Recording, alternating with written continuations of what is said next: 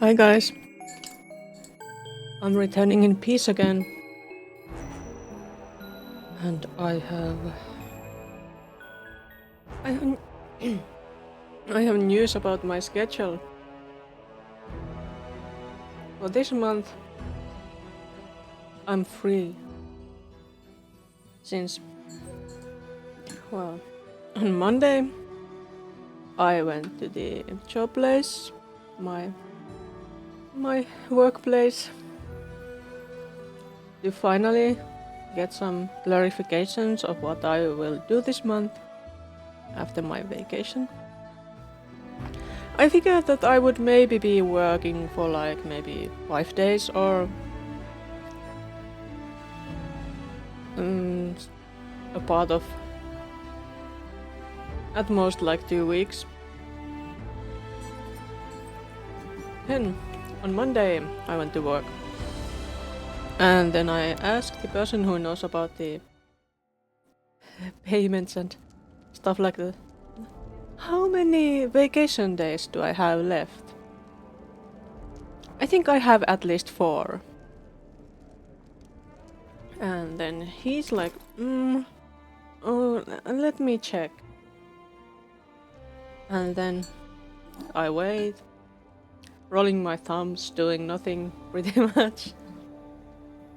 Just informing the relevant people that were finally back from vacation, like I was.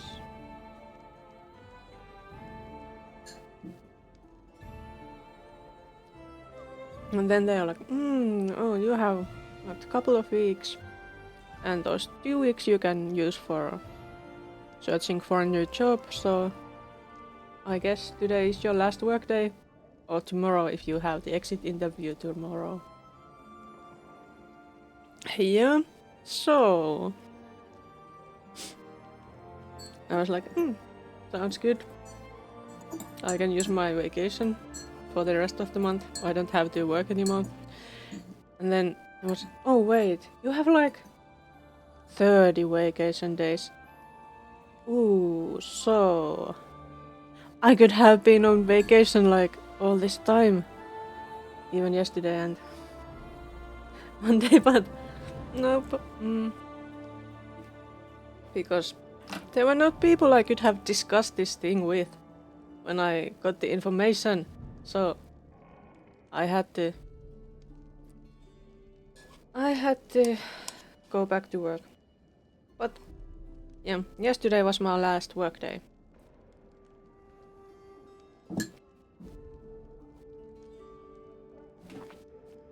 So I am on the job market now.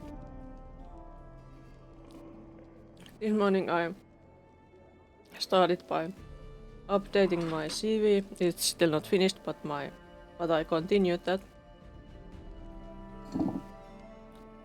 Oh yeah, this one should be for Jubilost.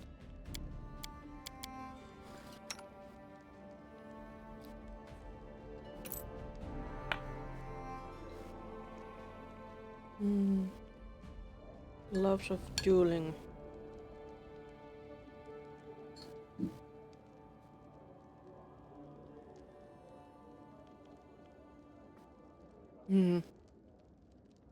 Nobody can duel.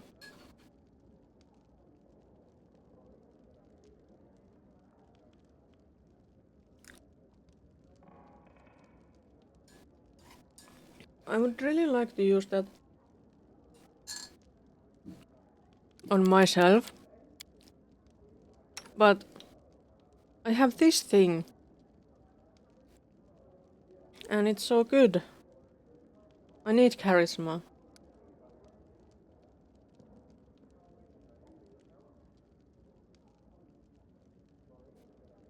Okay.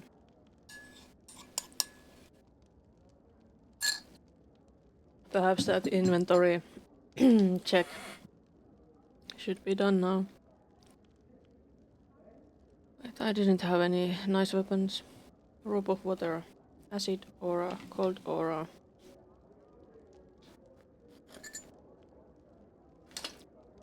What do they even do?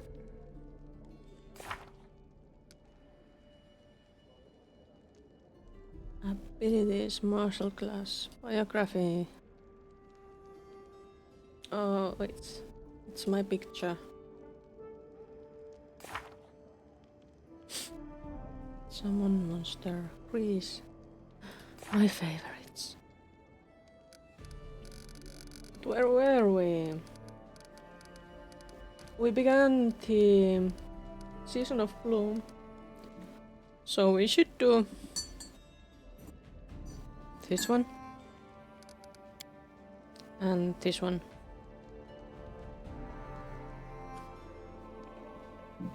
I already read that, but let's check the Kesten's note now. Again. Wait, inventory was here. Where's that stupid note? There it is. I have read it. Why? I read it before. Okay, but now it's in the on Lindsay's journal. None of these have timer limits, but I think there was the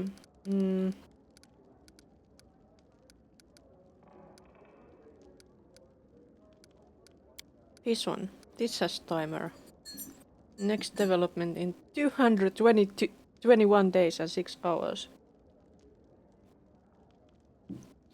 So we are preparing for that. And naturally.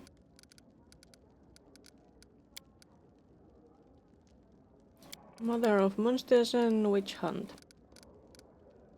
Those are what we should be doing. Maybe we should do Mother of Monsters.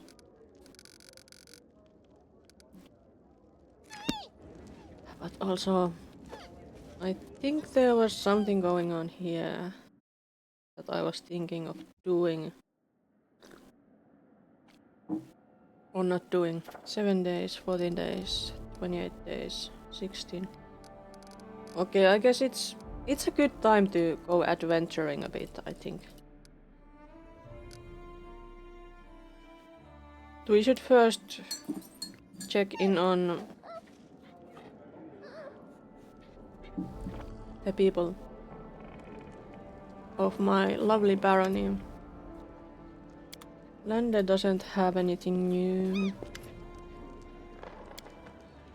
Jubilos doesn't have anything new. Nobody has, I bet. Does Amiri have anything? No. Bye, Amiri. Oh, there is a doggy. Man, today, this morning I was updating my CV, and after that I left for a walk, bought myself some consolation ice cream and... What's this? Olaf, stop yelling and listen to me. I'm trying to talk some sense into you. There's nothing to talk about, Olaf. This is my home. Here I was born. And it is here I die. You told! That's what I'm saying. You stay and you'll die before your time. Can't you see what's going on? Monsters, goblins and bandits.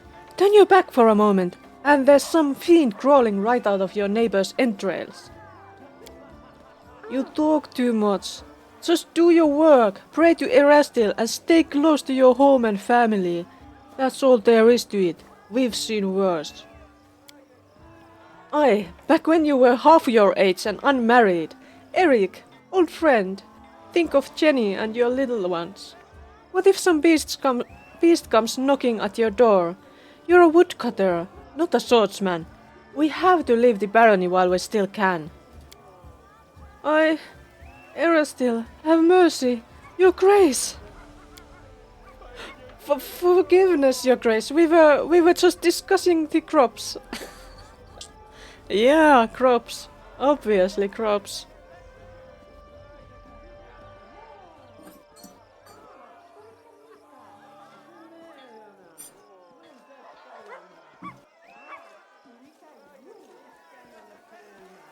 I understand that you are worried about your close ones and yourself, but hear me. Without loyal, upstanding people by my side, I can never rescue this realm from the evils plaguing it. If you stay, I swear, I'll do everything in my power to put an end to this madness. I succeeded. Both men listen to you quietly, then look to each other, then clumsily bow to you. We understand your grace. These are tough times indeed. And there are things, all sorts of things you have to deal with. Don't you go listening to fools. The loyal and true will stand by your side. Lovely. Now they don't have anything more to say. What about the card here? Quite an honor. Isn't it? What about Ekun? Oh yeah, we were supposed to make some party for Ekun, right? We'll talk later.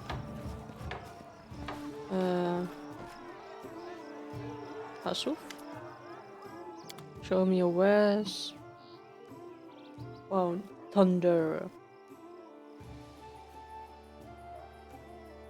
Any new stuff that I would want?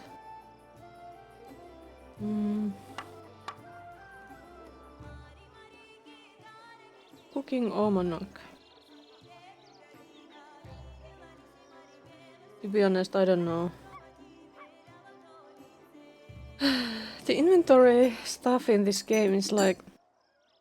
It's nice that there are different categories, but like... I think you should have a different pouch for those papers. And... yeah. It's a pain. Pain, pain, pain, pain, pain, pain, pain, pain, pain. Pain, pain, pain, pain, pain, pain. Pain, pain, pain. Light absorber. Wait, who could wear that?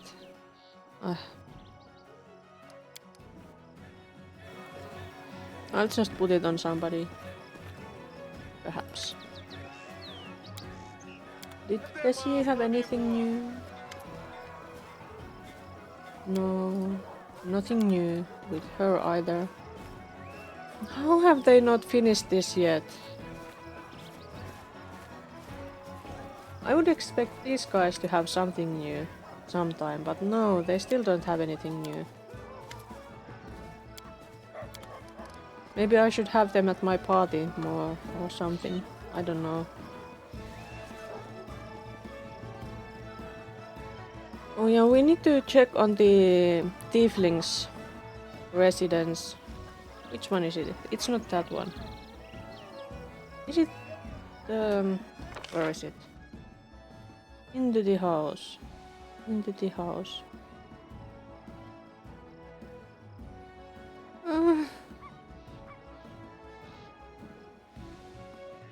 Yes, it's this one. Where I am. Where am I? Show me.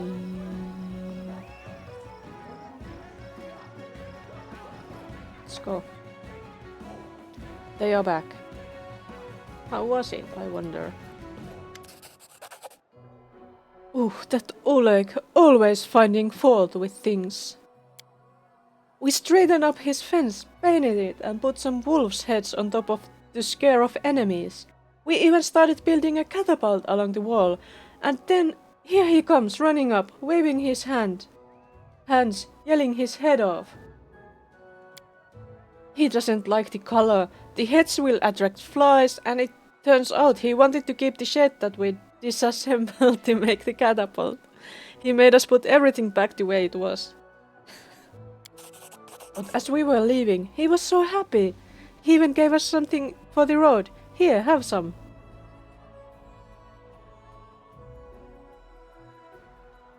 I see. Let's see if you can complete my task. Give us your orders. We won't let you down. The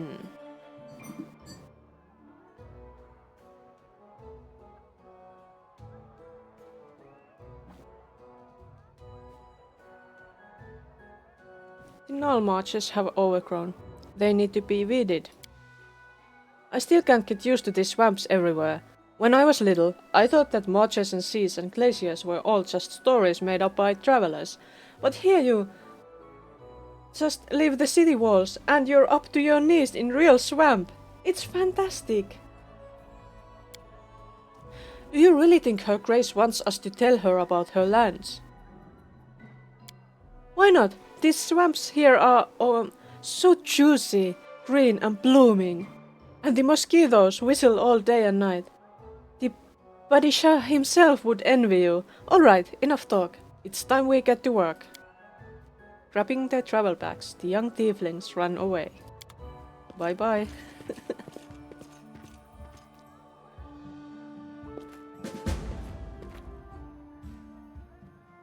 I wonder if Kalike is here. Oh, it's Canera. Hi, Canera. Tiefling girl who looks at you from under her lashes, curling a strand of hair around her finger. Oh, of course you recognize me, but I'm Canera. Would you like to spend some time together? You do realize, sooner or later, you and I will just burn this house to the ground in the heat of passion. And then the capital.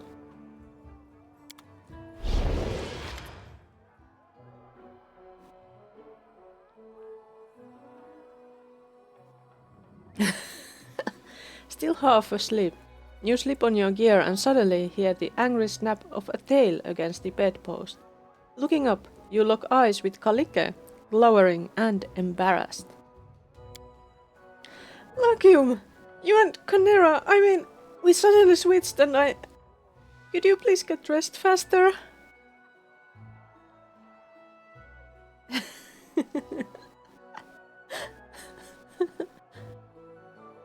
You know, I'm a baroness. It's not polite to kick me out when we are in my dominions. If I throw water on you, would it be considered high treason? Kalike covers her mouth and bursts out laughing. We accidentally switched in our sleep. I almost fell on top of you when I came out of the portal. We've never had such a silly switch before.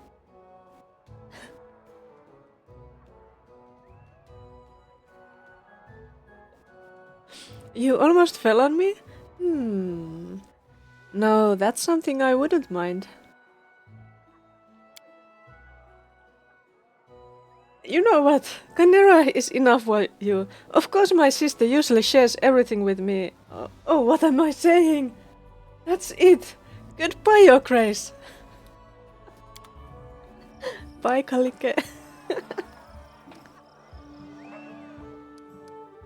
Hello again, Kalike.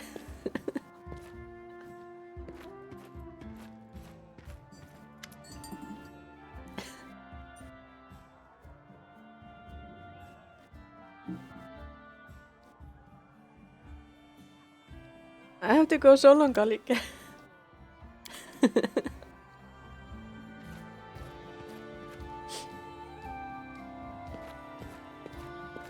It is not easy to seduce her.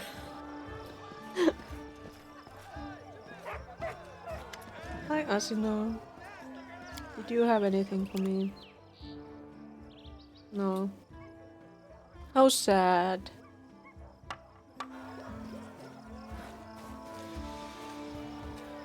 In that case, I suppose we could be going.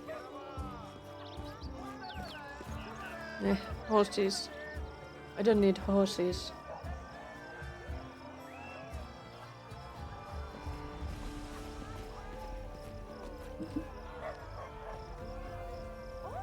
Oh wait, I think we should go to the pub. Where is that?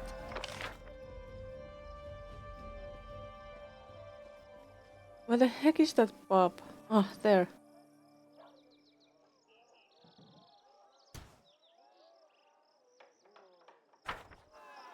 Let's go to the pub.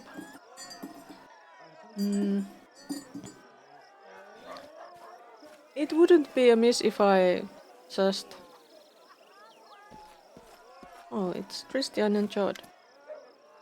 Bye, Christian. How may I serve you, your Bye, grace? Jod. I'm going to the pub.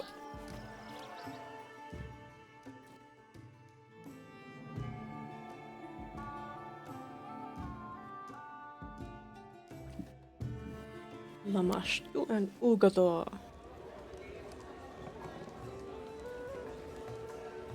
I think I was supposed to talk with Elina about having that party for Ekun.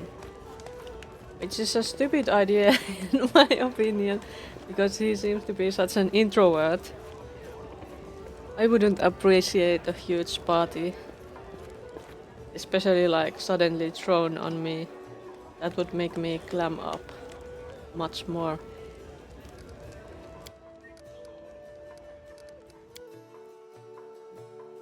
Rather than...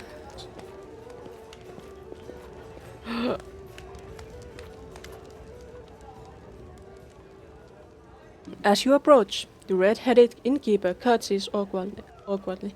Your Grace! You must have come to talk about the feast for Ekundaya.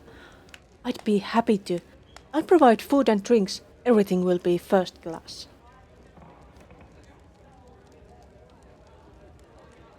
How much will this idea cost me? Don't mention it, Your Grace. It's such an honor for me. Everything is on the house. Who'll serve the feast? You? With your permission, Your Grace. For such an honor, with such esteemed guests, I'd like to do it myself, Your Grace. Elena smiles awkwardly, turning an even brighter red. I commend your enthusiasm. Why would you? Oh, Your Grace! Isn't it so? It'd be my pleasure. I hope everyone likes it, including Ekundaya. Yeah, me too. I really wish he likes it. Then we need only to agree on the place. I guess there's no two ways about it. We'll have to have it right in this room. We can decorate it, of course. Who's this? Ntavi? Forgive me, but if we are thinking about the same Ekundaya, he will likely feel uncomfortable indoors. The feast must definitely be held in the woods, if Madam Innkeeper is up for such a challenge. Elena speechless, either due to astonishment, indignation, or both. Who are you? The woman stands tall with a calm smile. My name is Ntavi. I'm passing through the city. Ekun and I know each other from long ago. Since back when he guarded caravans, we traveled together for a long time. Pursing her lips, the innkeeper studies Ntavi carefully. Can you think of a suitable place? How about the royal hunting grounds? I've seen the place in passing. It's not far from the city. It's a cozy nook, and there's water nearby. What do you say, Elena? The innkeeper sizes up the woman opposite her. I might not know Ekundaya as well as some, but I see no trouble in holding a feast in the woods, or on a mountain, or in a swamp for that matter. Oh, brave. I wouldn't want to hold a feast in the swamp. The mosquitoes. Ah. Wonderful. In that case, I'll gladly meet both of you in the agreed upon place. Bye, Ntavi.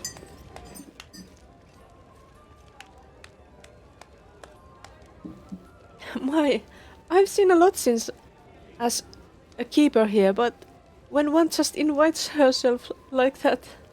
The innkeeper clicks her tongue. Oh, what got into me? Grumbling. It's high time to start cooking. Your Grace, please take care of bringing Ekundayo to the agreed place. Lindsay and I will do the rest.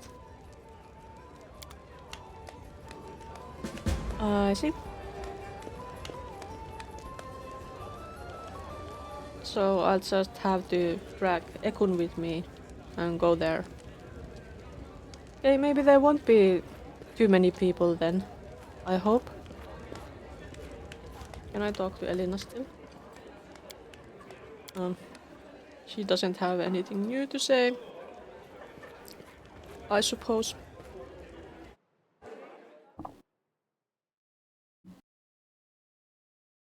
Okay.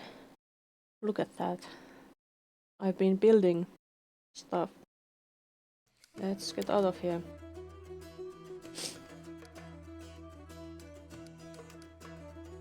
Okay, who should we take with us? We should take Ekun and Lindsay.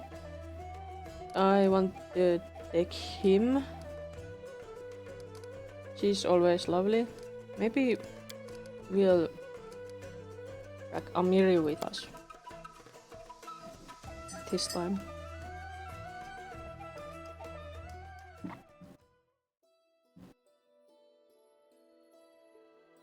Alright. Resource claimed. What's this? Goblin village. Also there was that... what? Witch hunting. Should we go there first? And then go to the goblin village?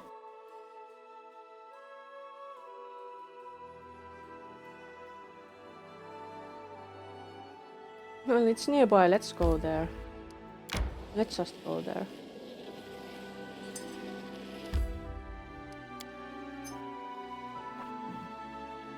It's a surprise, Ekun. Maybe it's not that bad if it's held in a place like that, rather than a tavern.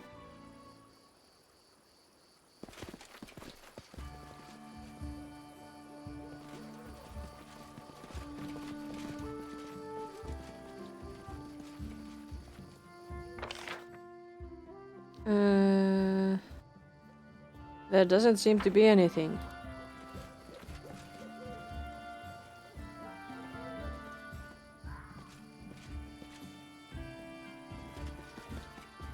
What the...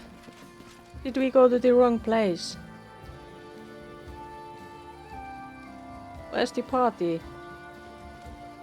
There is no party.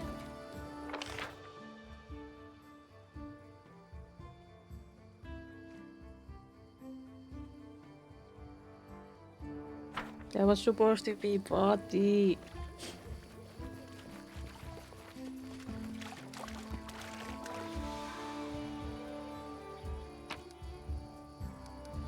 Berries. Can I eat berries? I haven't seen berries before. There is something here. There's the party! It's the party! Let's go! Come on, Bobby, let's go party!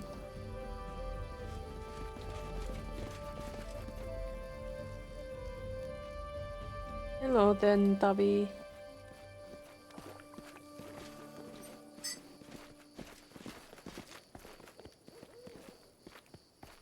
Surprise! There you are! Ekun, old friend, speak of the devil! Ekun's face freezes in surprise. He stares at Tavi and Elina silently for a few moments, completely still. Finally, Ekun turns a quizzical look to you.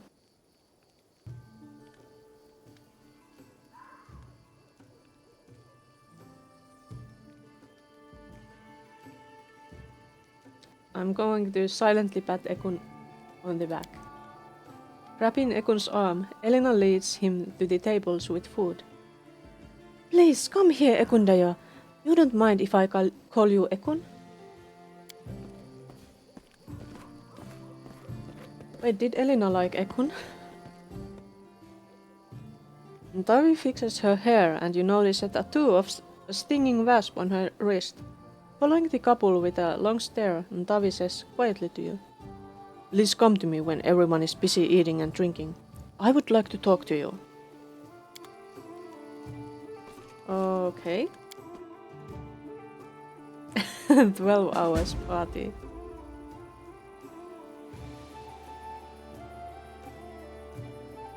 Wait, they are both here.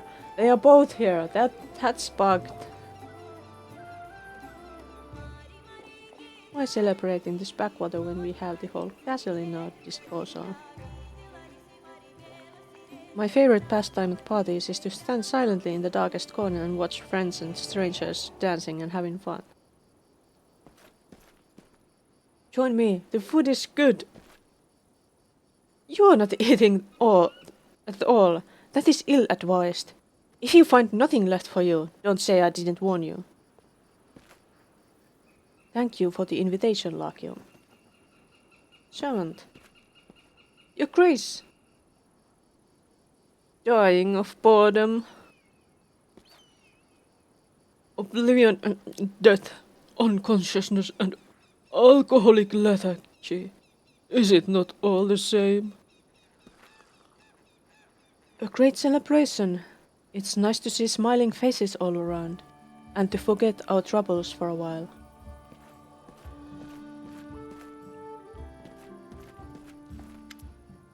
The ranger greets you with a curt nod.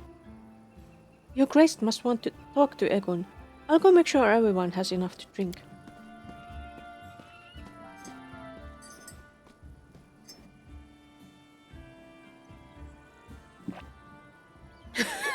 No. Looking at Elina's back, Egon turns to you, fixing one of his spell bags.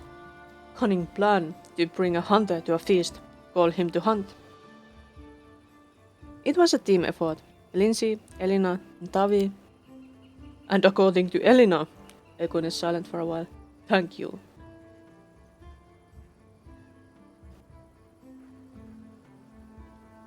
I hope we didn't do more harm than good.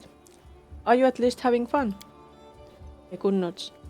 It's good to be among friends and trees, and even better, not holding a bow. Drink with me? Egon looks uncertainly at the offered glass. Elina's wine is quite good. It's your choice though. Egon is silent for a moment, then pours himself some wine and tastes it. Then his face relaxes slightly. Not bad. How are you? Life is life. It goes on, whether we wish it or not.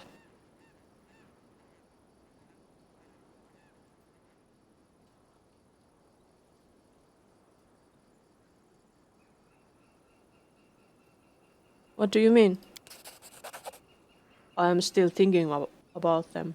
Ah, I see. Egon stares into the distance. I wake up with the first rays of sun. I see the faces of my family. Fire turns to ashes, midday turns to midnight. And when the stars are shining, I still think of them. Some days bitterness and rage fill me. I drive them away. Other days I feel a smile on my face, and I appall myself. Only hunting numbs my feelings. But the farther I follow the trail, the darker the woods are, and the harder it is to find my way back.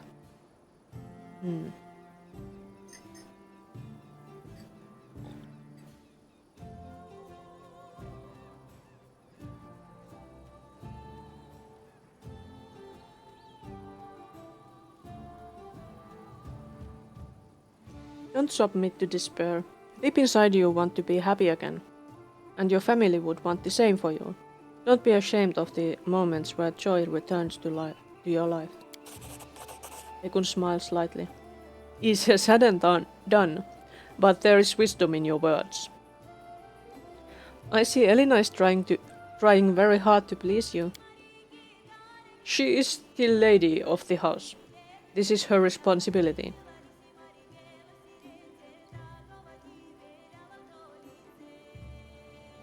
I think this is more than a sense of obligation. I thought about it. Time will tell. Does it not ruin your fun? A faint smile spreads on Egon's face. There is very much of her. All at once. However, she is a good woman. Let's talk about something else. Uh-huh. Why did you never tell me about Ntavi? Why? How did you meet Ntavi? Guarded caravans. She talked a lot. I thought, she must be in love with her own voice. Egon winces. But over time, we walked many roads together. I learned she had a steady eye and a strong hand. And then, the desert taught her to close her mouth. Sand gets in. Egon smiles slightly, but his eyes are joyful. Were you close? Egon looks at the grass beneath his feet. As fire and wind. Why did you stop talking? The ranger rubs the back of his head and then smirks. Amanda said, a caravan is here. You'll go to the tavern again. Ntavi's bad influence. And then Ntavi started coming less and less. I have no idea what this is about. I see. I'm going to get something to eat. I have talked to Ekun.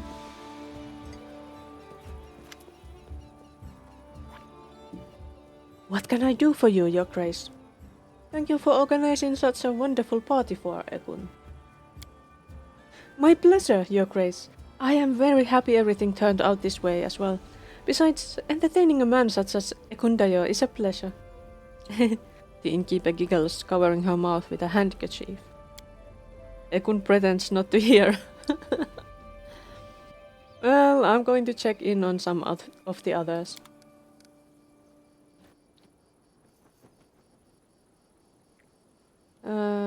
Lindsay...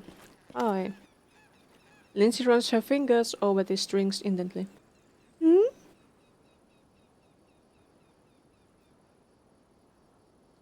Thank you for the wonderful idea, Lindsay. Lindsay's face brightens. I'm glad you liked it. I hope the others are happy too, especially Ekun. Isn't it hard to play and talk at the same time? It's a matter of practice. I definitely couldn't talk and play at the same time. Like, instruments. I can of course play video games and talk at the same time. But I suppose I'm not as good as either of them. I'm not good at talking and I'm not good at video games while I'm doing them both at the same time. Lindsay, I think now's the perfect time for one of your performances. Are you sure? Have you had time to talk to everyone? Oh, come to think of it, no, give me some more time. I guess that's going to end this event. Hello, Ragonka. Oh my. To your health, Lagium. By the way, if you are looking for where to go after the feast, I know a place with a very peculiar menu. We only live once. Such a wonderful idea, Lagium. Come now, why didn't you tell us about this sooner? I'd have baked a pie. I guess that was everybody, except Ntavi. Your Grace, smiling, Ntavi nods politely.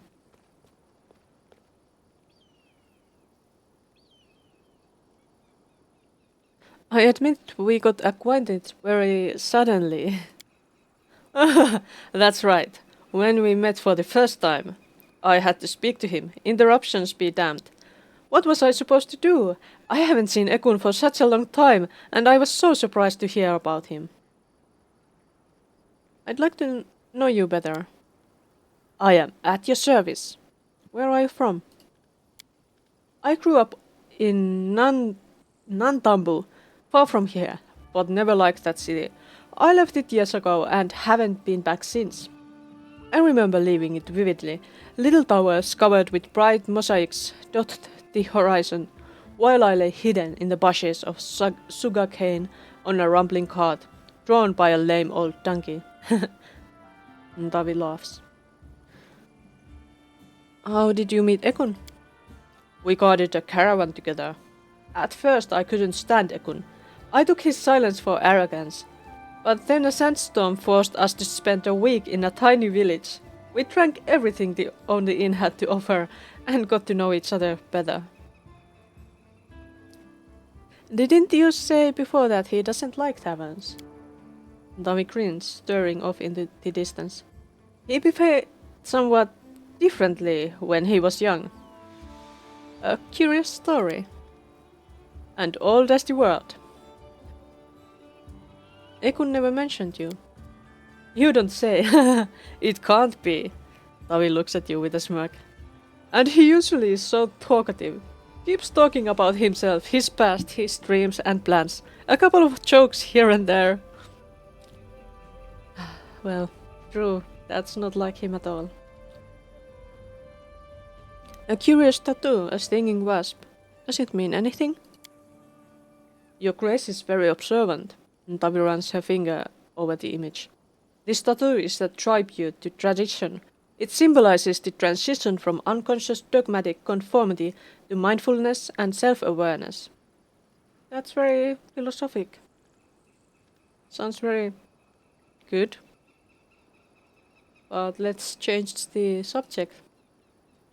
So what did you want to talk about?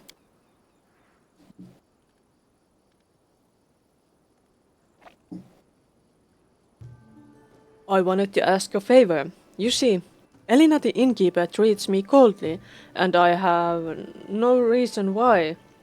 Yesterday, for instance, she argued with me before changing the sheets in my room, and today she refuses to pour me a glass of wine. So I was thinking, she wouldn't refuse if the Baroness herself asks for a bottle of wine. And why do you need a bottle of wine?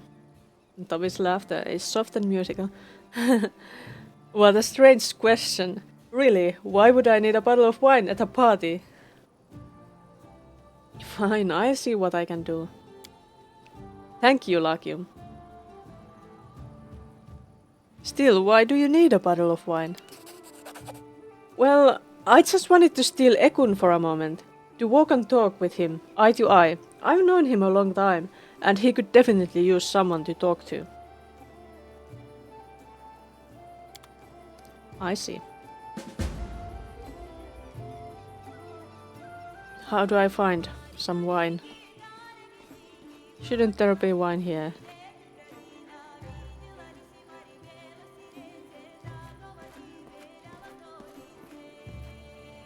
Hey, Elena, give me some wine.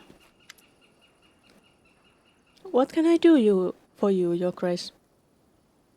Elena, could you give me a bottle of wine? Don't bother with the bottle, Your Grace. I'll pour for you. Just bring a glass.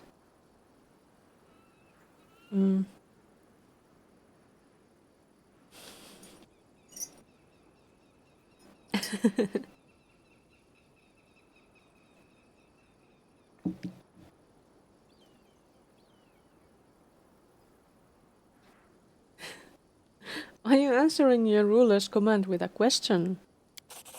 The innkeeper makes a long face. There, here you go, Your Grace. Well, I'm going to go check in on some of the others. I can't talk to Ekun. Well, here you go. Your bottle.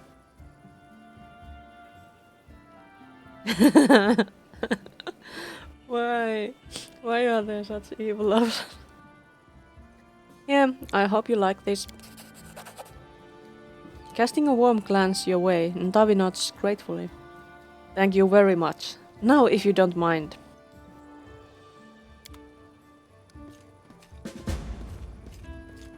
I guess she's going to steal Ekun away. Elina, could you please find a wine opener for me? Would you please wait?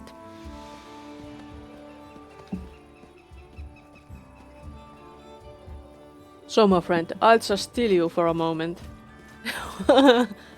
Hey, where are you going?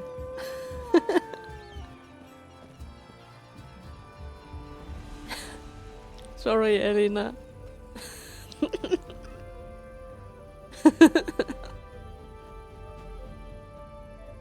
Where did they go?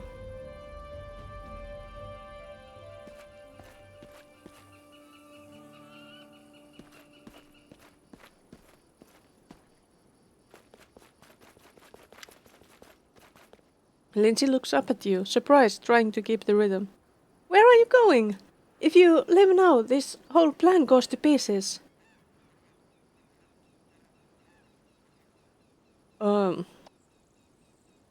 Clear as day, I just wanted a break from the noise. What? That doesn't like... The answer doesn't match the question. So weird.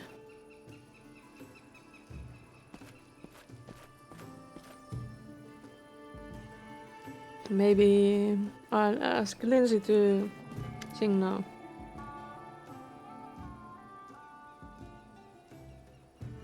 Maybe you could perform now. Are you sure? Have you had time to talk to everyone? Yeah, I'm sure. Begin.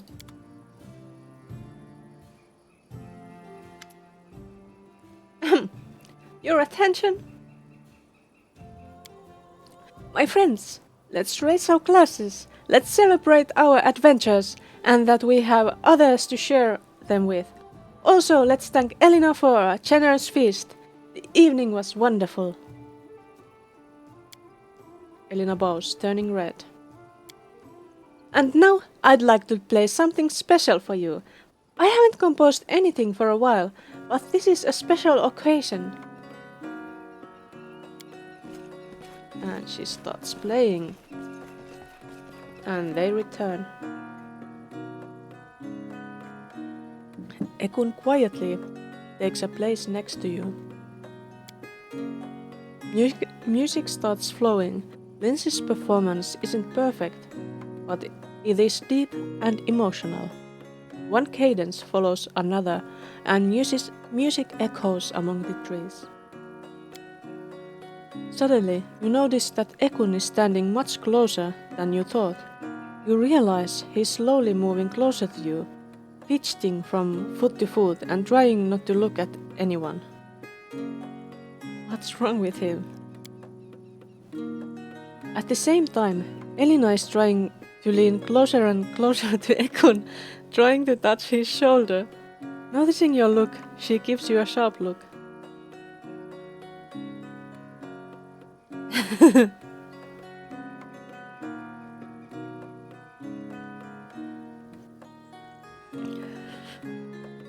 Ekun, my friend, could you not crowd me so much? Turning red as a beet, Ekun whispers an apology and moves towards Elina. She grabs Ekun by the arm, looking at you gratefully. Finally, Lindsay strikes the final chord, and the sound fades. Pleased with her performance, Lindsay receives well-deserved applause. I can see Ekun doesn't applaud. Loki! Loki looks at you, tilting head to the side. Sniffs your hand. The wolf, who was standing nearby before, wags his tail and approaches Ekun. Oh, just look at that, Ekun. He seems so loyal. You have to give him a name. You do. You've been together for so long. You've been through so much together. Davi shakes her head. The heart wants what it wants. Why would one fake affection when there is none?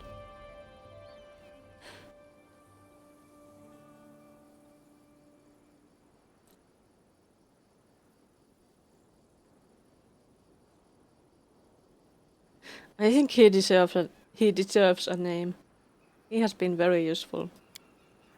Looking at the dog and thinking for a moment, Ekun smiles slightly.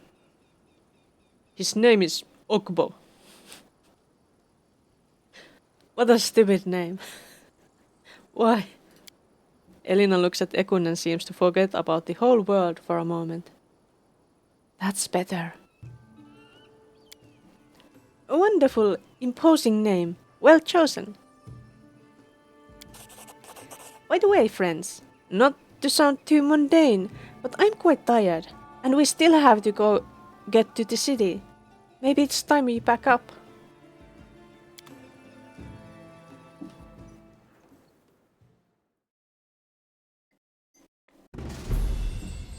The evening was great. We are back at the city. No, I didn't want to come back to the city. I wanted to go forward. Forward. Go forth. Events. There is what this, but we can't do this. Because it's too late. Yeah, what's this?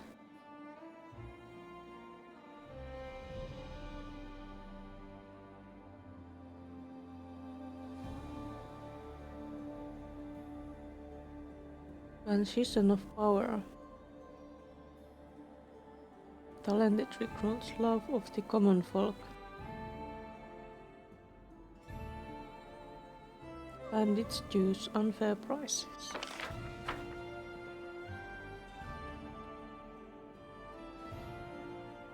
Oh yeah, we have bandits doing business. That's not good, right? But no.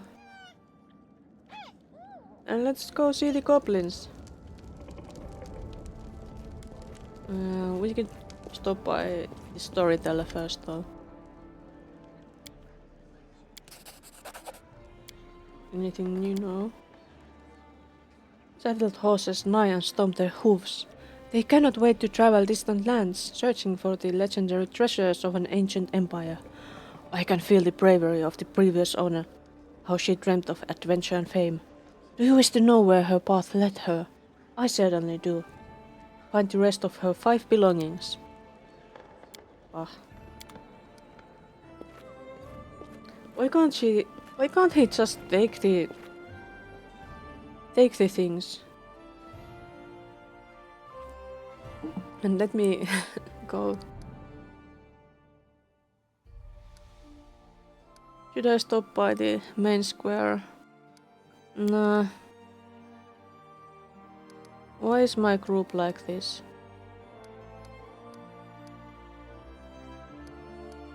There you go, Ekun, Valerie, and you, and... Do I need to take Lindsay?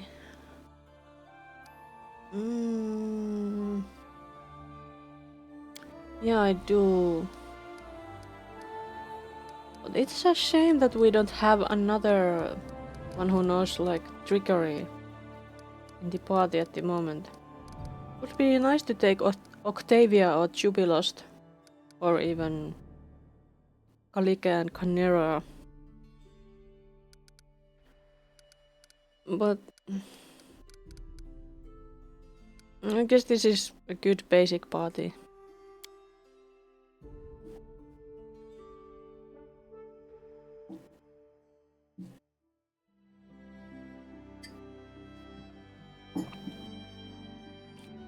We should go there now.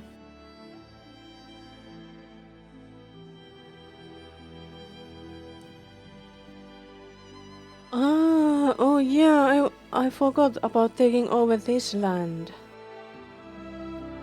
And how that takes time. We could do that.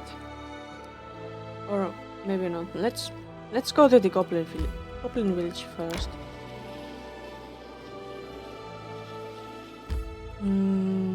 How do we get there?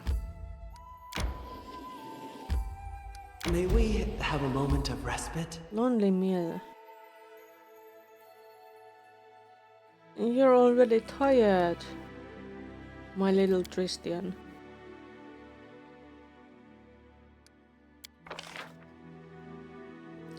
Succulent sausages. Let's make those sausages.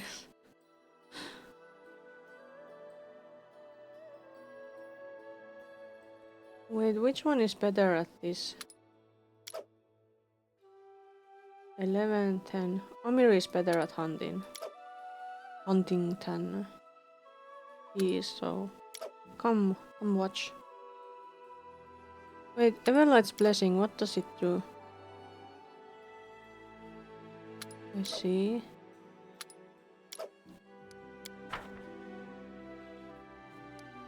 And eat some succulent sausages. If your Sarin Amiri, Ray forgives Amiri. everyone and everything, Sarin Ray maybe forgives she'll forgive sins, me about the not couple of debts. coins I owe you, huh? She gives everyone a chance to atone for their mistakes. So, you have a chance to repay me. They were arguing on top of each other. That was unpleasant. But everything succeeded, so things are okay.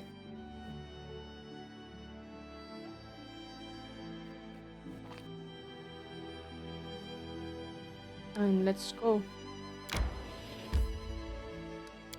Let's save first. It's good to be careful.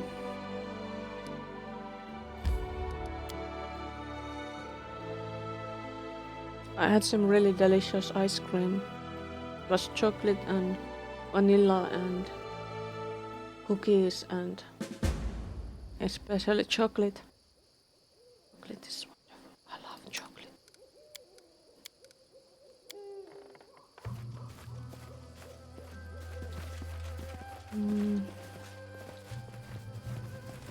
Yesterday when I was at the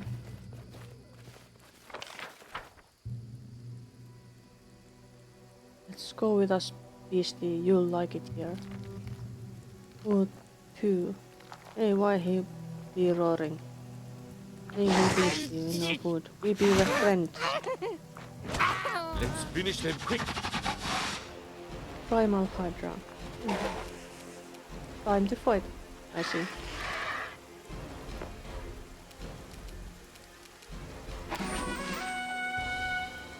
But yeah, yesterday I was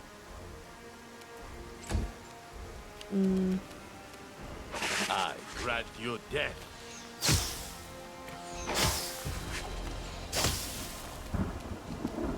having my last day. We had some lunch at the rest of the people at the office, and that was nice. But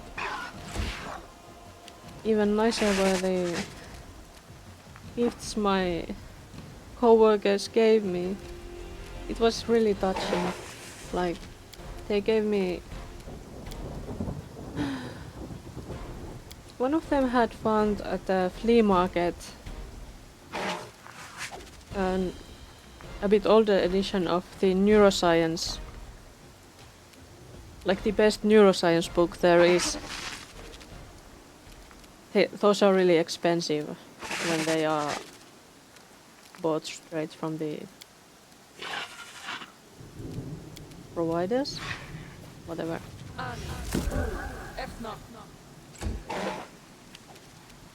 That was like really thoughtful and wonderful gift, because I want to study neuroscience. I have told them that and they know it. So it was really awesome. And another gift I got was an owl pendant. That also, like, I really love owls. Like my co-workers, they really knew me. So I got the best ever gifts, and it was really touching.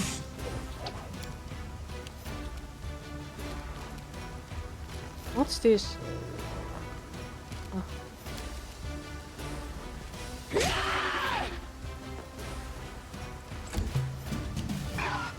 Serves you right.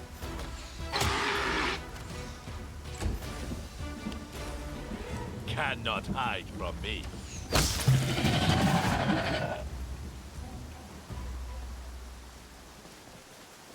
It's here. Hydro Eye.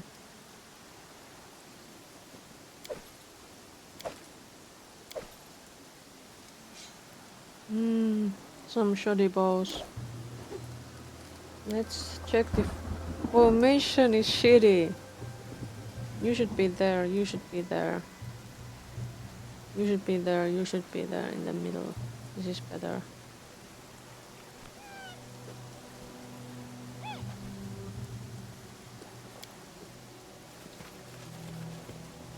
These goblins who are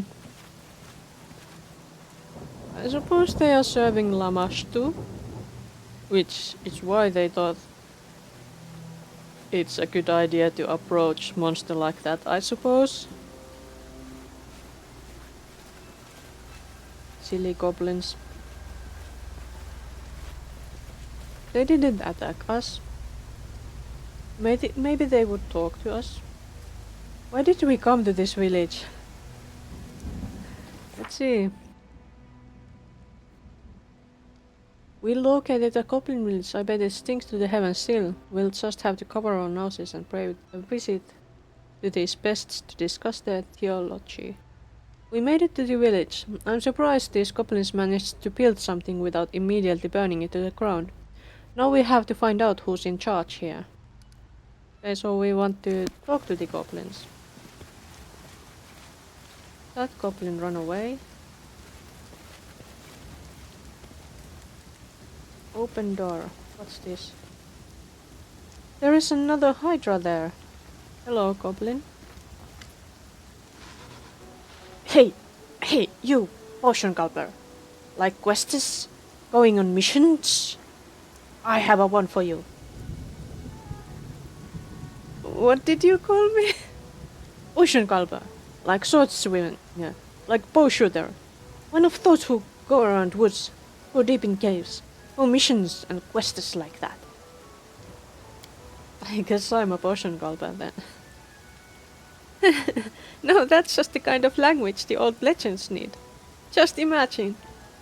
This is the Saga of Torment, brave potion gulper who ran around in the woods doing missions. Amazing. What is this task? Short tail, make shorter. See, beast engage.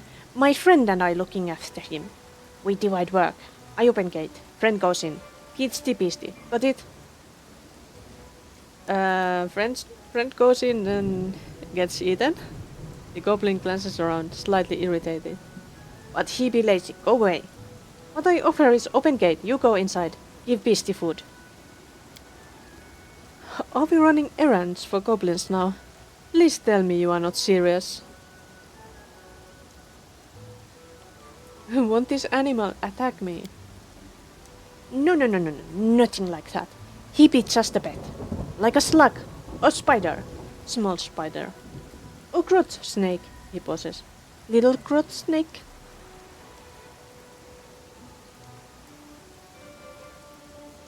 Missions require I be paid first. You be such a greedy fingers. What can I give you? The goblin glances around. Nothing but... His eyes gleam. You have an expar ins. You not unforget. Fine, open the gates. Sounds interesting. Well, you real hero, I sees it. Go in, play with him. I bring food right away. Play with him?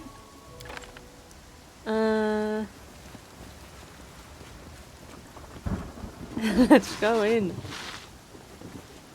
I shall end this suffering. I knew it. I knew it. But it's fine, we are good against these things. We can handle this. Yes.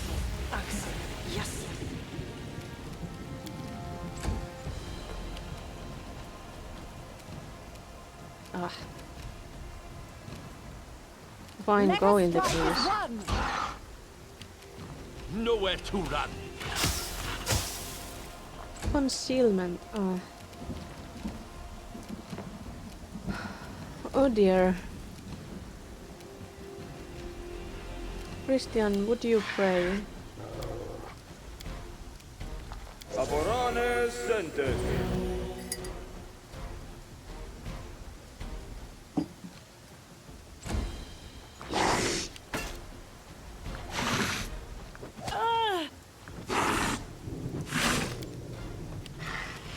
Go beat it. How about you, You shrimp? deserved it.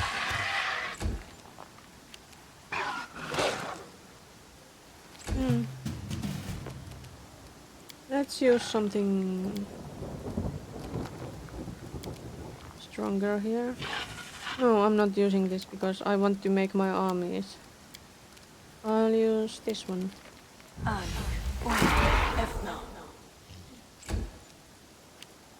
Yeah. I aim. Sorry, we killed your pet, Goblin.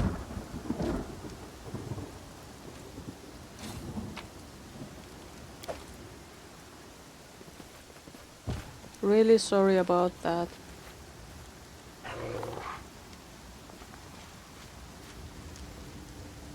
We just didn't want to die, you know.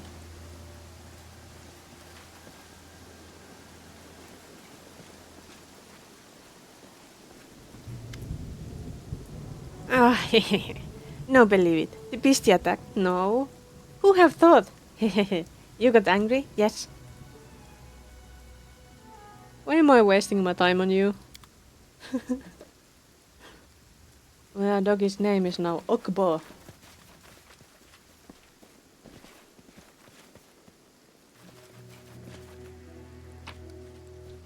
Hey, come. Beastie Python.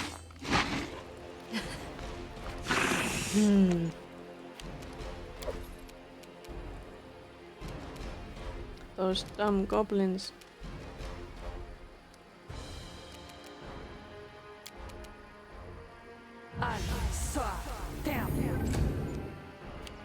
Do not falter.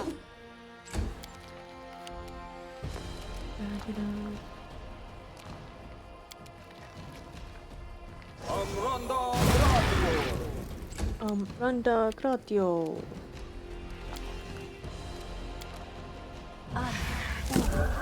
Shake. I grant you death. He missed them all. How could he? They go down.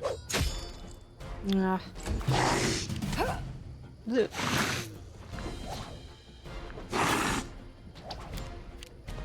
Any last wishes? Onward. It's going down soon. You forced my hand. These are little critters for us, practically.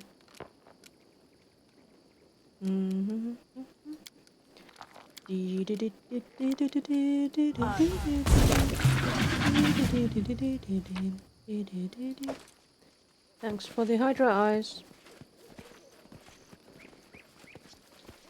There's a manticore. I guess that's our next enemy.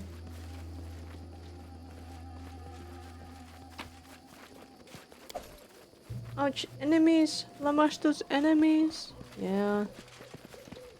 We are very terrifying. Haven't killed any goblins though.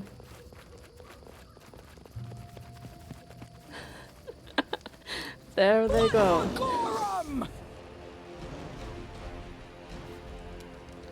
How about we kill that thing?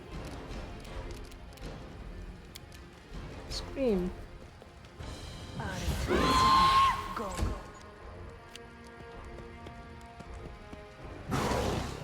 Oh, that hurt.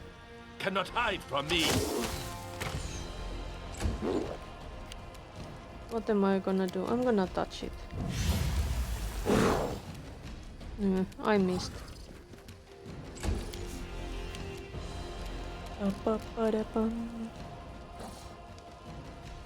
I wonder if that has poison.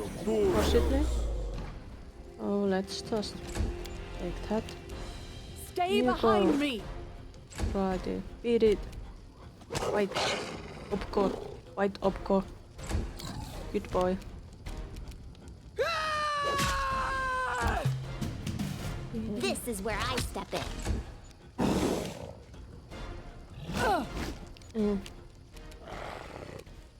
Kill it. Nowhere to run.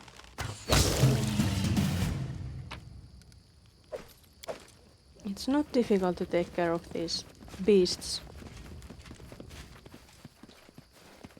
We are high enough level and I guess the manticore was here. Manticore. More beasties? Perhaps here. Another hydra.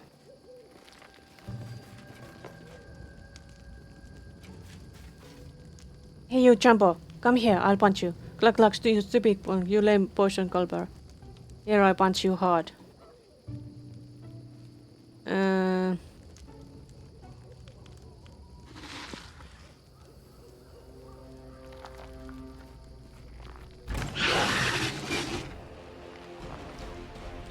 Let's take care of the hydra.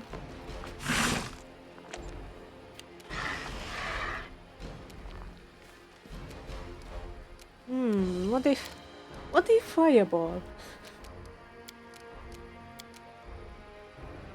Would I hurt anybody? No.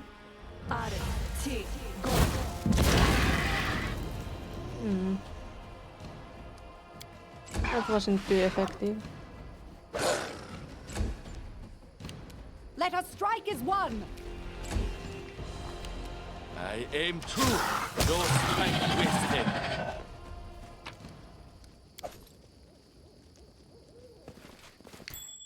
Ah, it's a trap. Nice trap. I wrote it like I saw it. Oh, get it, Lindsay. Anything else? I don't know. Maybe they have more traps somewhere. Goblin merchant. It's a merchant. What's this? Useless. Hello, goblin merchant. As you approach, the goblin stands grinning with wide yellow teeth, almost as sharp as his eyes are. You notice a large, dirty sack behind him, which you almost mistook for a second goblin. A moment,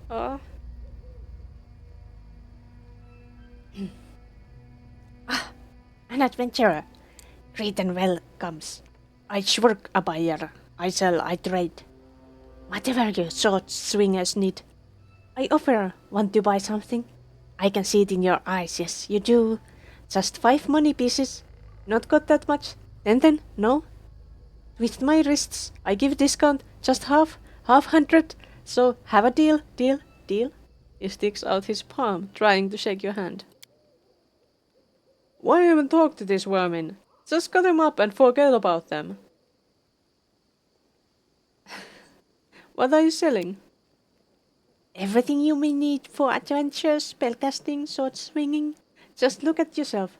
Who can beat with medals and craftings like that? Only today, only for you. Bestest weapons, made by goblin bestest crafters. Just you wait. The goblin reaches into the sack by his side and produces a stick with a rusty nail at the end. He swings it several times with a swish, almost hitting his own ear. This one can bring whole troll down. Take it. It not be many coins. Don't like it? Fine. I can sell you a hydra if you like. It be a good hydra. All teeth and claws. Just a giant house of money pieces. And it yours. He puts a grim expression as if afraid of being cheated. Delivery cost you though.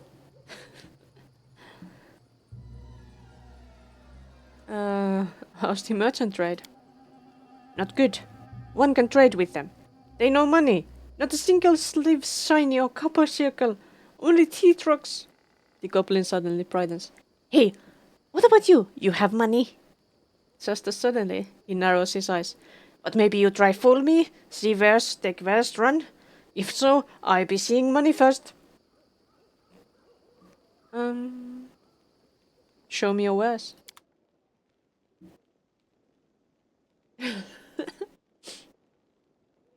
Fearsome maze of Shurk.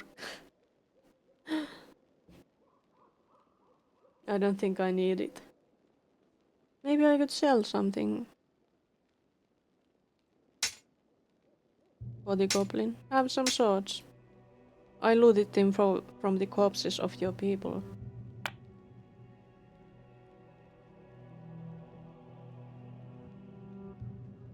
And some wolf pelts. I'm sure you'll like them.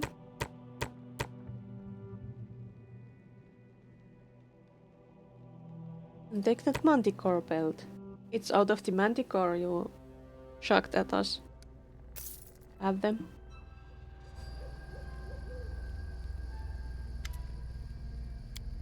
I'm gonna make a deal. The goblin's palm is covered in something sticky you can't identify, but can definitely feel crawling on your skin. Oblivious, he continues to shake your hand with enthusiasm. He's got an amazingly strong grip. Great! We're rich now. A deal of all time. He slowly stops shaking your hand and you take the opportunity to unpeel yourself from his grip. Wait, hold on! What we dealing about now? That was disgusting. Good luck with your trading.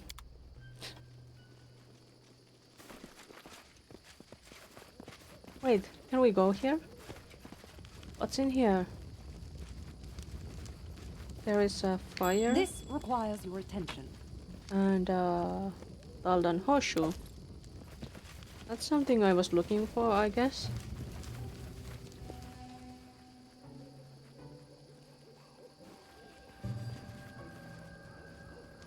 And maybe we should go see if there is more I see something. traps. I thought And there would Lindsay be. was called forth. Take care of the trap. Applause, please. Would you look at that?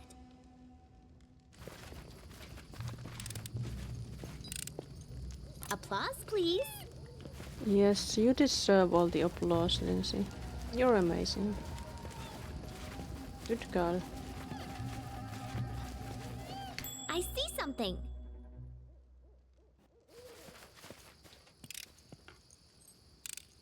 Anything else? I wonder what's inside there.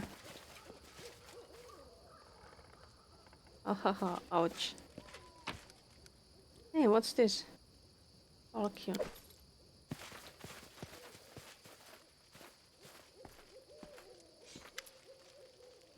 Oh, can't believe it.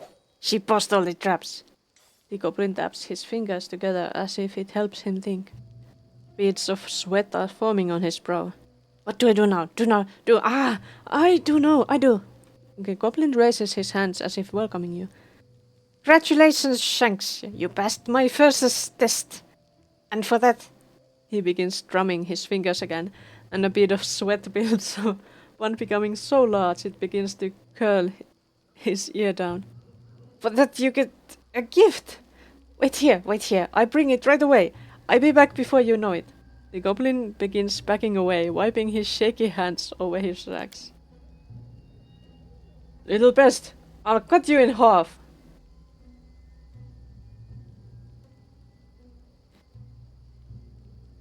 Go on then, get out of my sight, you silly goblin. Having backed away to what he deems far enough, the goblin raises 4 fingers defiantly and spits at you, then scampers off in a run, giggling to himself.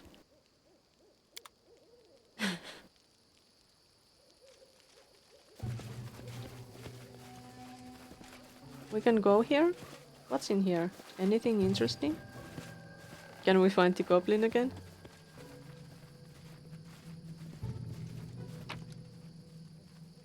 Melted shard of a ring.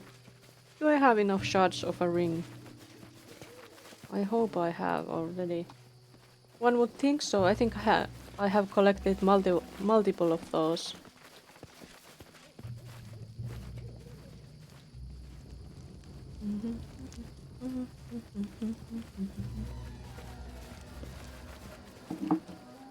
I suppose I should be getting more something to drink soon.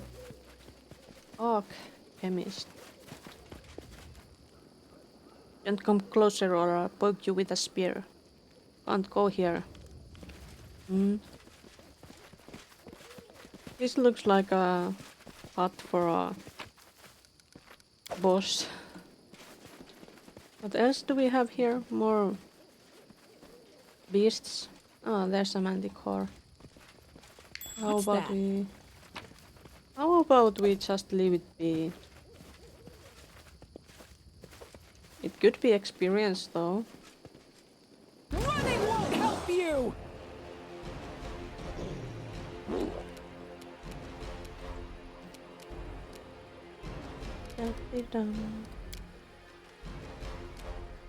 What shall we do?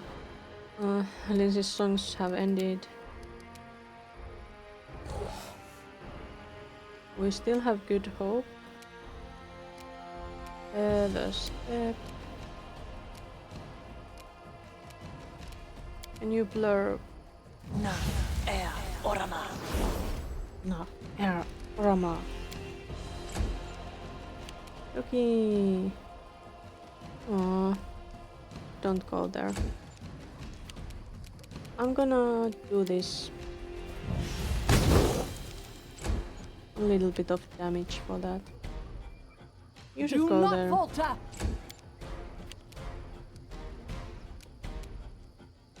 Rushing despair and with hope. Bring it! Ready to I kill. grant you death. Ah, concealment. Let's be blessed. I forgot about that. And you... Serves you right. 1 damage. Oh, what a mighty warrior Lindsay is. Go bite it. Bite it. Ah. Let's use magic missile.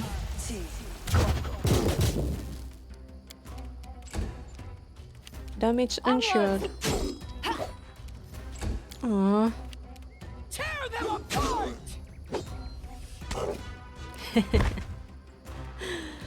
It's always so funny when Amiri bites. Cannot hide from me.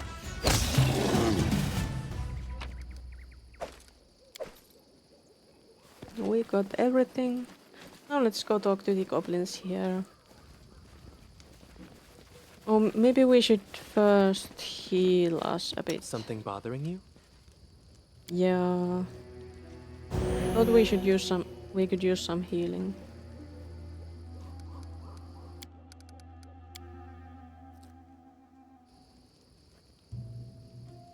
Oh, goblins. I came to talk. Oh, you are attacking us.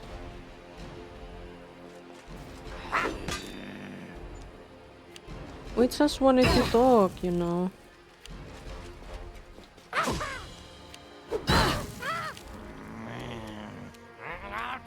Hmm.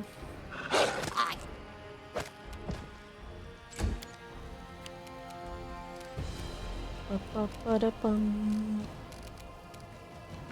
Ba-da-ba-ba-da-bum.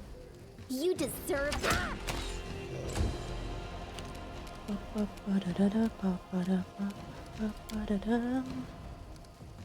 What shall I use? Let's haste us. Could have made some skeletons first though, but Stay behind me! it's fine.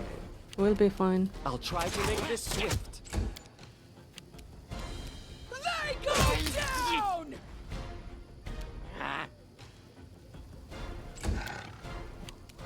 Nowhere to run. Maybe Ekuni will kill the rest of them. Nah. Apparently not.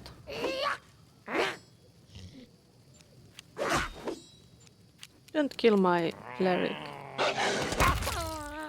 You delicious little goblin.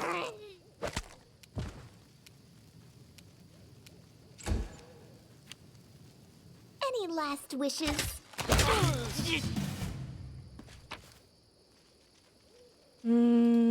That's 100 pieces. Unidentified ring. Ring of protection. That's not much. Is that another one? Yes. Let's see. Are there any There's owlbear and goblins.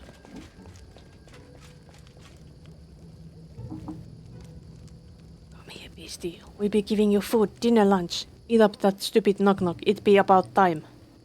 Fools knock-knock laughs at you. Lamas do what? We already touched you and kicked you and tied you. We be seeing how goddess protects you. Why you stopped? Come up here when we you dinner. Here be. Not here, you stupid animal. Take your muscle off me. You not eat me. You eat him. Ah! Hehehe. Told you. Lamas to have mercy. Run away. Hey, why it be? How it be? My orders. Strategical word trouble. Where? Don't leave me here. To victory! Ferocious owlbear. It's ferocious. I aim true.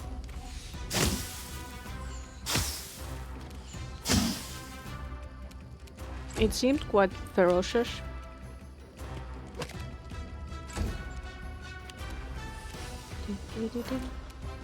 This is where I step in. Ah, you couldn't. Oh, So it's come to this. yes, it has come to this.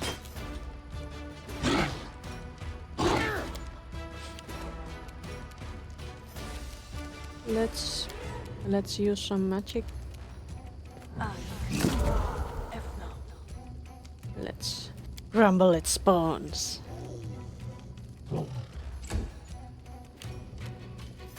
go get him. Aw. Let us strike as one!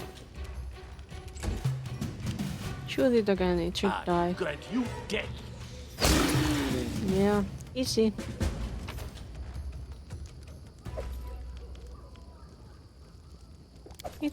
That goblin had a nice sword. Hello there. Knock knock. Ha! The Shatshanks not believe knock-knock. Poked him with words, and spears, and torches. Bite him, kick him. Who be survivor now, huh? Knock-knock. Me. Always me. Hail Lamashtu! The goblin tied to the ball has seen better days. He's covered in filth and a wide variety of burns, bruises, claw marks. Even a bite mark on two. Yet he's smiling widely, as if in triumph. Greet and meet heroes. Seen how I dealt with them? They were like, we be smashing you. And I snarl back, no, I be smashing you. And the beast was, rah, and bite again. That's it. Why did they want to kill you? It be because of that half-head shaman. Bees bite his back. He be crazy. Something get in his way. He be snarling and poking people with fork. He huffs, then grumbles and shivers as if trying to dodge invisible pokes and prodding his memories. And who are you? I be the ear of Lamashtu. No, not that.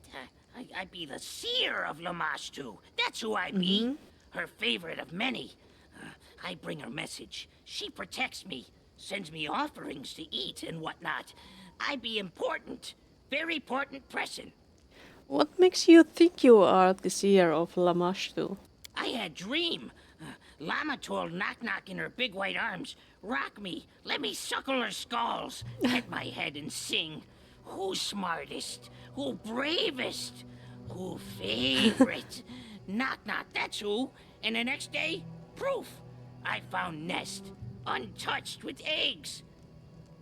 It be a sign. And bigger sign? Llama just saved me, right before your eyes. It was I who saved you. But Knock Knock, what do you know about the incursion of enchanted beasts? Beasts? Llama be their mother, like all beasts. But she not birthed them out this way. No way. Half-head shaman lie to make people fear him. Shatshank stride around all puffed up. Everyone bows. Even King won't bark a word against him. He says God has sent us these beasties to answer his prayers. He even made us uproot village. He says there is thing of goddess nearby, where beasts come from, called womb. And he calls me a Womb. blasphemer.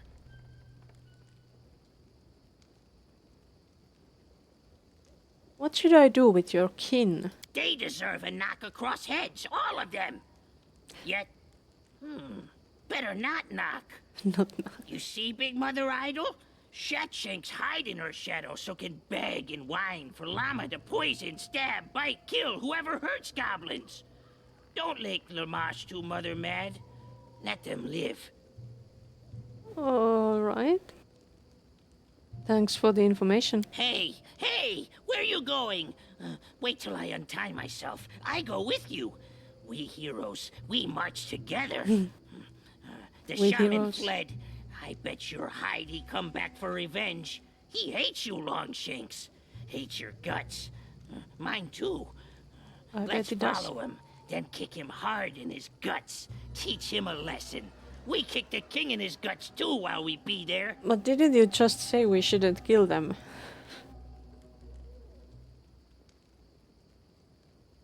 You want to go with me? See for yourself. Heroes need muscle, right? Also need brain for plans. Someone with pretty face to charm everyone. And needs leader, heart of the group. I can do all of that. All of that? Are you sure? But yeah, why not? Join us. Onwards for the adventures! Adventures. Okay. Whom are we going to switch? Valerie. Amiri shall be our tank and prawn and everything. I want to see how Knock Knock will do. Bye, Valerie. I got the achievement for recruiting all available companions. But I guess we will have to level up Knock Knock. What level is he? Level 7. He's a rogue. I guess he will continue to be a rogue.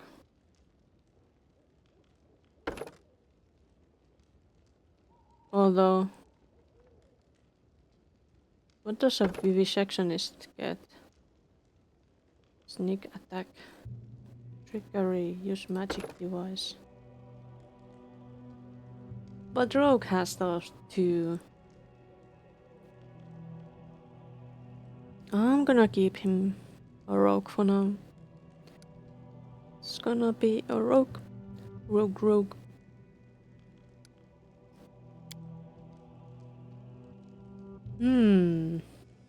Wisdom, charisma. He's not very wise or charismatic or strong, but he's very dexterous. He's super dexterous. Maybe we should make him even more dexterous. Oh, look at those stats. That's good. So much perception too. Mobility, trickery, stealth, and perception, and nature, perhaps.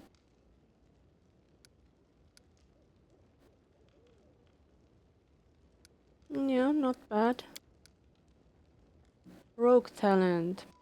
I don't even know what he has. Can I see it from here?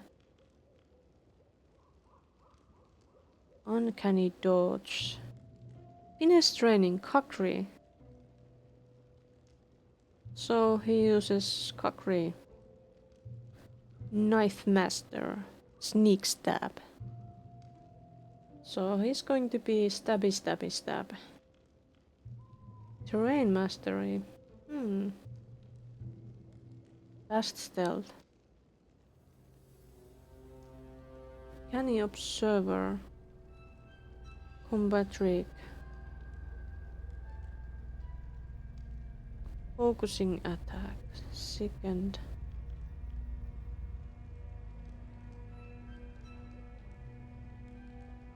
I think I want this. Fast stealth. That should be good. I bet he's evil. Very stealthy. And another level. Let's go. More of these. And one more somewhere. Why religion?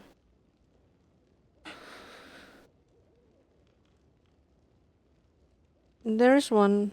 I'm giving him a bit knowledge of the world. A bit of knowledge. Iron has strike. When wielding a light weapon or any other weapon that can be used with weapon finesse, you can choose to take damage. Dual weapon fighting. So he can use two weapon fighting. Ranged weapons. Ranged weapons are also nice, but I guess I will have to have him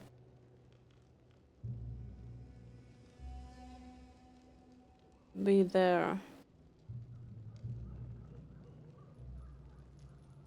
Stealthy. That would be good for him.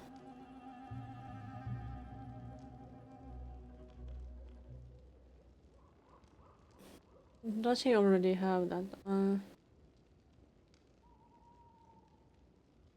Then armor, focus, line fight, mobility, reflexes, dazzling display, deft hands,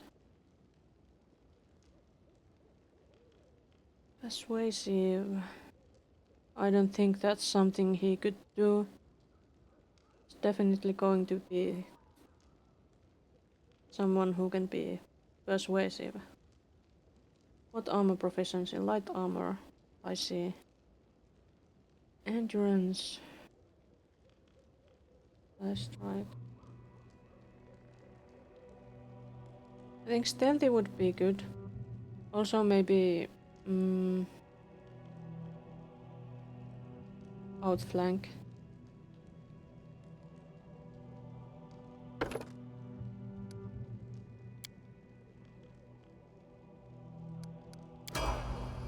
Does he get more? Oh, he's now level 9. Bewildering injury. Huh. Interesting. Martial. I think I had kukris at some point. Chaotic evil. Very heroic, isn't he? He has two of these. What's this? Falchion. Slashing. Animal bane. I don't think anyone had that. And I'm not giving him that. What about this? This is light armor. -2. 6 max dexterity.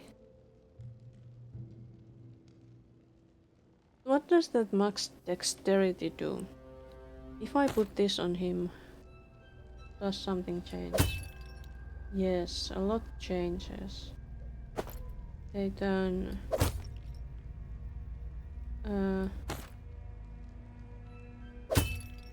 speed goes down so much. I'm not getting that.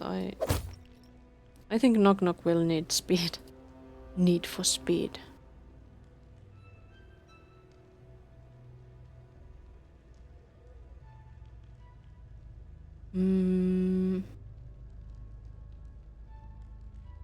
When an ally moves away from the wearer in battle, the amulet forces the wearer to make an attack of opportunity against that ally. If I put that on him, I will have to have him. I have to be taking good care of him. Oh, hi guy. I got the I resolved my work issues. And now I don't have to work for the rest of the month. I will just have to look for jobs. I'm free. I'm free of jobs. That's how it's going. How are you doing?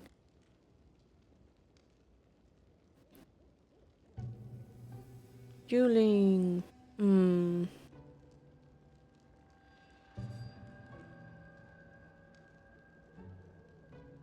You are doing shoutingly well.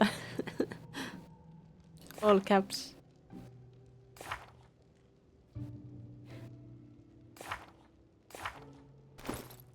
It's great that you are doing well.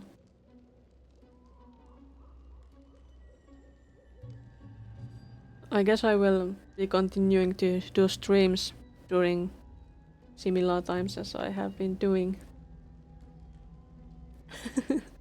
Yes, I can feel the meaning coming over much better when the words are more words are bigger like that.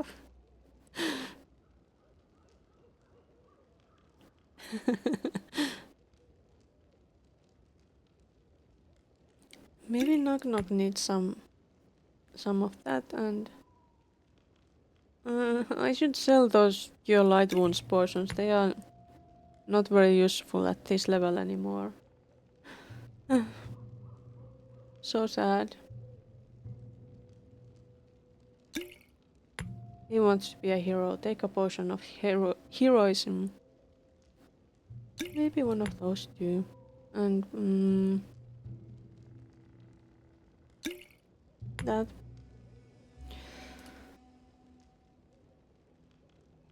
I could give him a crossbow for now, until I have something better for him. That little goblin. How may I help? My friends, come here. Let's group up and heal up.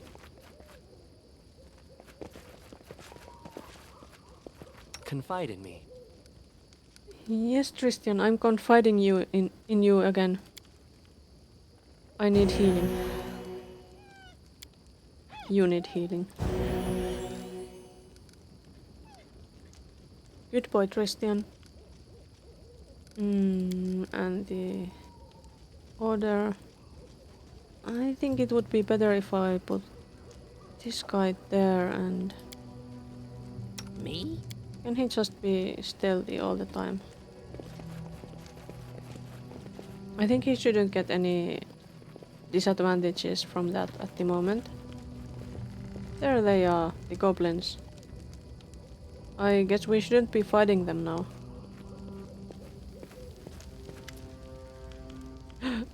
Huddled behind the statue of Lamashtul, a batch of goblins cast angry glances at you, muttering threats and curses. One of them, apparently the bravest, steps out, shaking his fist, and howls at you in a quivering voice. You not dare come closer! We catch one of your kind before, and Lamashtu cursed him terrible curse! She do shame to you! Hey, Knock Knock pulls your sleeve. They might be right. They be a bunch of stupid, loud, smelly and greedy worms. But if you kill them right under the statue of goddess, she might get offended. He points his finger at the corpse of goblin you killed. You killed? I didn't kill the goblin. It was the owlbear. See how goddess punishes the blasphemes? You run now, or she get you too. They now want mercy? When prisoners begged them, they listened? You must now make a choice between justice and mercy. Don't fear the wrath of an evil goddess. It's not her who will judge you for this choice. This will stay between your soul and your own deity. I was the owlbear. What would it be like to be an owlbear? I really like owls, but I don't want to be one. I wouldn't want to be an owlbear either. I don't have my own deity. Huh, yeah, now I'm scared. What will Lamashtu do? Send another owlbear for us to skin.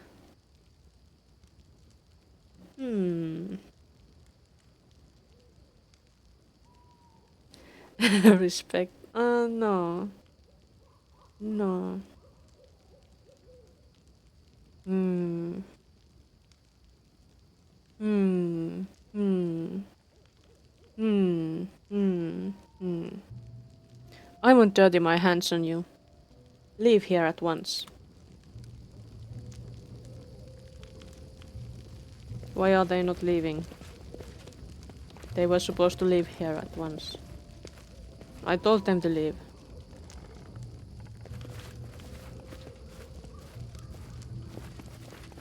They are so weak. Uh-oh. And whoops. Applause, please. That was a locked sack.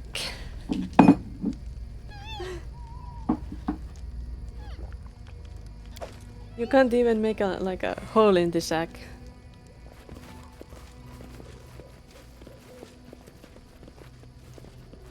I could still kill them, but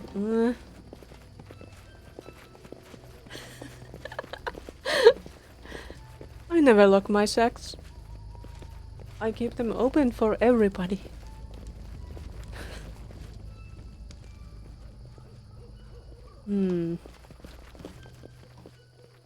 How do we get there? Or do we go after the goblins?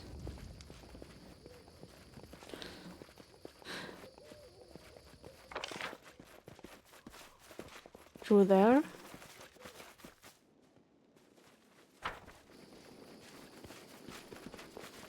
Any way to go after them here? No, there were just those. How pitiful. Hi, Diddle. No, you don't.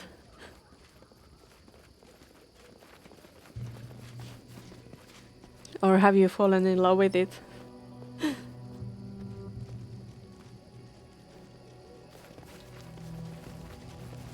I know it's proper to not... It's not proper to not keep your sacks locked, but... Why should I be proper?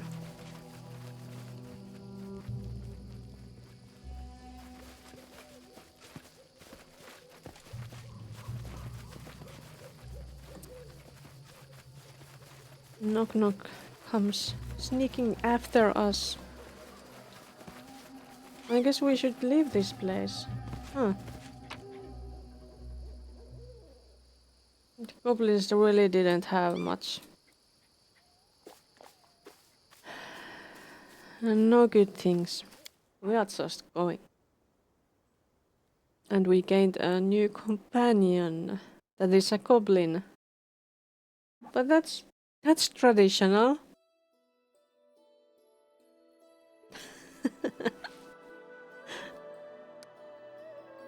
Are you afraid I will be goblin your sacks or something? Don't worry, your sacks are safe from me.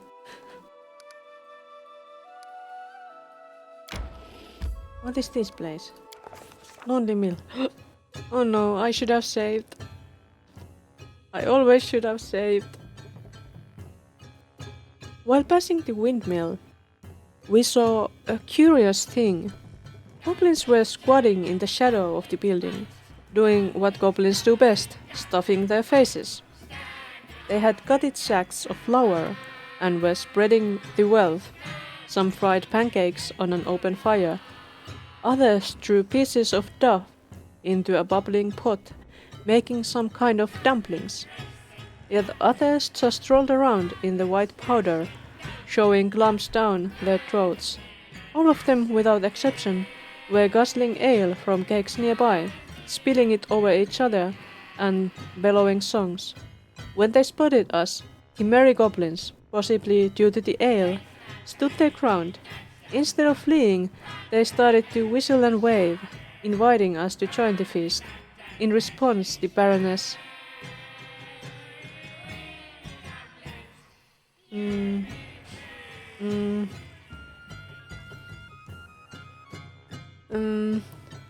they are looting my subject's windmill. I'm gonna charge into battle. The Baroness frowned and bared her weapons and charged into battle. Why can't I do it? What the? What is this? I can't do it.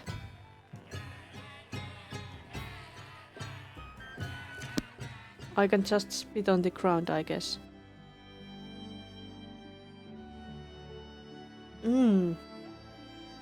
Guys, I'm going to go fetch myself some more water. Be right back.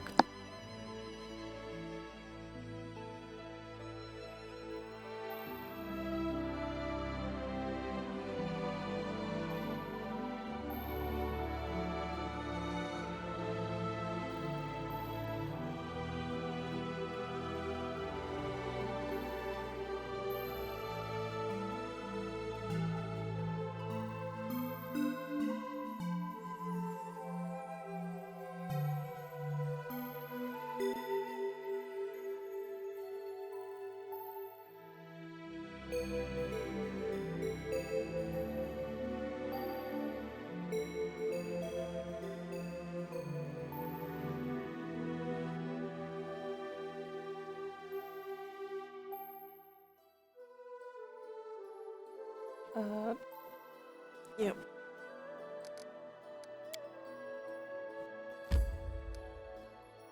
Nothing interesting left. Okay. Yeah, I just got some water, nothing else. I can be fast sometimes.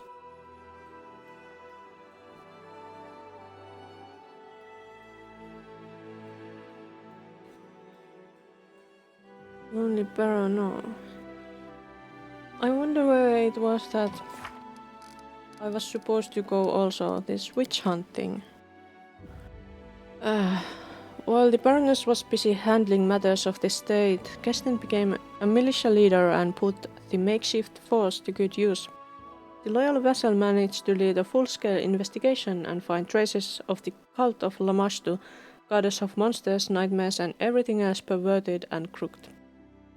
It's time to crush this evil before it spreads throughout the whole barony. The shrine of Lamashtu is located to the south of the capital. So, south of the capital... Where? Capital is here. But... I don't see any shrines. Ah, it's there! Let's go there.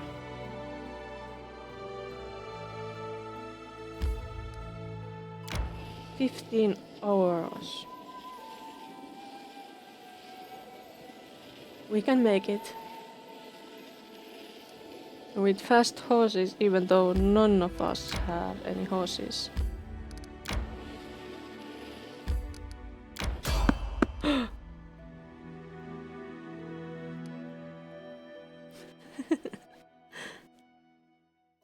Oh, how horrible.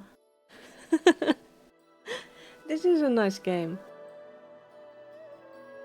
It just takes a long time to play it through.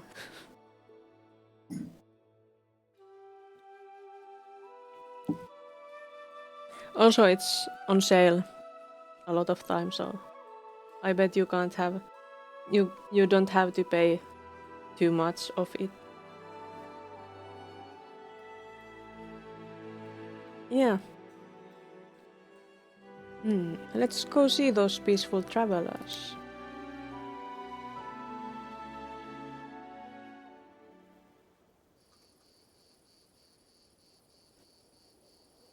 Great nightmare. Didn't we beat one of those? It's the skeletal salesman again. save the game.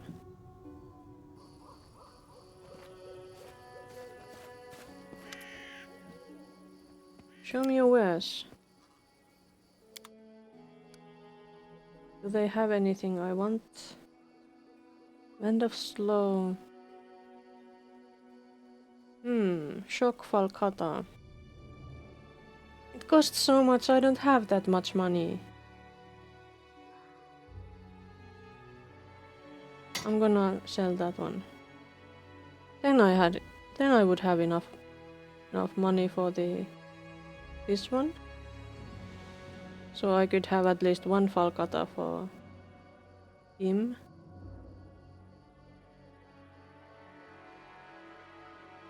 That pastry you made.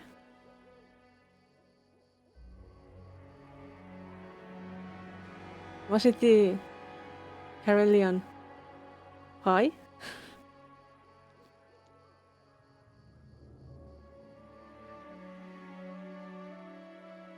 Did you made it with porridge?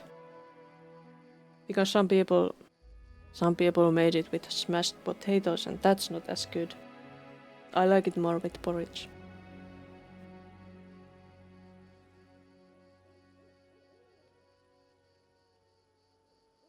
Good. That's the correct one. Don't believe anyone if they tell you that that's not the correct one.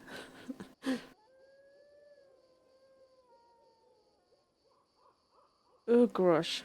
What kind of weapon is that even? I have no idea.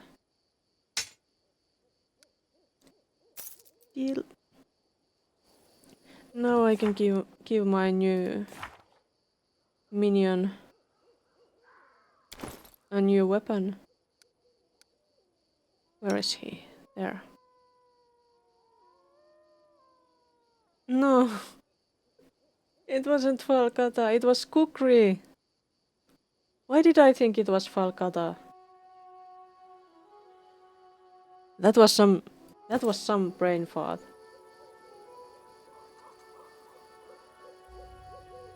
Yeah. Maybe I just mixed them up because they are in a way a bit similar.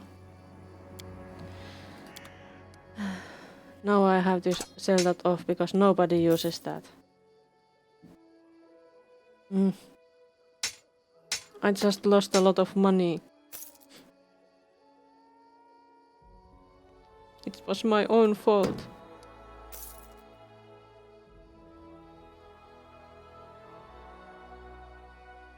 Did I have any... Wait, I wanted to sell those... bunch of those because they are pretty useless at this level.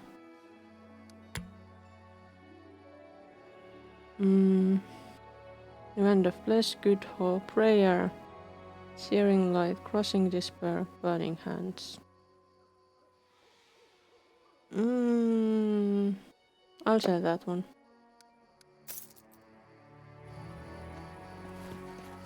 This was not a good encounter. I could just like load the save and spare my money, but I have to learn from this. I will have to pay more attention to what weapons they are using.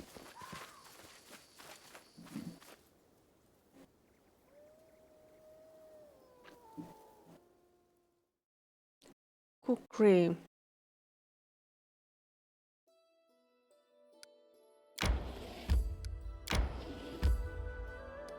Don't enter, you need to sleep first.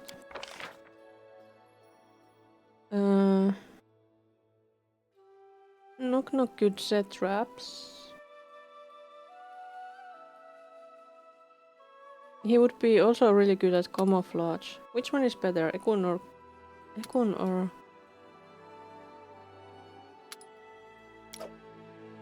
Ekun is actually better at this. Huh.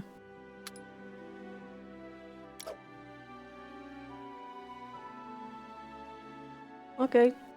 We should survive. And let's eat more succulent sausages. How delicious.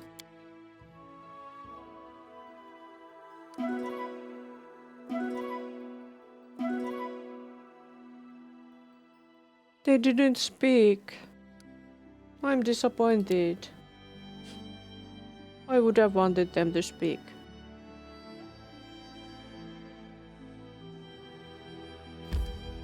Let's go see Kesten. What's going on?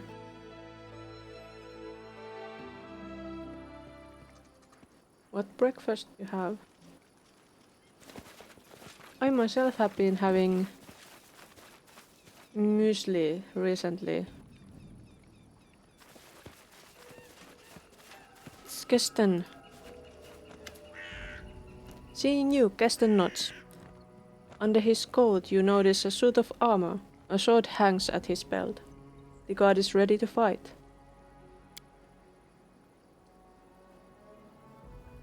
I'm happy to see you, my Baroness. While we were waiting for you, I've had enough time to choose a good place for the ambush.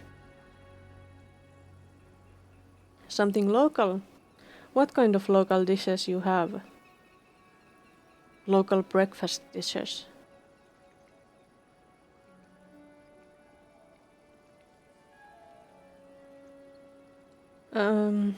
Kesten, what do you know about Lamashtu? Kesten frowns. Not much, your grace, but I've heard some things. Goblins, kobolds and other wild beasts worship her. She helps them to breed, protects their young. As for people, the blessing of Lamashtu is too dangerous for them. A woman can give birth to something so terrible that the villagers might decide to drive a mother and child out from village, or worse. Jalapeno cheese sausage collages or biscuits and sausage gravy are the two main contenders. So sounds complicated. How difficult are those to make? Do you usually actually cook your breakfast? You can go down and take a look at the shrine. The scouts who've been watching the cultists told me about the hideous rituals that were performed here. The cultists disfigure and mutilate themselves, shriek like demons and copulate in the mud. Kesten frowns in disgust. I just can't imagine who in the right mind, except for goblins, would ask Lamashtu for help and agree to be part of this abomination.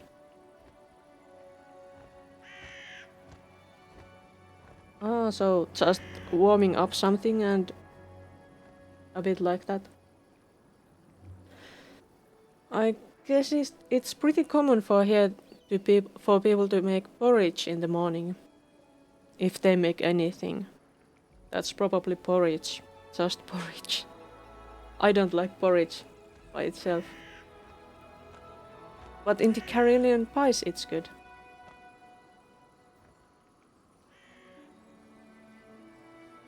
Canned biscuits. You have everything canned. I think I have seen some canned croissant dough in the stores around here, but I think they have appeared only in like very somewhat recent years. But it's not very popular.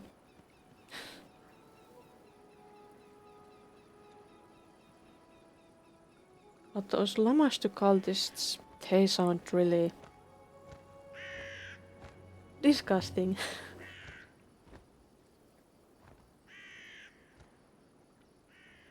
Making tough pain.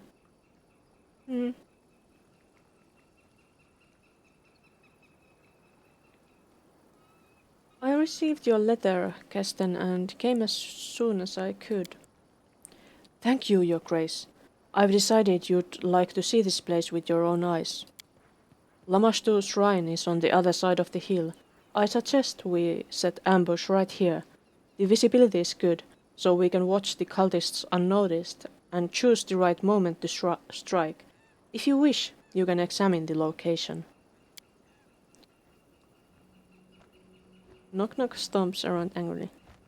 This place to worship a brace. And what we mess around. Mother of beasts will be pissed. Uh-huh. Maybe I shouldn't have taken knock knock.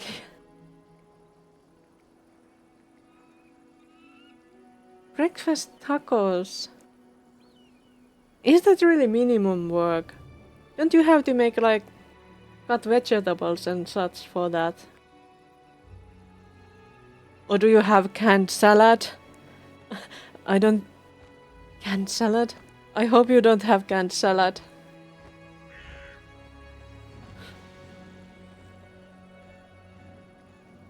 Are we ready for ambush? Ambush. The day is right, and the time is coming. All we have to do now is wait until the cultists gather to their coven. I hope you are ready to fight. I'm ready, Kesten. Let's get those cultists. Salsa. Just salsa.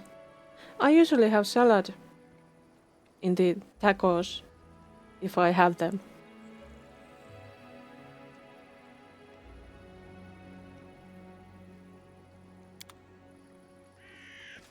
There they come.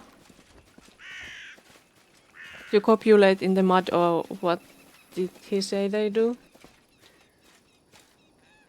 Come to me, Lamastus children. Today we praise our great mother who imbued Adele's cup with me. Praise the mother of beasts. Glorious, we are here, Lamastu. Lamastu favors us. She blessed us with back a new cup, a beautiful female cup marked by the goddess. She's Lamastu's mark on her body. I've seen the cup. The goddess took mother's life as payment. What worthless female she was, only able to bear a single child. We need no weaklings. Tell us your bidding. Praise the mother of monsters, the life-giver. Attach yourself to the waters of Lamastu. Those go past so quickly.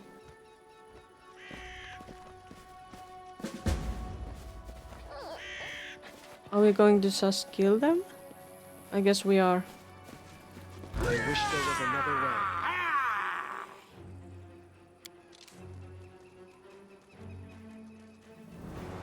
What? Breakfast tacos will consist of bacon, eggs, and potatoes, cheese, and salsa. That's a lot. Frying something for breakfast. Isn't that a lot of work?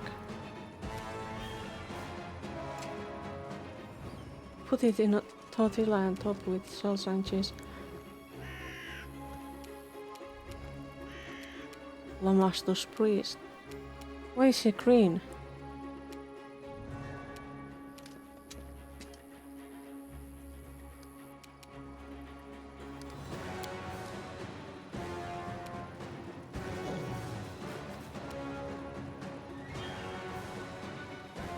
Yeah, but don't you have to like wash the pan afterwards? No, the priest is escaping.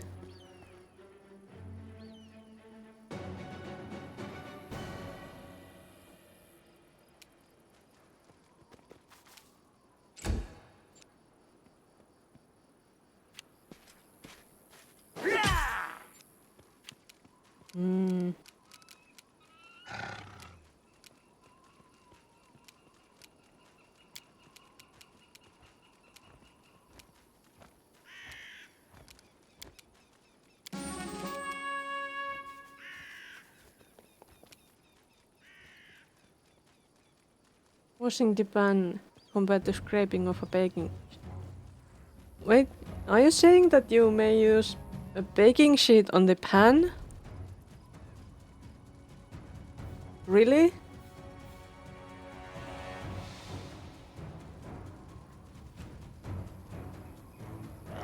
What do you mean? Like in the oven?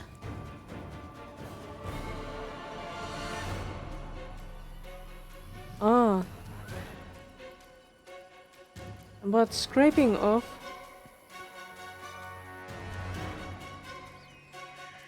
Scraping off? Does it stick to the... What is it called?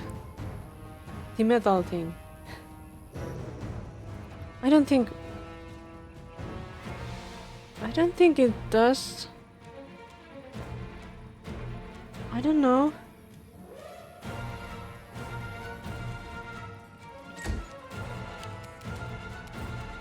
Who should die first? Which one of them is first? That one. Cannot hide from me. Get yourself exposed. That was explosive.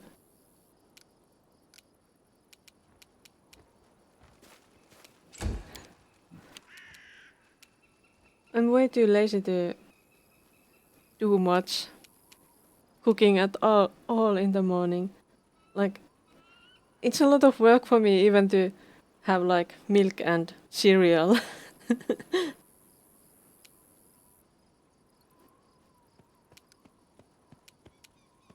Wait, my militiaman is dying. Repent!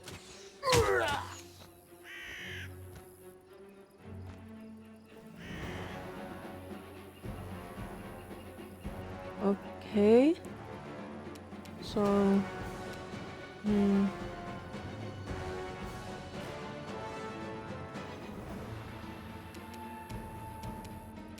Yeah, the food, it shouldn't get stuck in the pan if you have some kind of oil there or grease. But if you are baking something in the oven and you use the sheets, how does the sheet stick to the whatever it is, the metal plate thing you put into the oven that you put the sheet on? Whatever that thing is called. I can't recall it. This is one of the things that... No, I bet native English speakers are much better at remembering householdware names, household items names and stuff like that. They stick to the baking sheet? What? What kind of baking sheets are you using?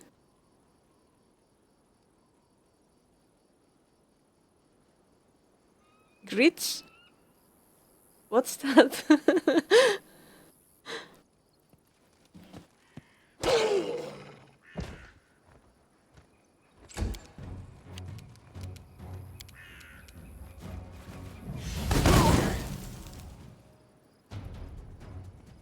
Cheese grits.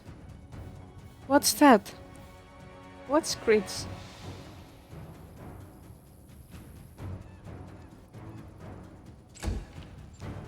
I don't know what that is.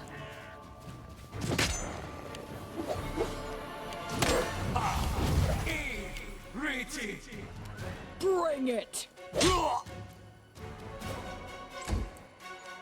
Yes, then we'll kill them all. Didn't. What's this?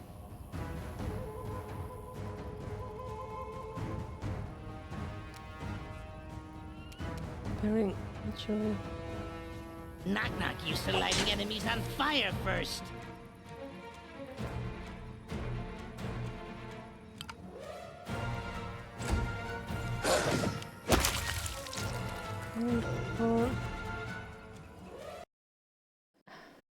I'm pausing this to see. Cannot be displayed because it contains errors.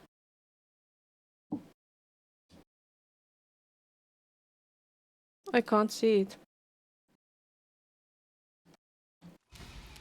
Your link doesn't work for me. For some reason. Oh, maybe it's because it was not the whole link. Let's see.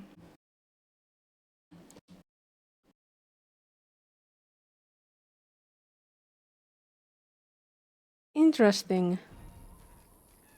I have never heard of that dish before. Made of corn. Serves you right.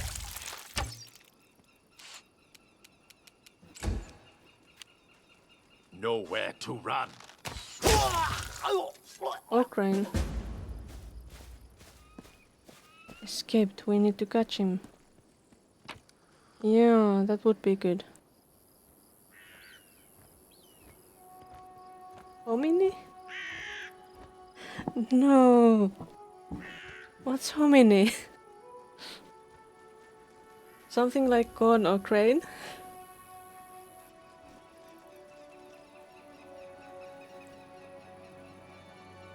Why are you teaching me new things?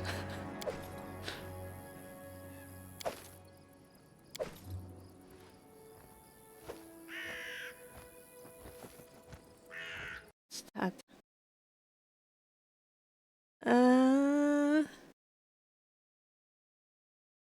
I still have no idea what that is. What is that?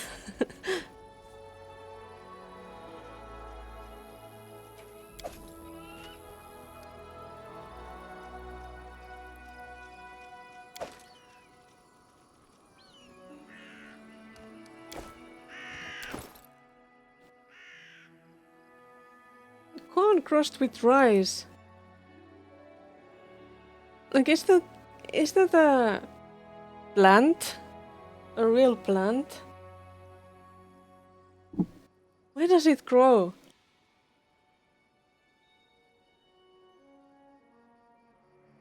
Hmm.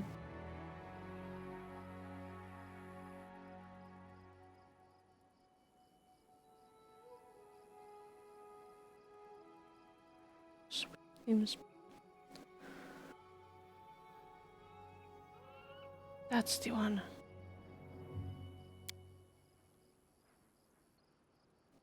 Okay. I think you can't get that from here. But it could be possible to make something out of corn or some grains. I see. That's interesting. I will have to remember that, because that's new information. I do like to learn new things. And what did the blood-stained piece of a manuscript say? Crushing bone, hear me, each word I speak shall turn to stone. The world shall shudder at my word. Open your eyes and see. The world becomes beautiful. Burn forests stretching to the horizon. Mounds of bodies, blackened skies. Skulls littering the coasts like gravel. I, the one who renders the flesh of her enemies, take in this beauty. All living beings tremble at my sight. Bow to me, search. Search the children of Shellen. Tear them apart. Destroy them. No, transform them. Grant them the gift of rebirth. Let them become beautiful, befitting the beauty I shall bring into this world. O great Lamashtu, the Eater of Hearts, reveal your truth to us. We hear your call. All of you shall live in a better world. Curse Pazuzu, the flying worm. He shall fall in this war, soon, myriads of warriors under my command. The mountains themselves shall crumble at our feet. Burn all, make the world beautiful. The ground thirsts for blood, I thirst for beauty. Give birth to the beasts I shall. Like oatmeal.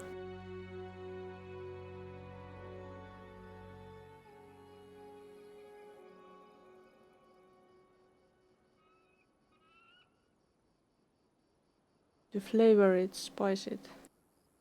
Very bland. Oh yeah. Well, rice is really bland too. Corn isn't though.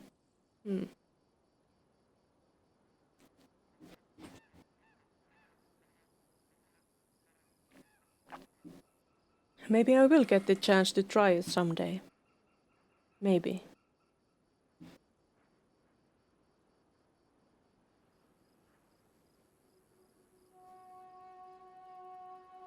What's that?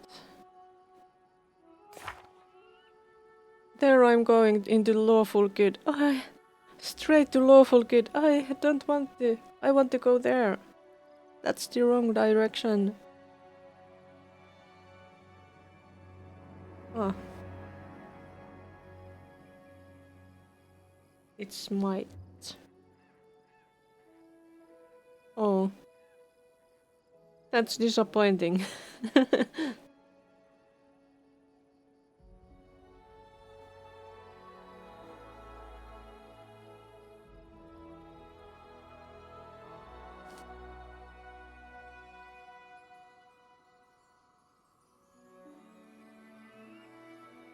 Throw away the feasting goblins. It took that option like multiple times. What the hell? No.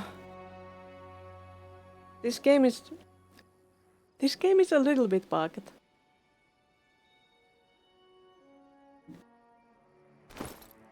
A little bit.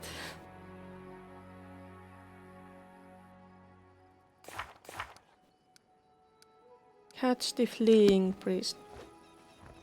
What's this? Wait. Did we check them all? Yes. Bloodstone, skulls and bones. Stone is covered with strange images. Mushrooms.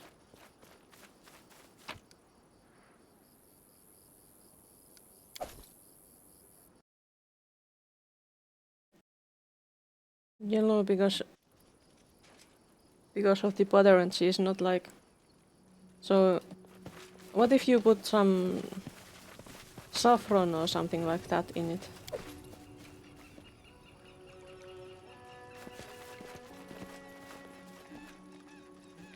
Bring on.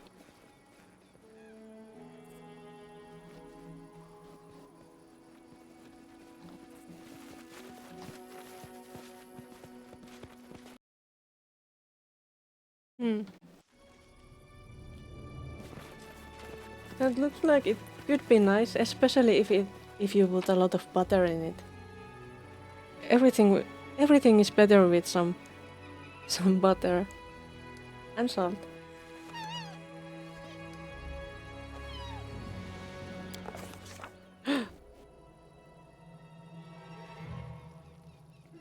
Things are happening. The triumph over the wicked Lamashtu cultists proved incomplete. Some villain or villainess had slipped away under the cover of darkness and into a narrow gorge among the rocks. Without a second thought, our brave Baroness, loyal Kesten and their comrades in arms rushed after the fleeing figure. The figure, clad in black, was barely visible in the dark. The villain had gotten far ahead of us. At the last moment, the Baroness noticed their prey had turned aside and disappeared behind the rocks.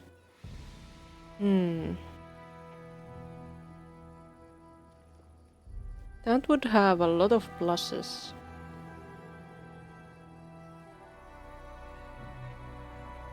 So, after they decided to take a shortcut to catch the cultist by surprise, the party started climbing up the stone ridge. Success! Climbing in the darkness is a difficult task. It's not a joke when you try to catch a stable rock and hear the small stones crumble under your feet. Several times it seemed our heroes were out of luck, but their stubbornness and the thought of the runaway cultist gloating about eluding them gave them strength.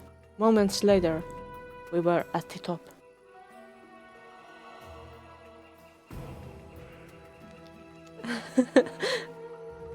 Most of the stick of the butter, like the grits are just giving some flavor to the butter.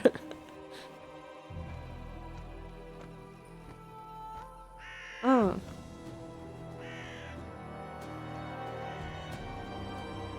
Buttermilk grits. Berry, that looks really nice.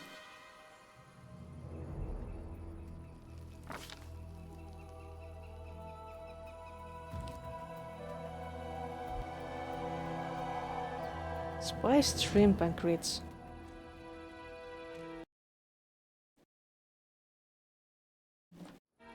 So you could do pretty much anything you can do with rice with it. So, our heroes found themselves at the top, and just in time, the cultist, barely visible in the darkness, was threading his way through the gorge directly beneath them. It seemed the cultist was so focused on finding his footing, he didn't notice his pursuers perched above him, giving the Baroness a chance to strike. What will our heroes do next? Rice put Kupier.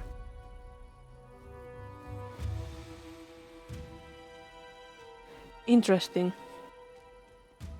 Now I would like to try it, because I want to know what the consistency feels like.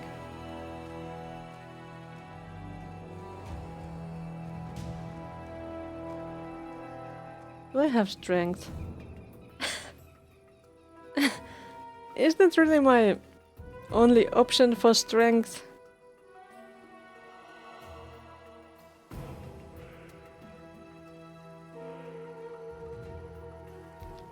Swiftest and most agile. I could have Amiri use the strength.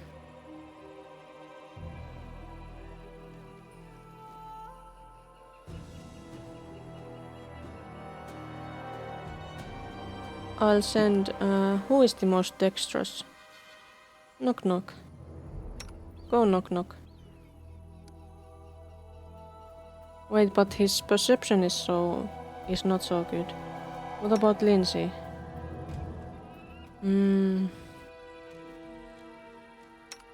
Maybe Lindsay.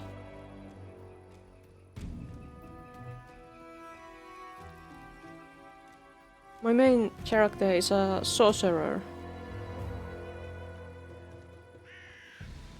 She's a sorcerer of the undead bloodline.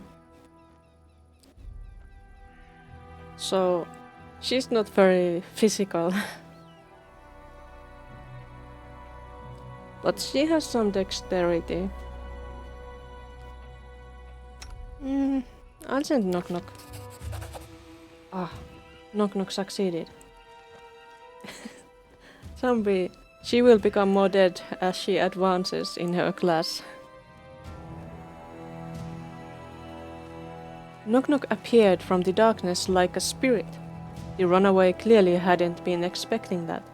Knock knock barely had time to react when the cultist burst into a sprint. Darkness failed to cover the peculiar way the runaway walked. The robed figure was limping badly, dragging their right leg. Despite that, the cultist vanished in the darkness without a race. The party followed to the edge of the plateau where the flatlands began.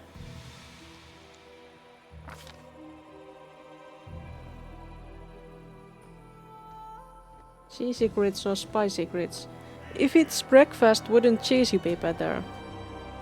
I don't like to eat anything spicy in the morning. As our brave heroes reached the edge of plateau, the vastness of the camelands opened before them, an ocean of high grass as far as the eye could see. A beautiful sight, but finding our quarry in this green sea, it would prove impossible. Spicy! How brave of you! Doesn't that make you a bit jittery, or doesn't that upset your stomach?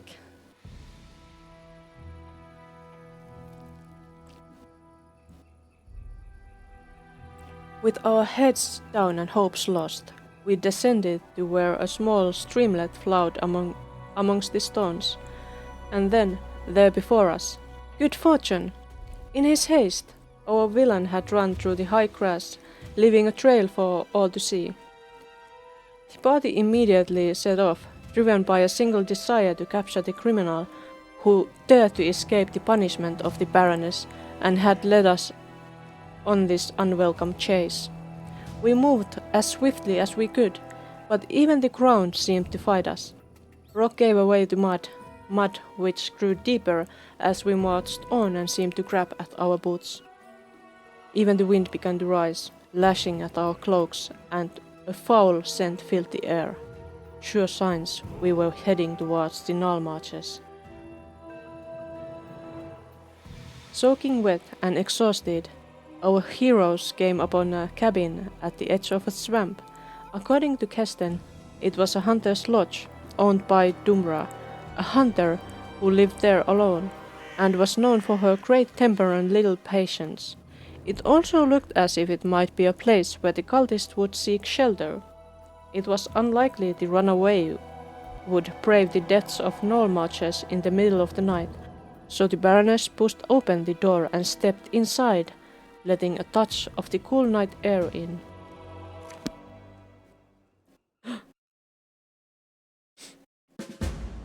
Personal questions. Oh.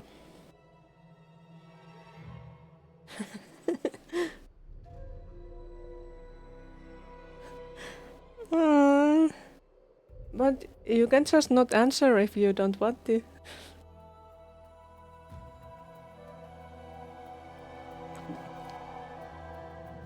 The lodge is lit with only a few candles on the tables and the counter. Shadows lie thick around the room. A number of people are here. A well-dressed couple at one of the tables, a girl in simple dress dozes near the opposite wall, and at the counter is an untidy dwarf. She is wiping the mugs and glaring at you. From the half-opened kitchen door you hear the clanging of pans upon metal, presumably a stove. Do you usually eat it in the morning? I had this one work friend who started eating spicy things because he wanted to use it like for getting his nose and stuff like that open. He had a very weak tolerance.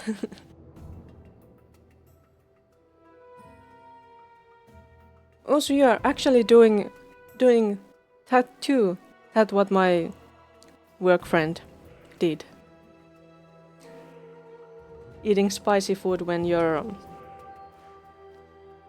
when your nose is clogged.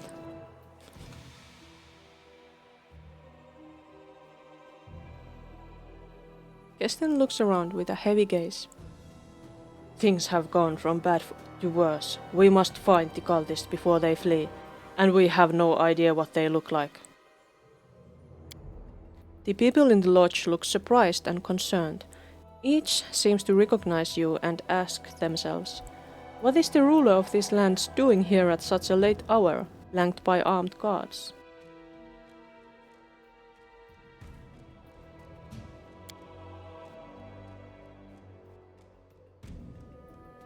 Have you tried ghost peppers? One of my friends tried that and they told me that the experience was terrible. Are they spicy enough for you?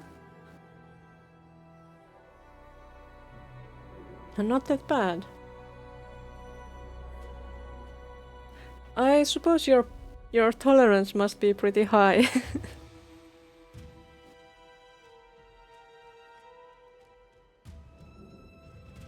Kesten's hand falls to his weapon.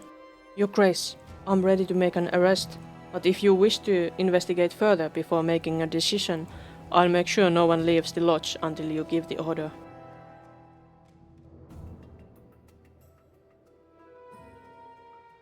They have variants in how spicy they are. Ah. Oh, more education. Nice.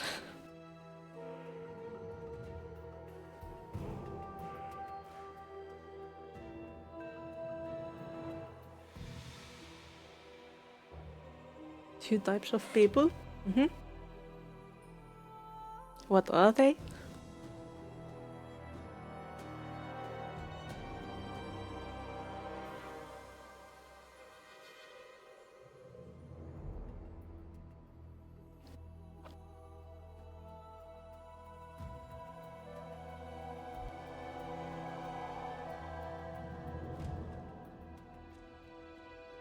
I wonder if this option would be like to kill everybody in the lodge.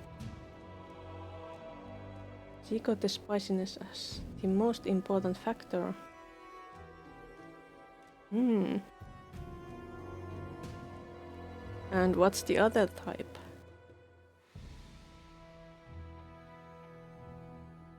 I'd like to look around and speak with these people. Maybe I'll find something. As you command, Your Grace, no one will leave this house. I'll make sure of that. Kesten looks around the hall once again. My advice: take their room keys.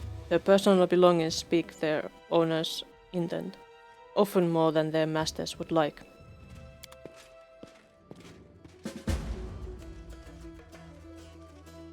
Frequently annoying because it's a competition to them and a lot of hot sauces and stuff made to be as spicy as possible taste like shit.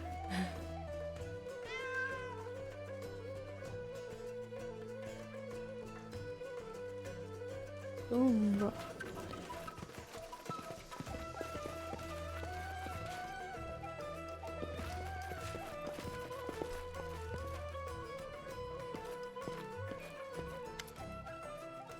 A young woman stands before you, wearing a plain dress and a hooded cloak. Her belly is swollen. She is pregnant, and her time is near. The woman manages a bow. I heard other people calling you Baroness, Your Grace. It's an honor to be in your presence. I'm Olika.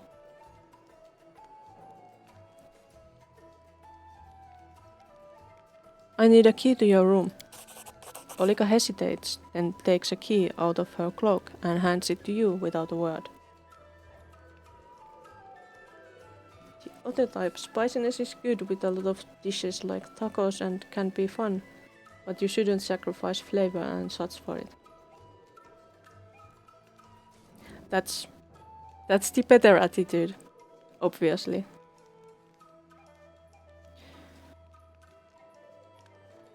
I like spicy things to an extent, but my tolerance is pretty weak. So I definitely like the flavor more. And like,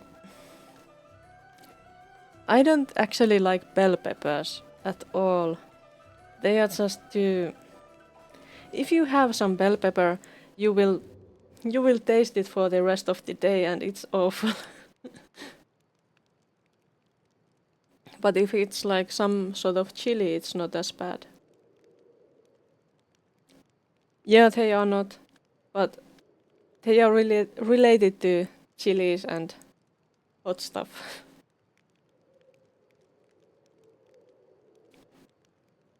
And a lot of foods that have spiciness also have bell peppers in them. I don't like it.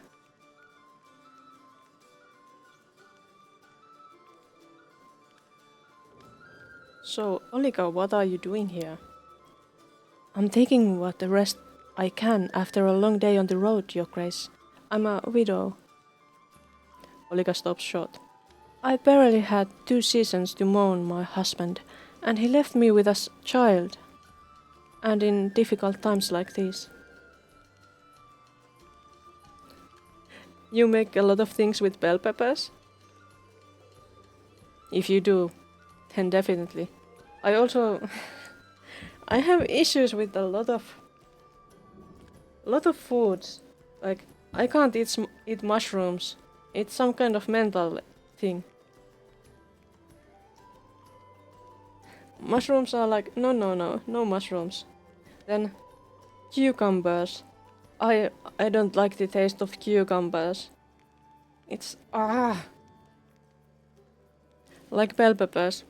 No, I don't like cucumbers either. So, that's...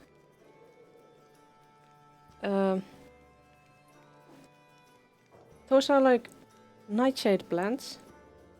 I don't like those.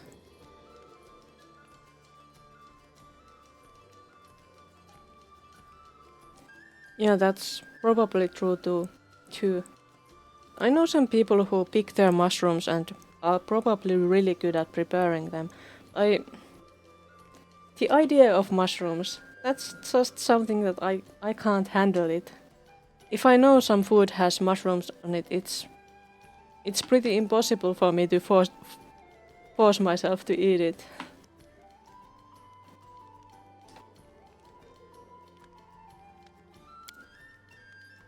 I've got a sister in Braldon. God bless her. She's agreed to give me a shelter in her house, so I went there. There was nowhere else to go. You like mushrooms?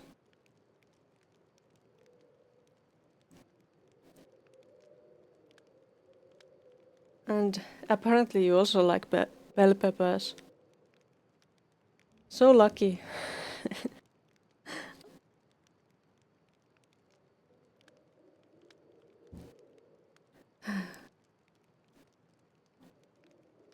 Everything.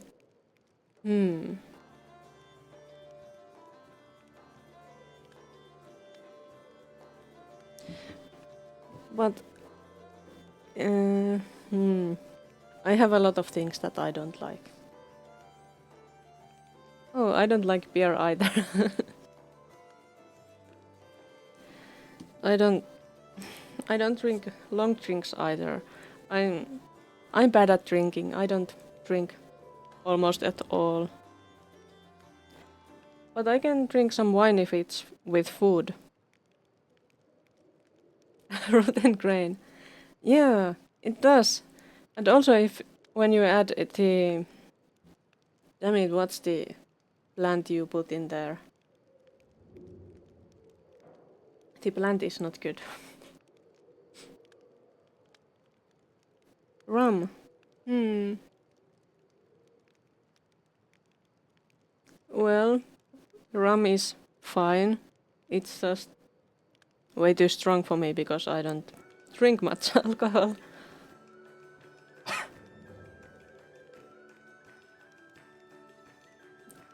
But Olika, where are you from?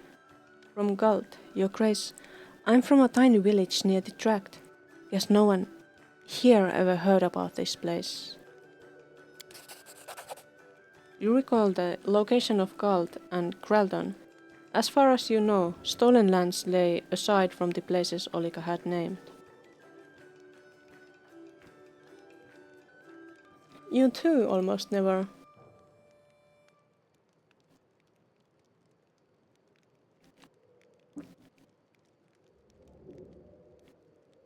When I drink, it's usually if it's like some kind of gathering of people where everybody else drinks. And yeah, if I drink, it's probably wine with food. Or if they like are like offering something like, we made this thing and you have to drink it.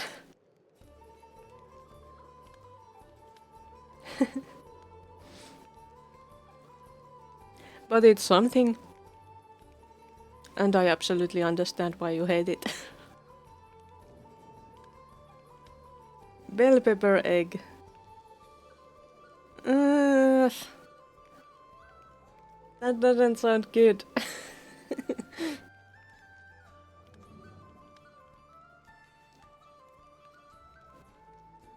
So, Olika, are you planning to stay in Graldon? Olika hesitates. I don't know yet, she answers. But if things turn out well, why not? It was a long journey for you. Olika shrugs. I've little coin, your grace, so I have to beg traders on the road to ride in their carts. I spend nights anywhere I have to. This place is at least warm and dry. Let's talk about something else.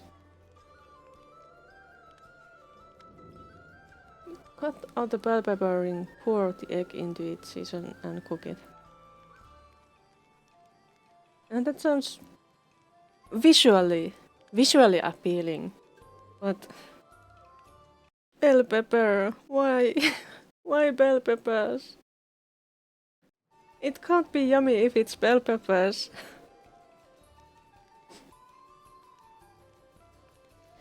I'm looking for a cultist of a dark goddess. Can you help me?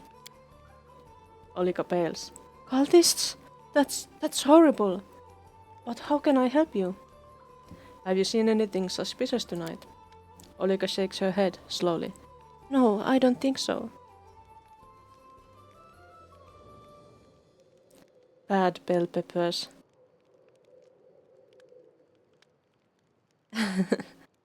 Well, yeah. I do live really far from where they are made, but it's the bell peppery taste that I don't like.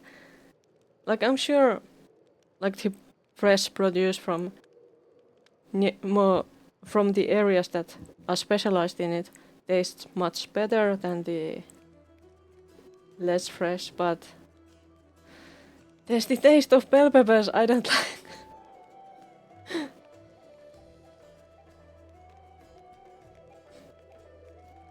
Do you know anyone in this hall, Olika? First time I've seen these people was when I'd stepped over the threshold of this lodge. Do you know who came to the lodge last? Olika frowns. I heard a noise from the kitchen. It was like something fell on the floor, and then this grumpy old lady, Tumra, came out. Let's talk about something else. I should go.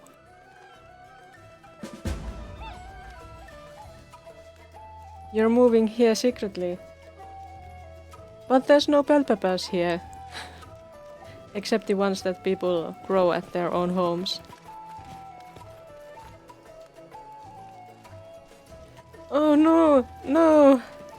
But if you sneak it into it, I will taste it and then I'm like, I accidentally ate bell peppers.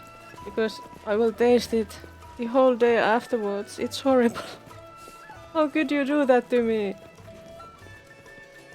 You're evil.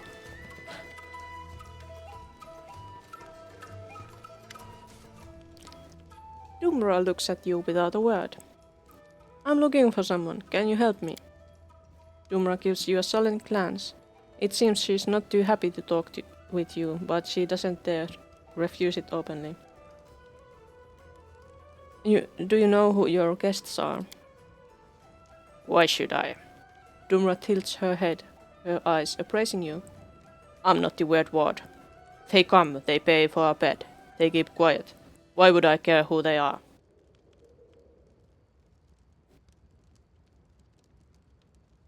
A crime has happened, Dumra. I need your help to find the culprit.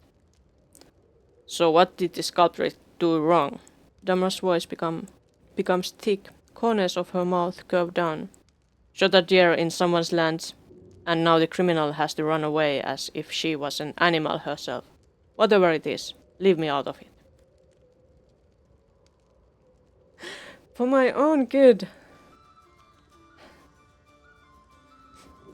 But I eat vegetables, just not bell peppers or cucumbers.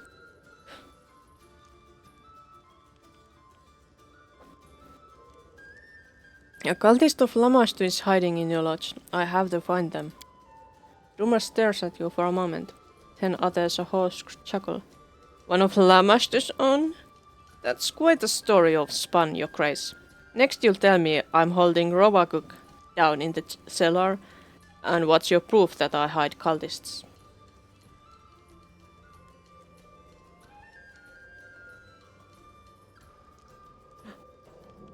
You're of the same opinion that cucumbers are bad. And pickles are alright. They don't taste like cucumbers anymore.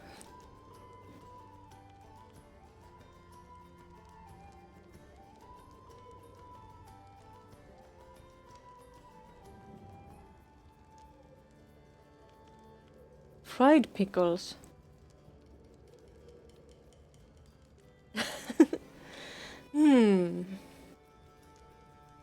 I don't know, have I had fried pickles?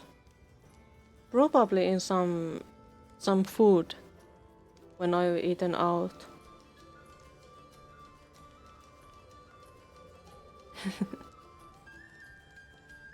Fried pickles.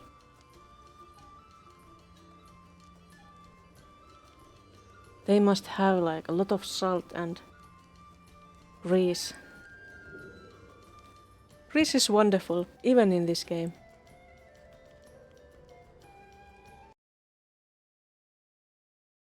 Oh, those do look unhealthy and delicious.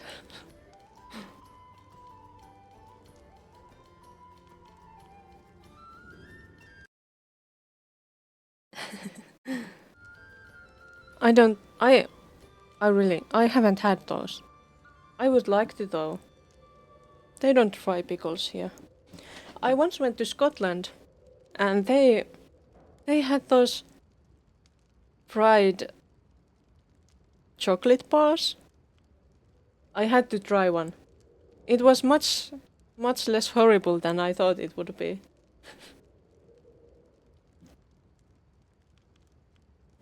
But once is enough for fried chocolate bars.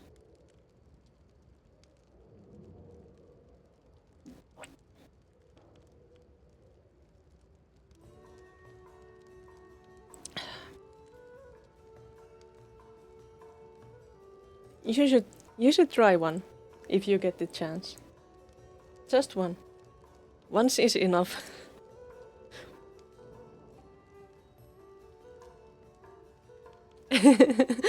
Yeah, that's true.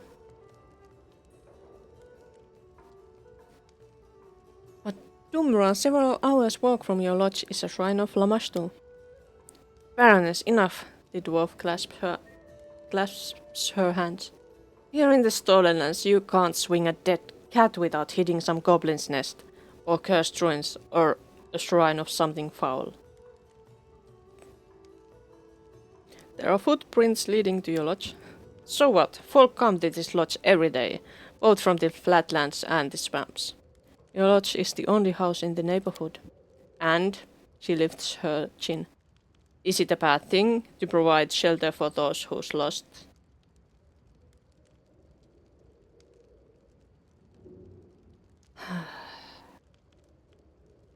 I don't like your tone, Dumra. Really? The dwarf frowns, her eyes narrowing. And how would you react if a mob barged into your home and started troubling you and your guests? If you were expecting me to bow and scrape before you, then you're mistaken. Okay, fine, I'm not going to argue with you. Dumra crosses her arms and lifts her chin. Do you let everyone into your house? Dumra's face turns red. What are you hinting at? Huh? Wow. That would be so rude. Your guests, Dumra. Do you allow anyone who asks to spend a night here?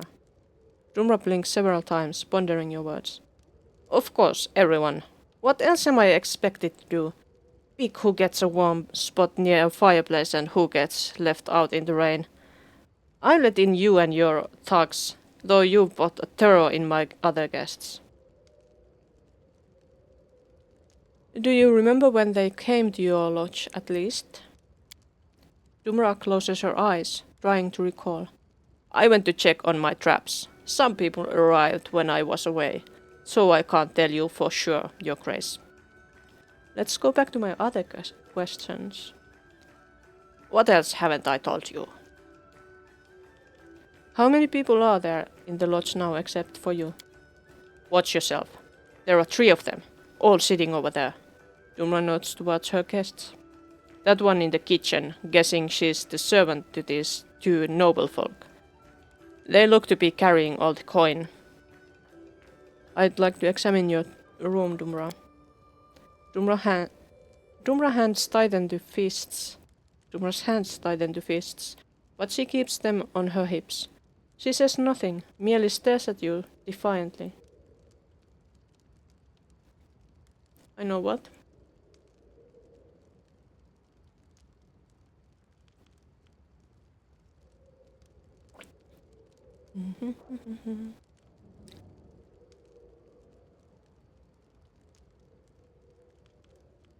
Listen, the sooner I cross you out of the suspect list, the sooner I'll leave you alone. Do me a favor and give me your room key and all this will be over before you know it.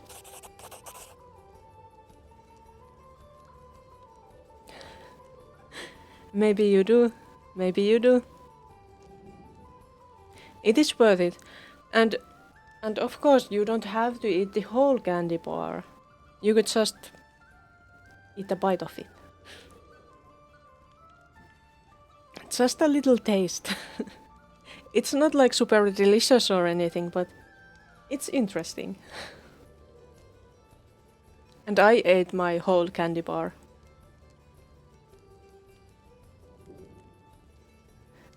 Dumra is silent for a moment, then nods and pulls an old, aged, darkened key from her belt. Your way then. Her eyes narrow.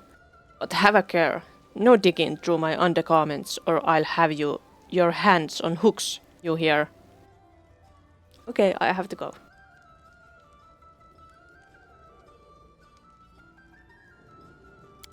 Just a little more. When you taste one bite, then you can't stop. Well, you can. Maybe. Depends.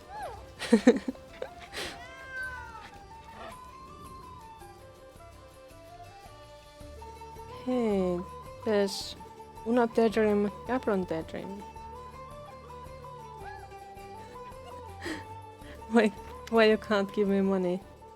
Because I'm not popular enough yet. A bearded middle-aged man stands before you. He wears a massive gold chain on his neck. The woman beside him gives a polite smile and a nod as you approach.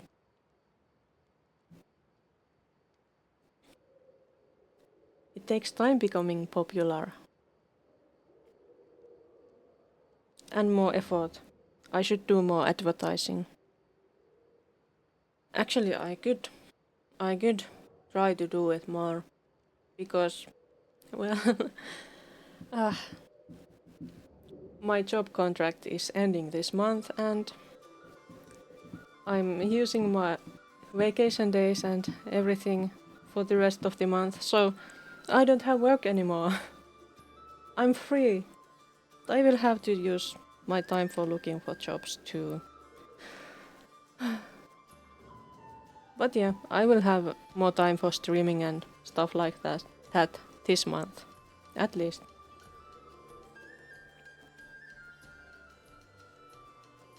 Did I read this already?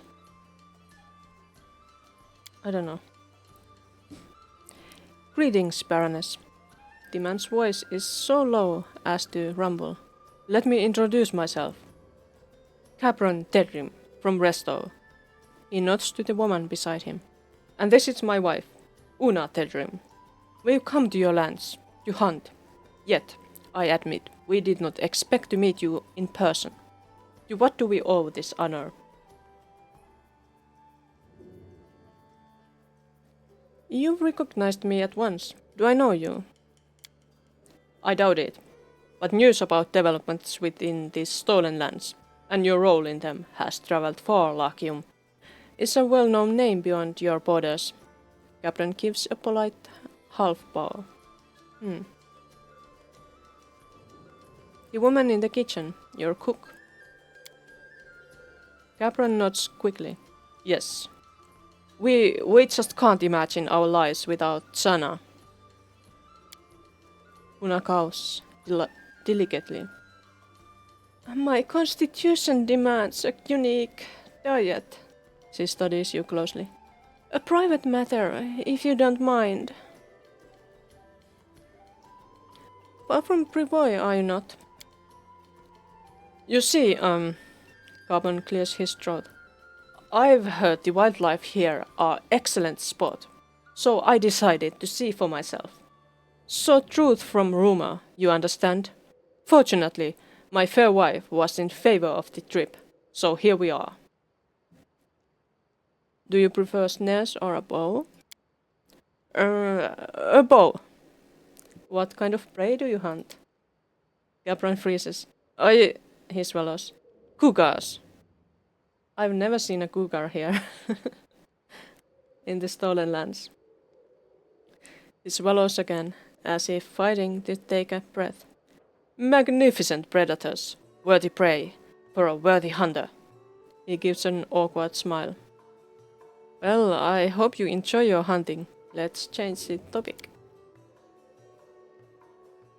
Tell me about yourself, please. I'm a legalist, Baroness. Capron hooks his thumbs into his embroidered belt. My job is to ensure Restow's laws are upheld. My wife is a keeper of the hearth and my loyal companion in prolonged journeys.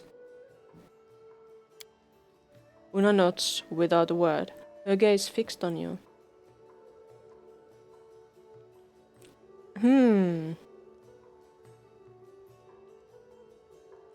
Oh yes, of course. Captain Tetrim, I've heard about you and your famous legal cases.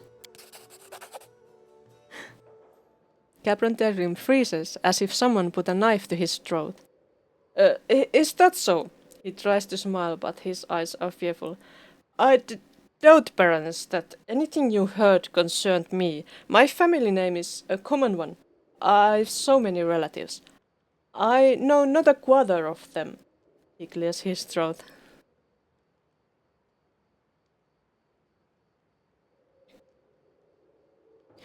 Well, with a difficult job like yours, it's impossible to get by without some divine support. Whom do you address your prayers to? Why, to Adabar, of course. Divine patron of law and lawyers. Cabron looks at you intently. Surely you are aware of Adabar, are you not? You must be. No matter, no matter. A legalist, so you are a judge? Cabron smiles slightly. Not exactly. I work as a legal defendant in cases when a suspect's innocence must be proven. And I admit, I have moderate success in this field. Cabron seems about to elaborate, then stops. No need to bother you with tedious tales from the courts. Una Tedrim raises her head. We decided a trip was in order. My husband worked long hours during the last several months, so he felt the journey would be good for us. All right. So let's go back to other questions. As you wish, Your Grace. An odd place to rest for the night.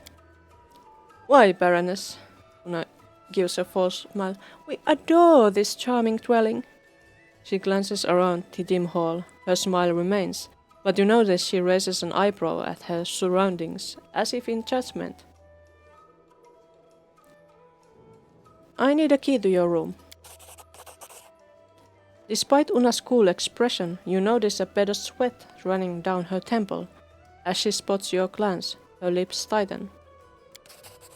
Gabran takes a key from his purse and hands it to you. As you wish, Baroness. I wonder what was in her room. A crime has taken place nearby. The one responsible may be hiding in this house. Have you seen anything suspicious? The Daydreams exchange glances. I'm afraid, Your Grace. Captain looks downcast. We won't be able to help you. Have you seen anyone suspicious? Captain looks around the hall. We are not accustomed to such company, Baroness. Besides, from the Resto Legalist's point of view, every person in this room is suspicious. I bet even I must be suspicious. I can summon little armies of skeletons. Do you know the hostess of this lodge? No, I don't. Capron drops his bow. And I must say, she doesn't look forward to meeting new people either. Do you recall who came to the lodge in the last hour or so? Capron casts a look behind you. On second thought, this young woman, I didn't notice exactly when she entered the room. He turns to his wife. My dear, perhaps you recall. What was the name of our hostess used addressing her? Olika, sweetheart, Una shrugs faintly. I cannot recall if I saw her at the start of the evening. And let's go back to other questions. Cabron nods. I'll come back to you later. And there was a cook here. Perception. What's in the kitchen stove? Applause, please. Something is burning inside the stove. It was thrown in the fire not long ago. How suspicious. What else do we see? The table is piled with dirty dishes and cold leftover food. So there was something burned in the stove. And there is only cold leftover food, even though there is a cook here. Hello there. The kitchen servant is busy, grinding her herbs with a mortar. She's wearing a dress, soiled with dark stains, and her hair is knotted in a bun, with a few stray hairs poking free. Stealth check. The woman doesn't appear to notice you, as she makes her way to the stove. You notice she's limping badly on her right leg. Before you can speak, she turns, sees you, and freezes. You finished cooking. Your spicy grits. I hope it doesn't make your stomach upset.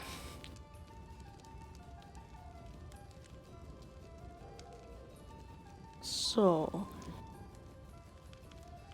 I need a key to your room. Room? She raises an eyebrow. I don't have a room except here in the kitchen.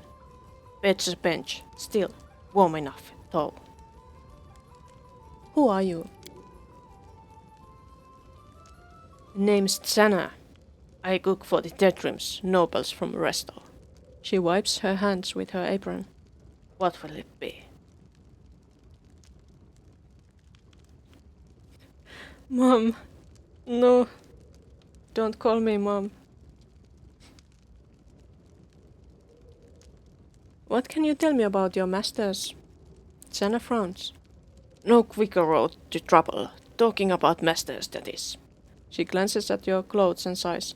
How would you like it if your servants were all a gossip about you? They pay regular, not sting you with their coin. They don't yell so much. So I count myself fortunate. I do. Why are they here, you think? Mommy! Ah! Please no. None of my business. Might be they have things to do, but I wouldn't know it. I meant I cook and I serve when where needed. Alright, that's enough about the Deadrims.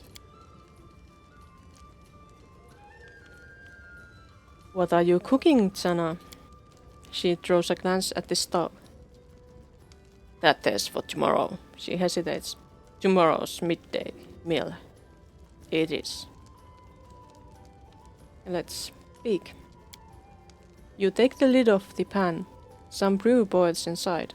It looks strange and smells odd. You lean over, smell the stew, and immediately flinch. The acrid stink of vinegar feels like a punch in the face. Besides, you can smell some strange spice, which would be appropriate in a dessert, but not in a first course for dinner. Father, that's better. I would prefer to be a father, rather than mother. It must be difficult to please nobles like the Deadrims. I imagine they ask for something new for each day's meal. Xana thinks about it. Yes. She hesitates, then nods. That's it, I suppose. Alright, I won't trouble you any longer. We are looking for a criminal who may have fled this way. Have you seen anyone suspicious? What can be seen here, you say? Xana nods. Ask Dumra. She runs the house, she does. Has anyone come into the kitchen recently? Daddy.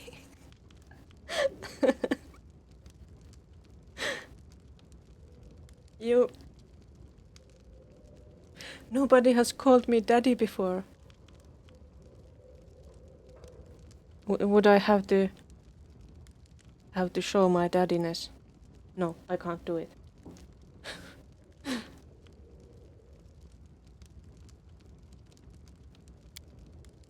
Only Dumra came. She frowns, no doubt checking to see I'm not palming the silver, as if there's anything worth stealing here, so there's not. Punish. Punish. I don't have anything to punish you with. Except kicking you out, but I'm not doing that. I would never kick out my children.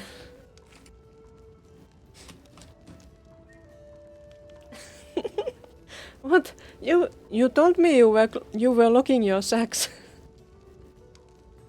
Unlike me, myself. Are you copying me? How dare you? Bad. Bad guy. You're bad. So bad.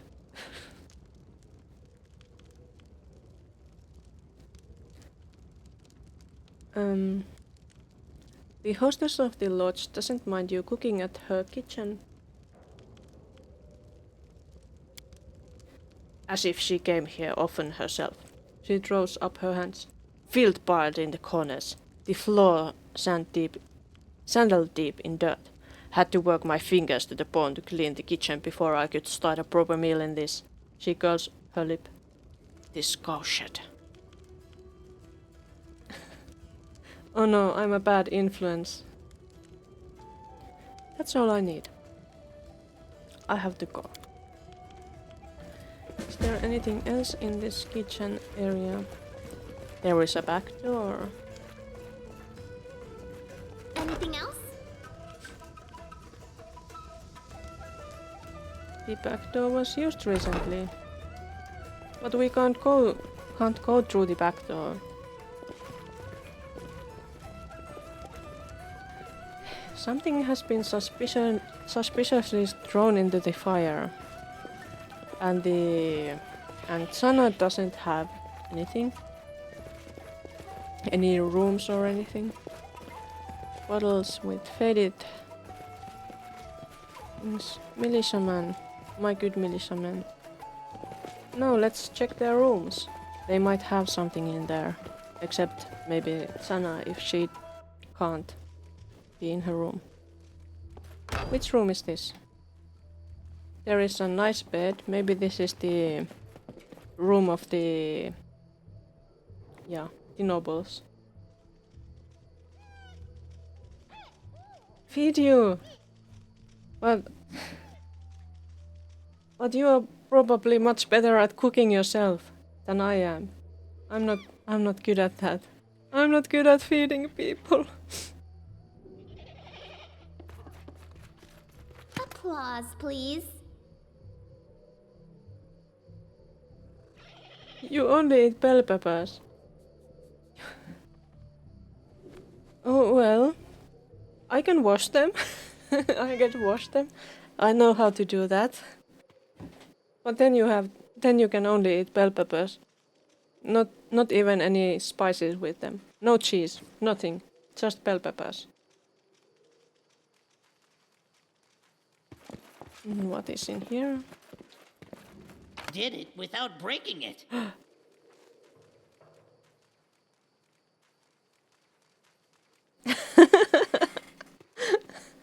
What a baby are you?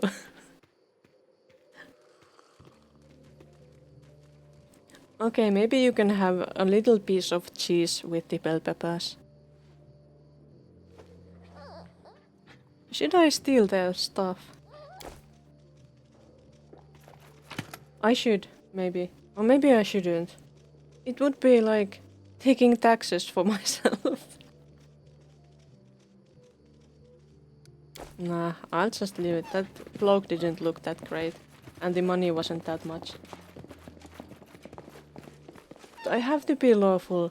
Because I want to become lawful, not lawful good. But that would pull me towards chaotic. I can't do that.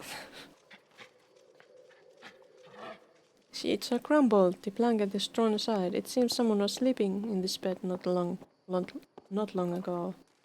Bags contained Tedrim's clothes and personal... Wait, what was here? Was there... No hunting bows, arrows, or snares. Yeah, they are probably escaping something.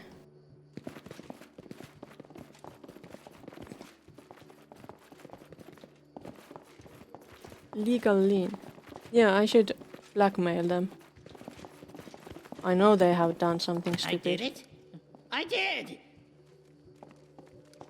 There's some money and stuff, but is this... whose room is this? I can't touch that. What the...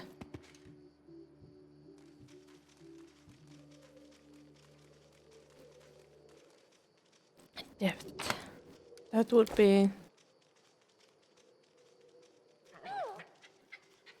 that would be something. They should pay me tribute. Not just taxes. They need to pay me more. What about this door? I did it. I did. Well done, Knock Knock. This is Olika's room. What's here? Modest clothing, some packed leftover food, a purse with herbs and other personal belongings. Letters. Deceased husband. So the story... Did it quotes. without breaking it. And the bed. Applause, please. Bloodstained cloth and bandages. Covers bloodstained cloth and bandages. That's worrisome. What's wrong with her? And this must be Dumra's room, right? I did it. I did. What's here? Dirty clothes, some snares, hunting bows. Well, she lives here. Dirty sheets.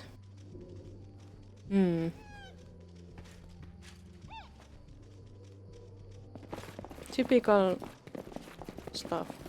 Nothing suspicious. Maybe I should talk to them again. Hello, nobles.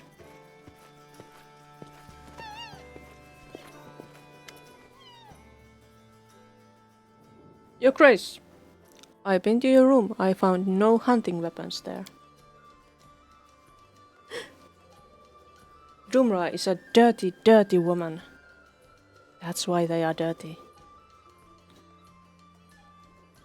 Cabron becomes white as sheet. You see, well, he licks his lips, which are now trembling slightly. Una, who was watching her husband closely, touches his shoulder lightly. I beg your pardon, Baroness. She leans into Cabron and whispers something in his ear. You barely hear Una's hiss. Get a hold of yourself, you fool! You'll ruin everything! These words seem to have the desired effect. Cabron suddenly straightens and smiles. Truth to be told, it's a rather embarrassing matter. Cabron gives a hollow chuckle.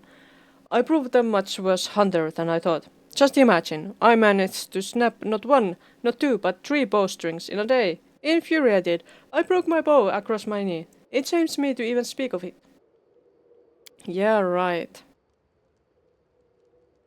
Una smiles gently and looks aside. I'll come back to you later.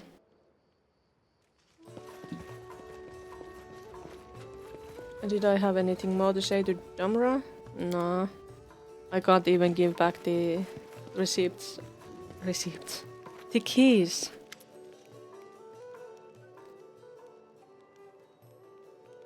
And do you want to ask about something else? Olika gives you a faint smile. You see this couple at the table. They are nobles from Resto. They claim you were the last one who'd come to the hall. Olika gives you a perplexed look. But that's not true, it's not. Her voice trembles. Dumra, the hostess, she was the last one. I remember her coming through the kitchen. Divinity 2 Ego Dragonist. I haven't played that. What kind of storyline does it have? The storylines are most interesting. Olika, why are there blood-stained undergarments in your room? Where is that from? They were undergarments, not bandages. Divinity 2 Director's Cut.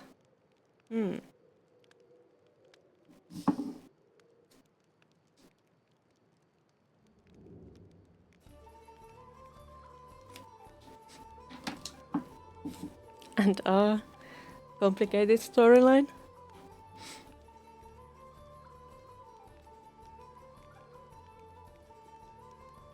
Dragon Hunter.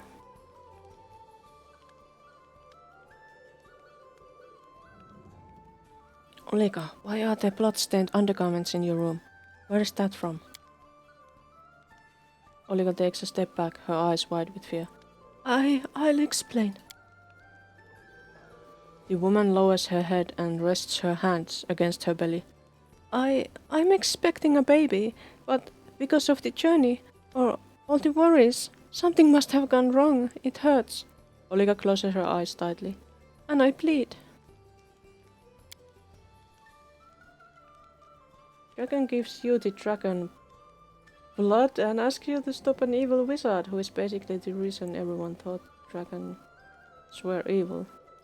Oh, that sounds like a nice story. I'll have to at least look more into that game. Olika starts sobbing. I tried to find out what's wrong, to heal myself, to appease the gods. The priest of Pharasma told me he couldn't help. The goddess rejected my child, said it would be born dead. But I can't just accept it. I can't give up. This child, my husband's child, all I have left of him. Olika hides her face behind her hands and starts to weep. You realize you'll get nothing more from her at the moment.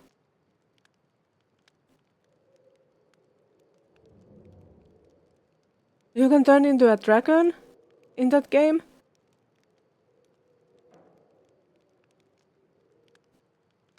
Okay. Sounds fun. It does.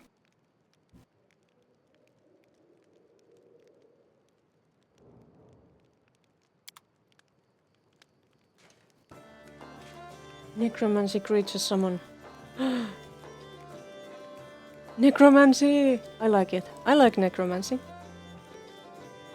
That shouldn't be a surprise considering my character is of undead bloodline.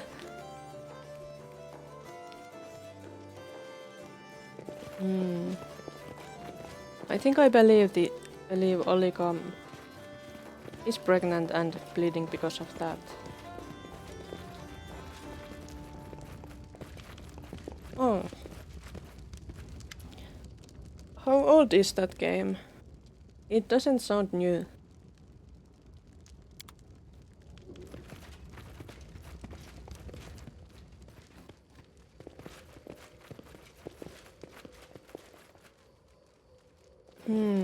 But who is the most suspicious? These nobles here, they are suspicious, but I don't think they seem like cultists. They seem like they are escaping some kind of law conflict. 2009. Well, it's a bit old. It's been 15 years since then, right? So people born then are 15 years old. Just a couple of more years before they are 18.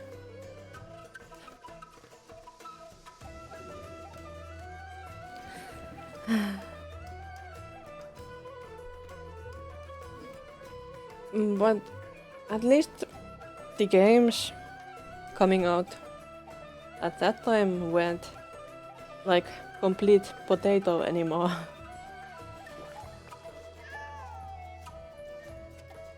Develop console, so a lot of cheats.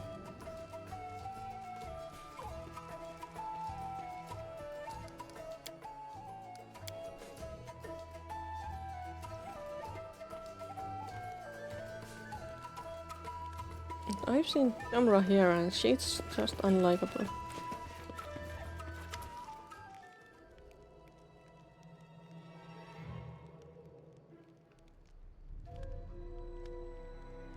Any creature or NPC.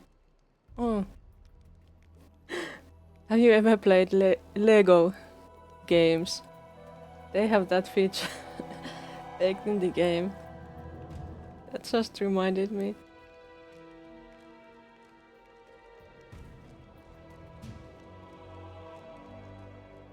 Lego games can be surprisingly fun.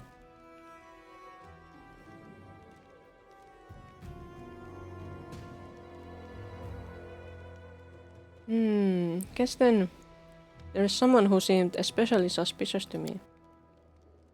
Just call the name and I will interrogate that person. I need more time to think. Who would you interrogate first? Gaston shoots a glance at the dwarf at the counter. The hostess has been staring hate at us since we entered. Mind her. Well, of course she has been... Who would like it if people just barge in and start interrogating your guests?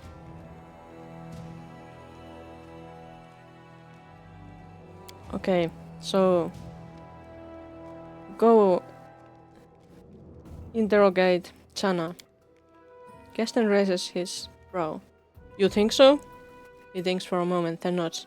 As you wish, my baroness. I'll bring her.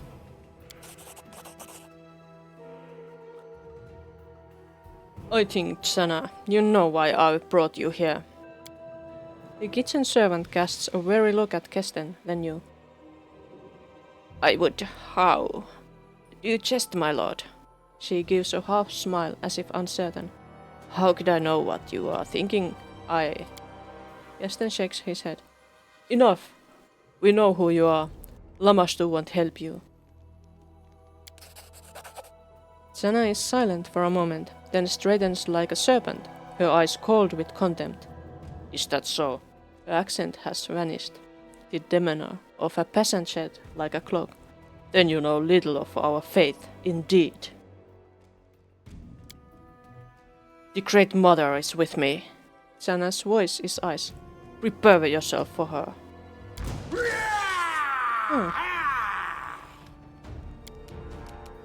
It's a fight. That's the cultist.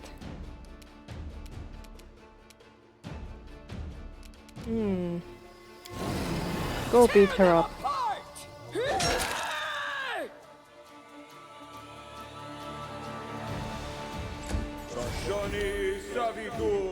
Slay living. That was nasty. Did I get anything from that? No. But I still have the charm of succulent sausages. Shoot her. Aim true. That was enough for her. Stop! Stop! I surrender! I surrender! The priestess of Lamashtu holds her hands over her bleeding wounds, moaning in pain. She raises the hem of her skirt and starts to wipe away the blood from her legs. Her right leg is covered with sores, oozing pus and yellow ichor. But I guessed right. That's the cultist.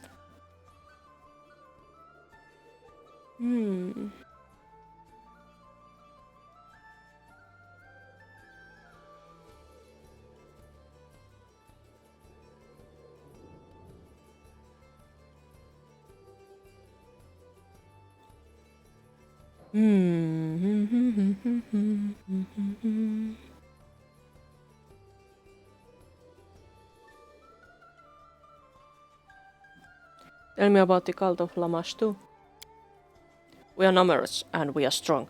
The tribe of Lamashtu followers grows every day, breeds, and spreads over the lands of Golarion in search for places to create new packs. Where are the rest of Lamashtu's cultists hiding? The woman's face turns to stone. You cannot make me betray the children of Great Mother. Torture me if you like. Lamashtu will grant me the strength to endure any pain you inflict upon me. Have you allied with goblins and other creatures in the area? No, we have the same mistress, but our paths to fate are different. What kind of rituals were you performing at the shrine?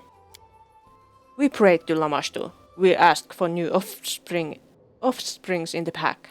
We mated like wild animals, free of stupid prejudices. The priestess's lips curve in a grin. I'll spare you the details, Aasimar. Those like you are unable to accept the greatness of our ancient faith. How rude and racist.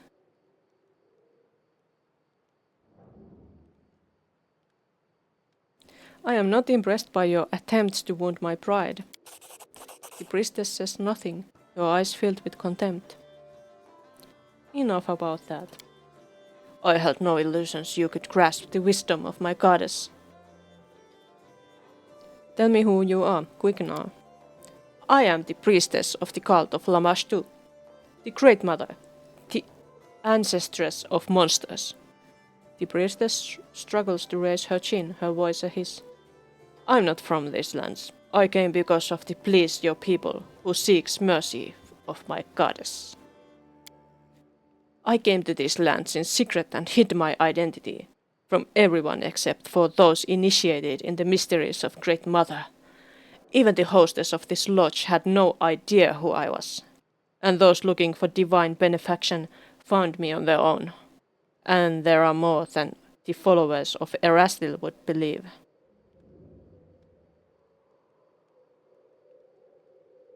You and your minions unleashed a blight across my lands. Because of you, monsters overrun the barony and the people fear to leave their homes.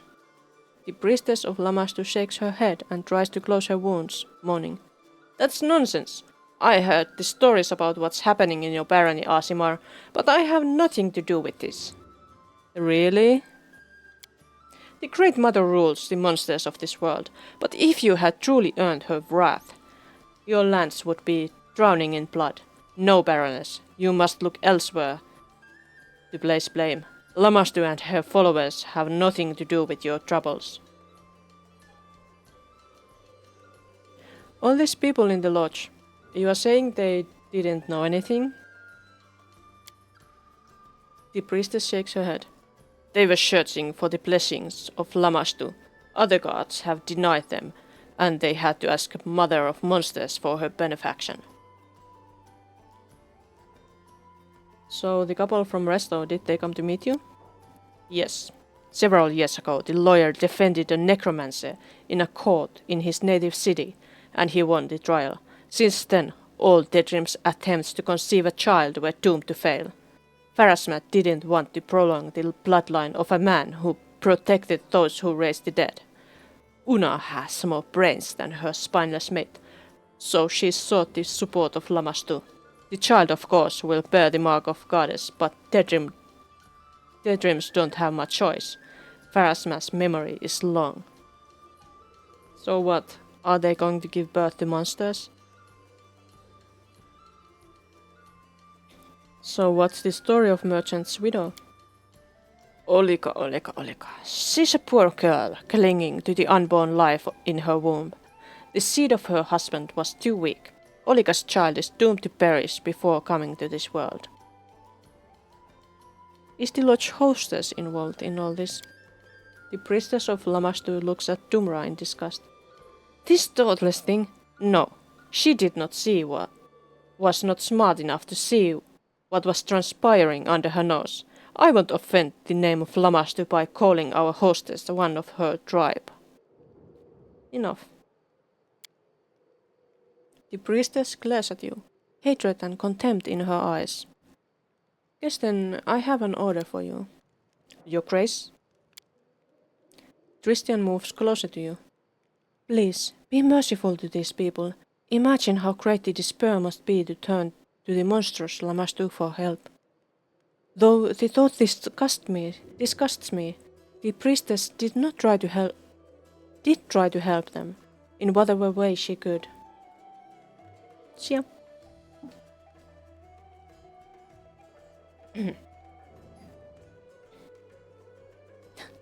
Forgive all, no. No.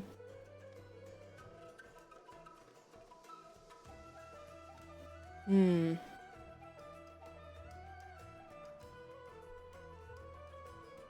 Hmm.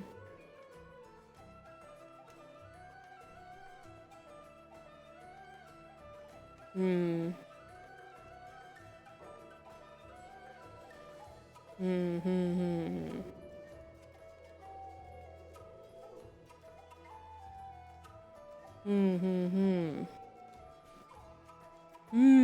This is a difficult choice.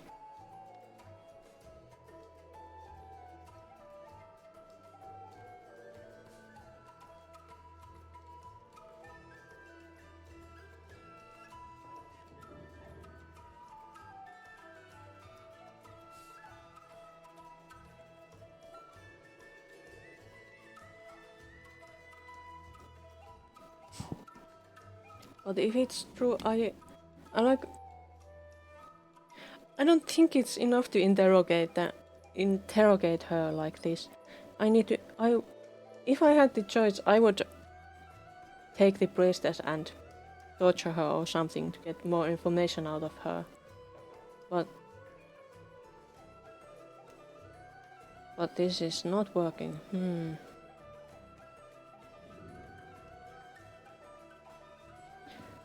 Well.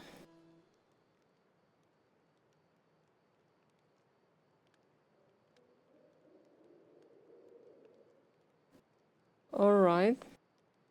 Maybe I will be chaotic evil this time.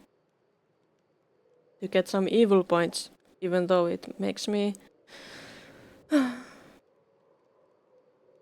have nothing against Lamastu and her flock. Priestess, you are free to go. Kesten looks at you as if you are mad. Let them go? All of them? But... He hesitates for a moment, then seems to remember his place and nods calmly. As you command, Your Grace. Jenna blinks and sweeps her eyes over you as if just noticing your presence. Well then, it seems I shall serve the Great Mother in these lands a little longer. If you wish to speak or ask for something, come to the shrine of Lamastu. That is where you'll find me. Kesten throws a tired look over the lodge and rubs his chin. That's all. He looks around the lodge. We'll deal with these people as you ordered. I suppose it'll be a relief to Dumra to get rid of such troubling guests. Thank you, Your Grace, for your help and for your wisdom. A pity we didn't discover the true reason behind the blight, but at least we have one less mystery on our hands. Have a safe journey, my Baroness. I bet the cultists are happy with me.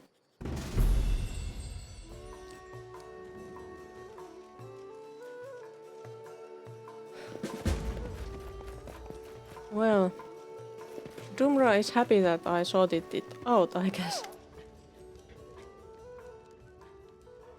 I'd like to see your wares.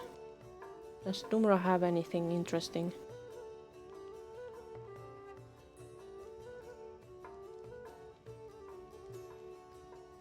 Not really. How sad. Well, that was the end of that. Let's make a save here. And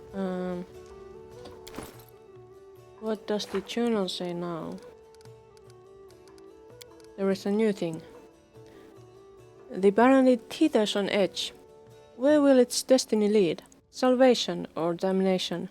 The Baroness's last hope is to identify the source of the troubles in her lands over the last few months, and to put an end to the horrible events that could well lead the country to its final fall.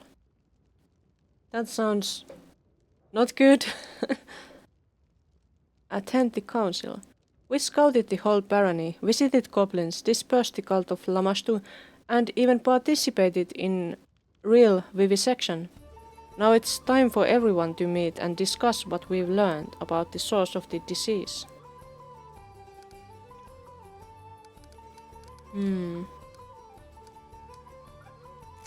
I think we should first go and check in on... Hey, now I'm taking them.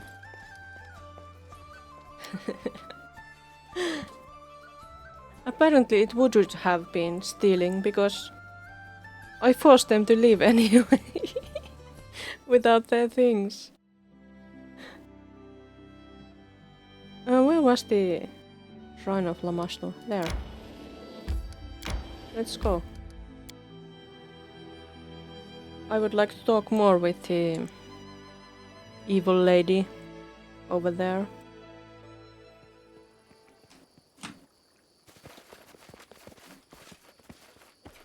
Oh wait, why am I so... Share your troubles. Let me cure myself with Tristan.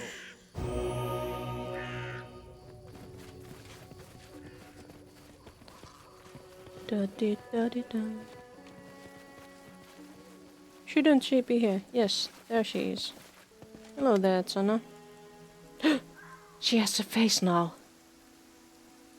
As you approach, Tsana raises her head and sizes you up. She has changed her clothes since you saw her last.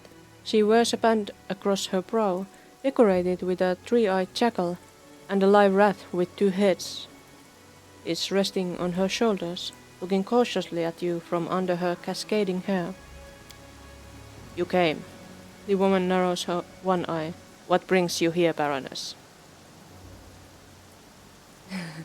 What is this rat? Jana gently touches one of the rat's snouts and strokes its sickly hide. Lamashtu's messenger. An exquisite creature, is it not?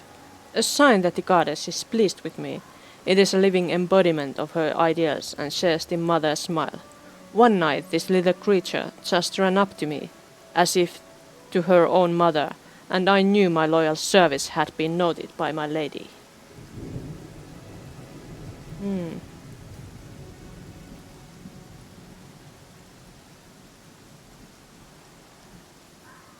How about this woman, Olika? Oh, do you still think of her? Worry not, Lamastu blessed Olika and invigorated her womb. The female gave birth to a child, and even survived herself. You wouldn't call the boy a pretty child, but he's the light of his suffering mother's eyes, and a symbol of Lamastu's mercy. You mentioned you're not local. Where are you from? Jana still tilts her head ever so slightly. I was born in Varisia, in a small village on the lost coast. I don't think I've heard of that before. Despite the history of that place, it could never be home for me or my passions. Since then, I've traveled far, bringing Lamastu's gifts to all who need them.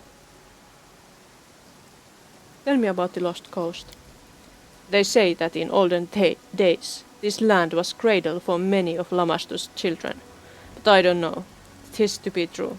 Today it is too noisy for those who are like me. What are these passions you speak of? Sana smiles bleakly. I played with living toys long before I became a priestess of Lamastu. As a child, I did not know my love for wickedness was the sign of a special destiny. Now I pluck out sheep's eyes and cut open pregnant cats, but not for my own amusement, but because Lamastu loves suffering. How lucky am I? She sure is evil. Let's take her. What happened to your leg? Tsana lifts the hem of her skirt, showing a leg disfigured with sores. Lamastu's gift. I received it when I stepped upon the priestess's path. The blessing of the goddess. Look at its splendor. Not many servants of the mother can boast such a gift. Yeah, really nice. Nice puss. How are things going with your cult? Sana smiles sweetly. I'm touched that you care, Baroness. Worry not, everyone receives Lamastu's bliss who needs it. You need not know who they are or what they ask. You sound as if you are not trying to attract new followers. The mother of monsters doesn't need sweet sermons or cries yelling her name at the crossroads. When the other gods turn away from mortals, Lamastu opens her embrace. When your subjects have nowhere to turn with their troubles, rumors and whispers bring them to the altar of the mother of monsters. It has always been this way, and it will always be. Tell me about your goddess. Jana shakes her head. The path of mother of monsters cannot be embraced with words or reason alone.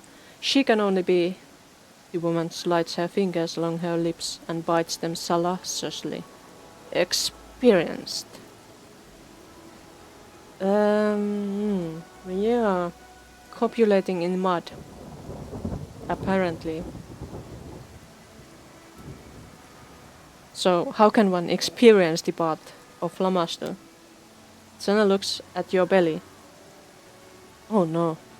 The most ancient and holy of Lamaster's rituals is to give life. You are a female, and your womb is like that of the mother of monsters herself, giving life to a myriad of monsters. Undergo the ritual and accept the seed. Pray for Lamaster's bliss. Carry a child marked by the seal of the goddess, and give it life in your pack. Senna stretches her lips into a smile. You're strong. You might even survive. Do you have children? Of course. Each time my belly swelled, I prayed for blessing. Senna looks away, absent-mindedly scratching the nape of her squeaking rat. But Lamaster did not send me her gifts. Every child to leave my womb was a disgusting abomination, without a single flaw. I learned I must serve in a different way, and chose the path of the priestess. Every god or goddess has a history. Tell me how Lamastu appeared. Once Lamastu was a great demon, the first of her kind to reach true divinity. She is the patron of monsters, many of which she bore herself. She is the mother of insanity, nightmares, chaos, and that peculiar beauty which fools call ugliness. Senna shrugs. You have your answer, and need hear nothing more. Peculiar beauty. Ugliness is ugliness, whatever you call it. The priestess sighs. I do not waste time arguing. We Lamastus followers do not look on the world with mortal eyes. Senna lifts the two-headed rat to her lips, then turns the squeaking animal to its place on her shoulder. Let's change the subject. How about you speak to me properly?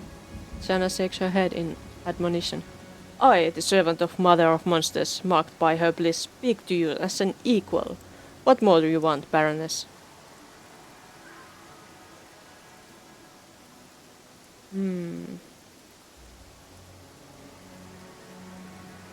I don't mind your priestly magic. Senna starts laughing, musically at first, then loudly and more joyfully. Trust my word, Baroness. You will not be glad of Lamaster's gifts. Don't ask for what you don't know. Yeah, I suppose. Your knowledge and skills are unusual, but I appreciate unconventional abilities. Maybe you would make a good advisor. Power and influence. Tempting for any leader. But tolerating a stinking city and foolish crowds for this... Senna is silent for a few moments. I could accept the title of High Priestess. Or Counselor, if you wish.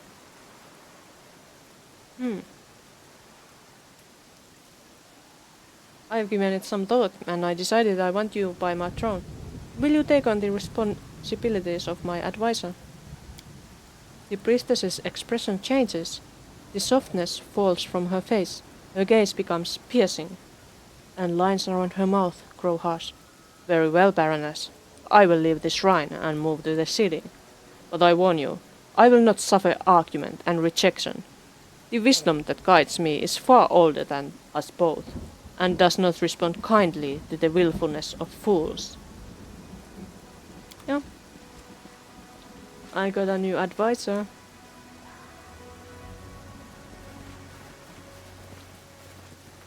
Hey, there's something. I'll take that. Was there anything else in here? No, nothing. Did I check this place out completely? I think so. Oh. I guess it's time to start considering wrapping this up. Yeah. Again, I have streamed almost 4 hours. And so that I will have the energy to stream again. Another time I will have to finish this very soon, I'm afraid. And I think I should go back to the capital to speak with my council, I guess. So, let's go. Let's go, my beautiful party that has knock knock. Beautiful goblin. Let's fight enemies. I wonder what kind of enemies are they this time. It's just goblins, isn't it? An ambush, eh? An ambush? Yeah, seems like it. Let's go. You forced my hand. Now is the beginning of the hunt.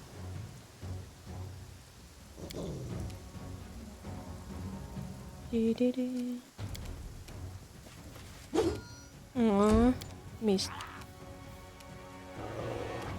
I Shoot. grant you Kill death. it. Well done, Ekun. You are such a good boy. My favorite DPS.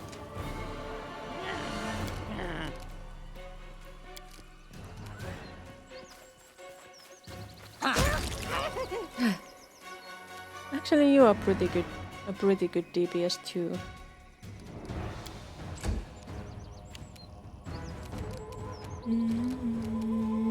What shall I use? Let's shake their bones. They are weak. They are so weak.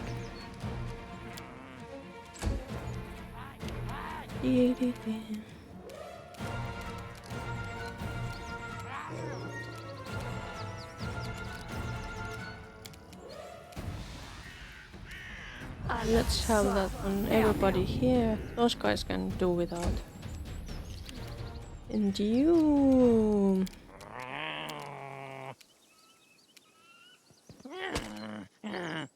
Well bitten. And you... Maybe just bless us. Yeah, that's good. Good clerical duty. Who was that? Who dares?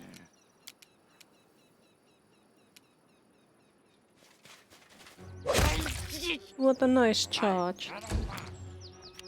I think there might be some... Oh, there is one. Kill it. Cannot hide from me. Good boy, Ekun. Could you run here? No, you can't. What about this? Could you sneak? Sneaky sneak. You're back.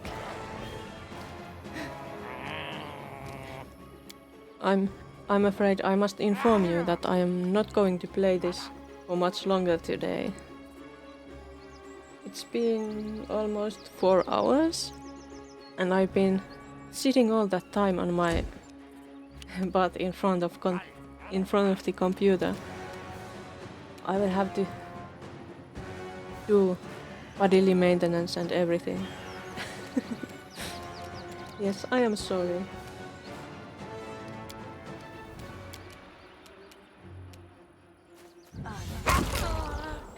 And I shook that one. And it's dead. But we are still in a fight. Why are there more of those enemies somewhere hiding? In here perhaps?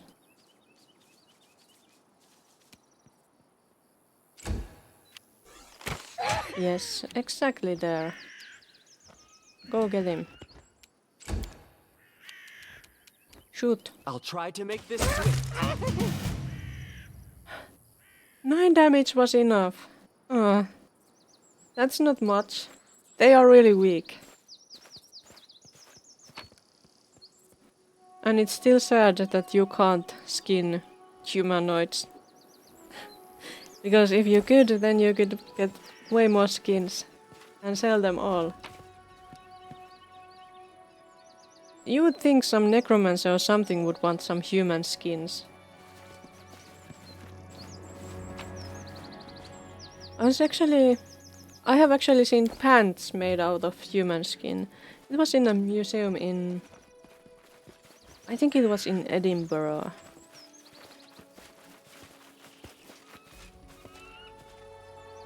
Why is Lindsay so tired? Indeed! Like they are not even using proper human skins, so what are they using? Maybe these guys need to camp.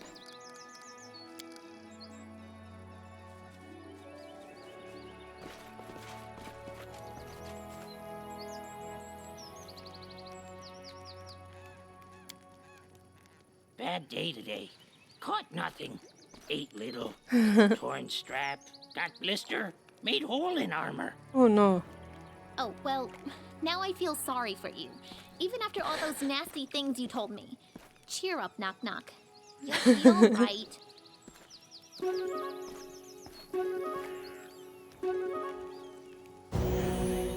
I would have kind of thought that my party wouldn't like me that much after taking that Knock Knock with us and also releasing that cultist in the wild.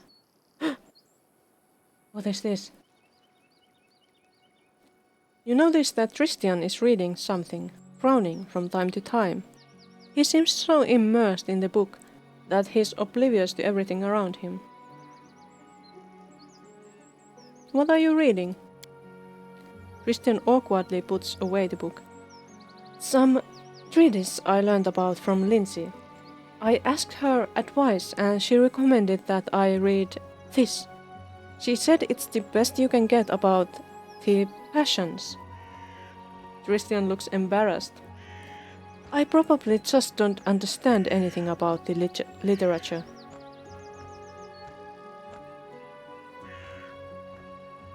So, what confused you about it? I thought I could wrap my head around some issues. No, not issues, problems that are bothering me. To find the words for something I cannot express. But instead I only become more confused. Tristan freezes and then chuckles with hesitation, looking away. Sometimes I admire how easily you choose the words for what's on your mind. Yeah, me too. Like, the Baroness is very eloquent. I'm not.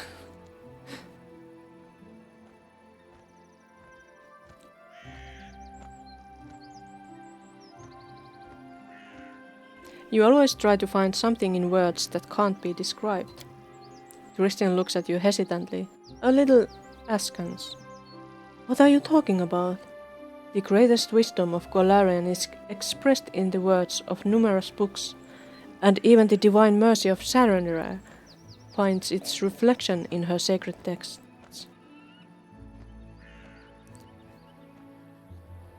Can I take his hand? I'm taking his hand. And yet the answers you seek cannot be found on the pages of a book. Tristan looks at you, his fingers softly holding your hand. You have such warm hands, like you are full of sunshine. He smiles faintly. That probably sounded as terrible as the book.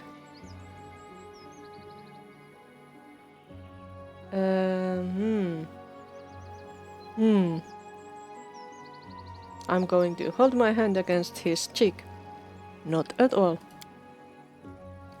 Tristan freezes, looking directly at you.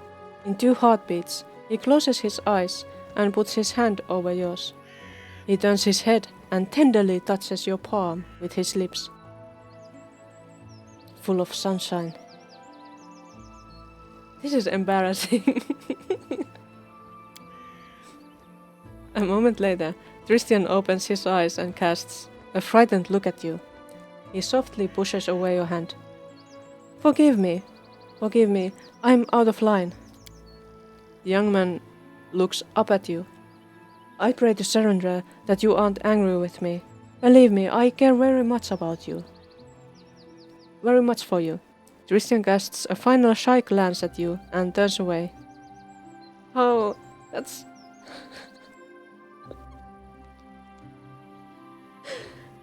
so embarrassing. So sweet, so cute.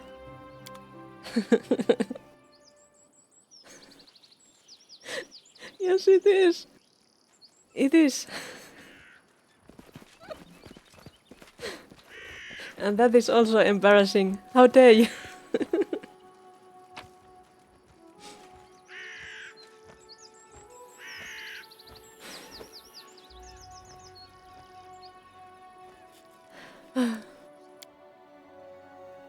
But I guess my Baroness is going to seduce that Christian. She will be doing it. She will do it. What's wrong with my kingdom? Unrest in the streets. Oh no. The people are gradually losing faith in the Baroness. Your associates anxiously await you in the castle, ready to discuss the current situation. I'd better hurry.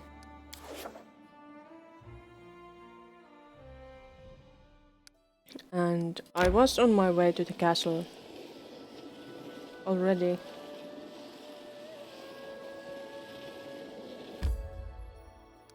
Let's say first and then go.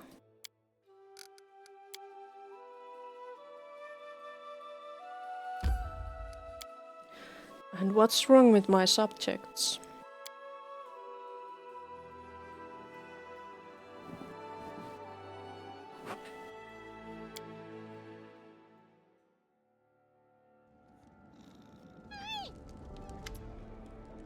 The throne room is full of people. Your allies stand around the throne, waiting in silence as you approach. The atmosphere is tense. Today, you'll be discussing the strange and deadly blight that's recently struck your barony. The gloomy silence is only penetrated by a loud chewing. Knock Knock has grabbed the whole fried chicken from the table and is busily devouring it, ignoring everyone else completely. George folds his hands on his chest. Well, now that we are all here, let's sum up what we know. We've each spent a lot of time and effort to learn what we can about where the monsters come from and what's causing this strange disease. I hope this conversation can help shed some light on the situation. Gaston shakes his head slowly. We need to hurry. If we don't find the source of this blight, eliminated, we may end up with a rebellion on our hands. Alright. I could do evil stuff like that, but I think they would rebel more afterwards. Let's summarize what we've found up to this point. George, Gaston and Tristan look at you closely. Okay. George, the surgery showed that it was magic seeds causing the disease, correct? Right. Judging from the location in the patient's bodies, the seeds were ingested. It seems likely that they are initially extremely small, almost invisible, and people simply swallow them with their food. Once the seed is in the stomach, it begins to grow and cause the symptoms we've seen in our patients. As soon as the seed gains enough strength, it sprouts and turns into a magical portal, just like a bud turning into a flower. Era still forgive me. George stares into the distance a moment.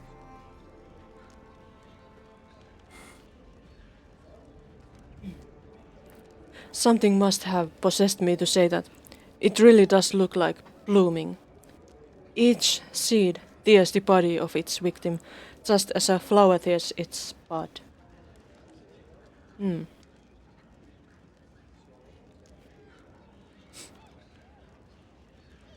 you tell me where these monsters come from, Tristan? The ones that appear because of this bloom. Tristan raises his eyes from the papers on the table. Undoubtedly from some world alien to our own.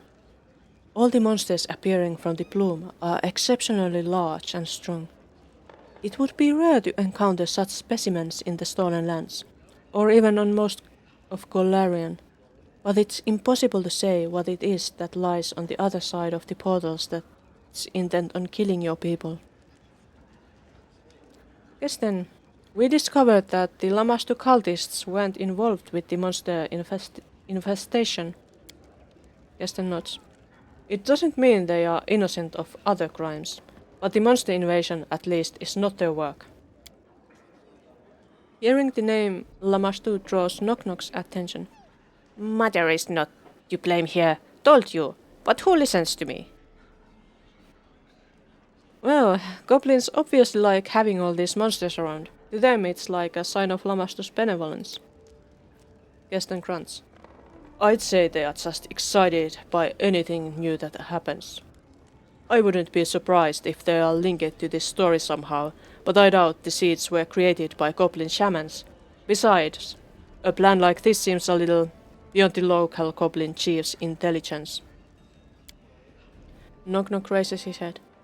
Know what I think? I think Goblin King is rotten lice scratcher. Shaman plays him like a reed pipe, babbles about Lamastu, then plots behind his back. What a cunning goblin.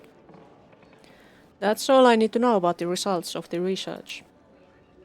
Kesten and Chod exchange glances. Christian continues to dig through his papers.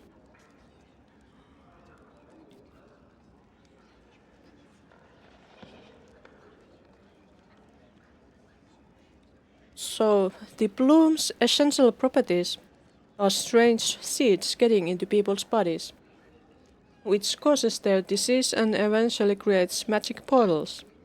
Now we just need to discover where the seeds are coming from. Yes, Knock-Knock, I have him now. Christian, who'd been examining the map on the table from the shadows, gives a small cough. If I may, I've noticed an interesting detail. Well, 2 details to be precise. You love Knock-Knock? Why?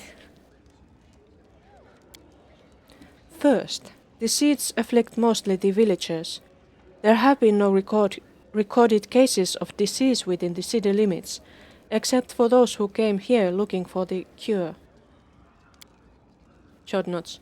That's right. Thus we can assume a common factor in how people are exposed to these seeds.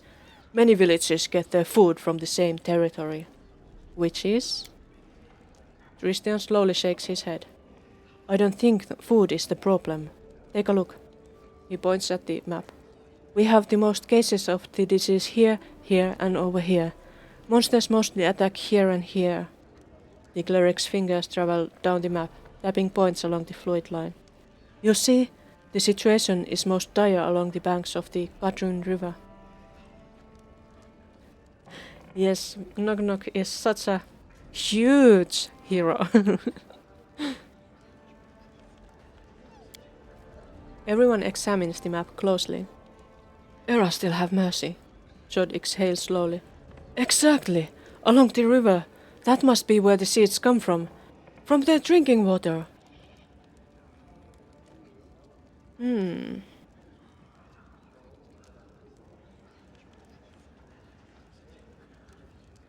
This doesn't look great. We have to go upstream and find the source of this blight. Knock-Knock jumps at your words. Take me. The goblin bares his sharp, crooked teeth. I want to settle this score with the king. Kesten straightens up and flexes his shoulders. If you allow me, Baroness, I'd like to take the lead on this. I'll take the best members of the militia with me and sweep the woods along the river. We'll look under each and every rook, if needed. Kesten muffles a cough. After everything they've been through, these people deserve a chance to discover the source of their misfortunes.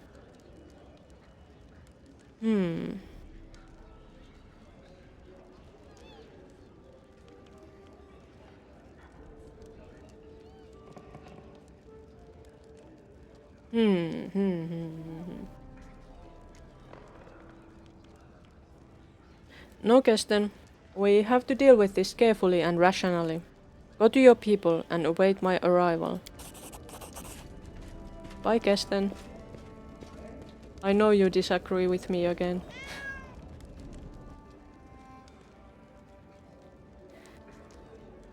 Kesten casts his eyes down.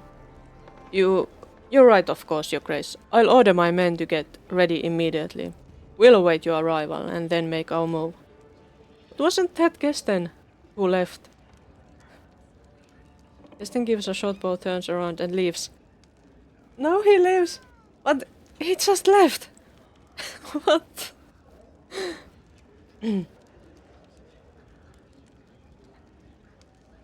Tristian, how did you find the link between the disease and the river? The cleric glances pensively at the map.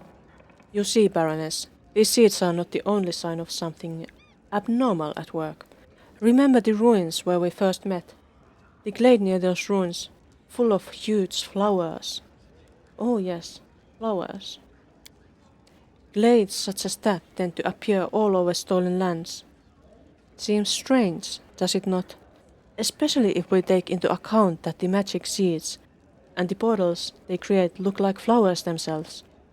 Judd even called this disaster the bloom. I'd like to research this natural phenomenon, and perhaps Tristian stops talking as loud. Hasty steps are heard from the main entrance. You missed Kesten leaving. That's all you missed. Who is this? It can't be Kesten again.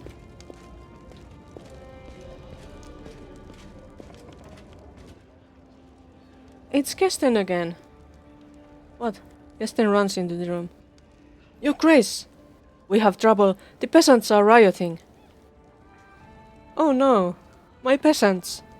Why are they rioting? Ugh. That's the only solution these nitwits could come up with? Don't worry, Baroness. As long as they are not setting fire to the streets, we still have a chance of coming to a peaceful resolution. If you allow me, I'll go and speak with them. Do my best to calm the crowd down. And if peace doesn't prevail, your guards and I will stand with you. Let's go. I can hear their shouting even from here. Well, bye, Chud. Wait, we are going too.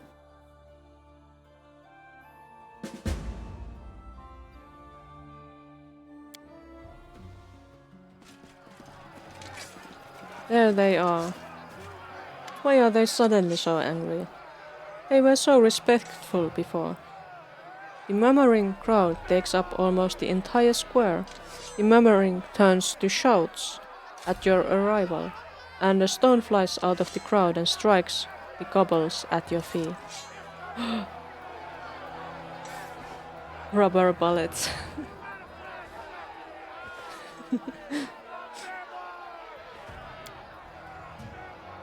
There she is!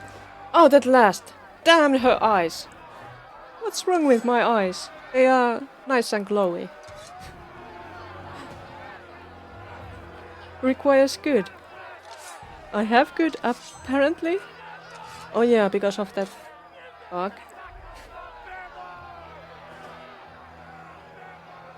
Chain lightning. Yeah.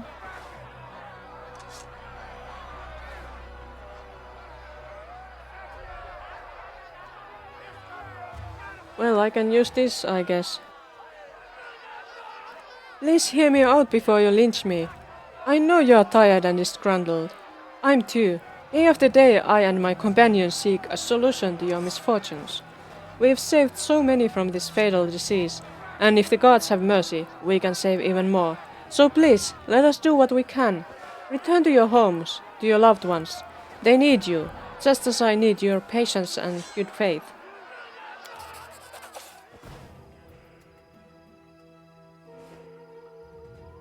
The crowd before you sways and mumbles. People look at one another, talk in a hushed tone, shake their heads, and frown.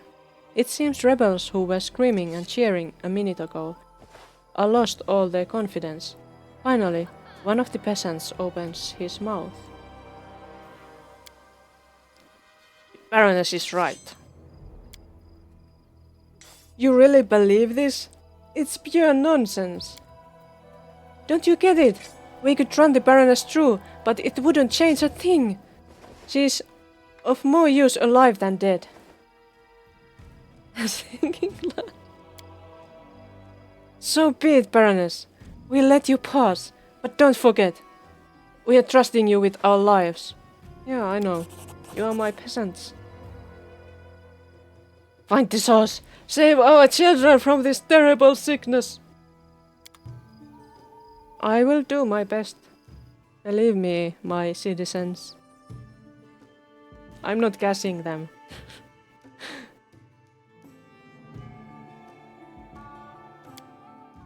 They are not even Jewish. I mean, I said nothing.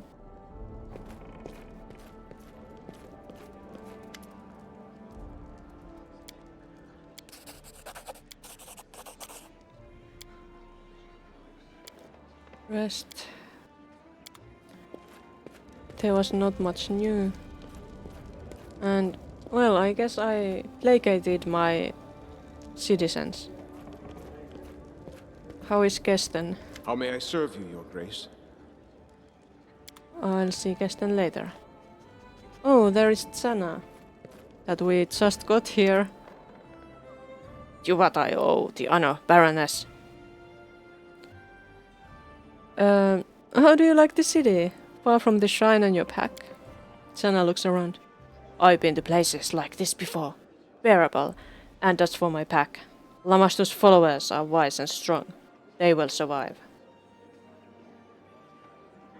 Remind me, what would you like to serve us? I'm ready to go for your pack as High Priestess. Or what you call a counselor. You decide which you need more. I have to go. Okay, and then another save, and then I will still take care of my lands, and then I will have to wrap this up. Yes. My lands. The visitor has met with the Baroness. The visitor, my angry people.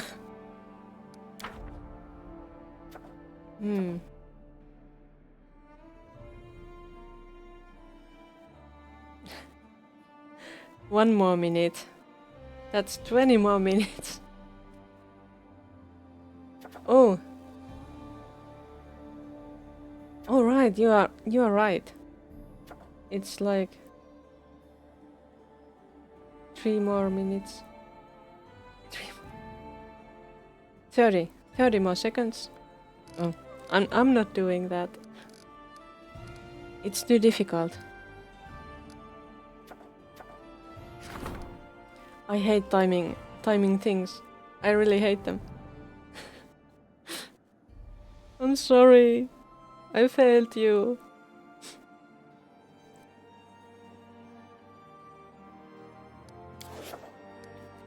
I guess I could just rest so I can get that Amiri's quest done, and yeah. So I can continue from that next.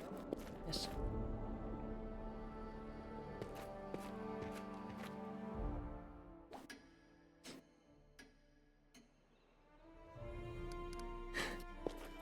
Are you saying I'm not your real dad?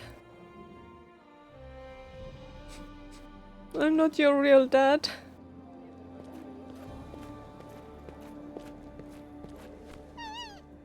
That's a horrible thing to say. It was a triumph. The general personally invited the rusty dogs to the finest inn around. The next day a message came. The mercenary captain sang praises of the general's combative spirit, whom the dogs have already begun to serve. Great. That was a success.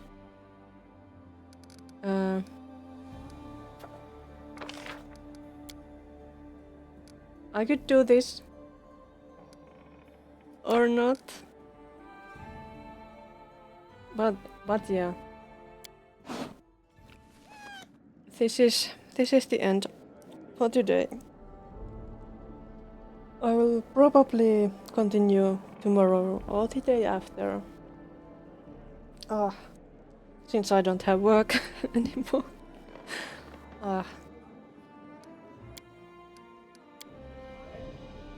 It's kind of nice to be free of work, but still, it's kind of sad too.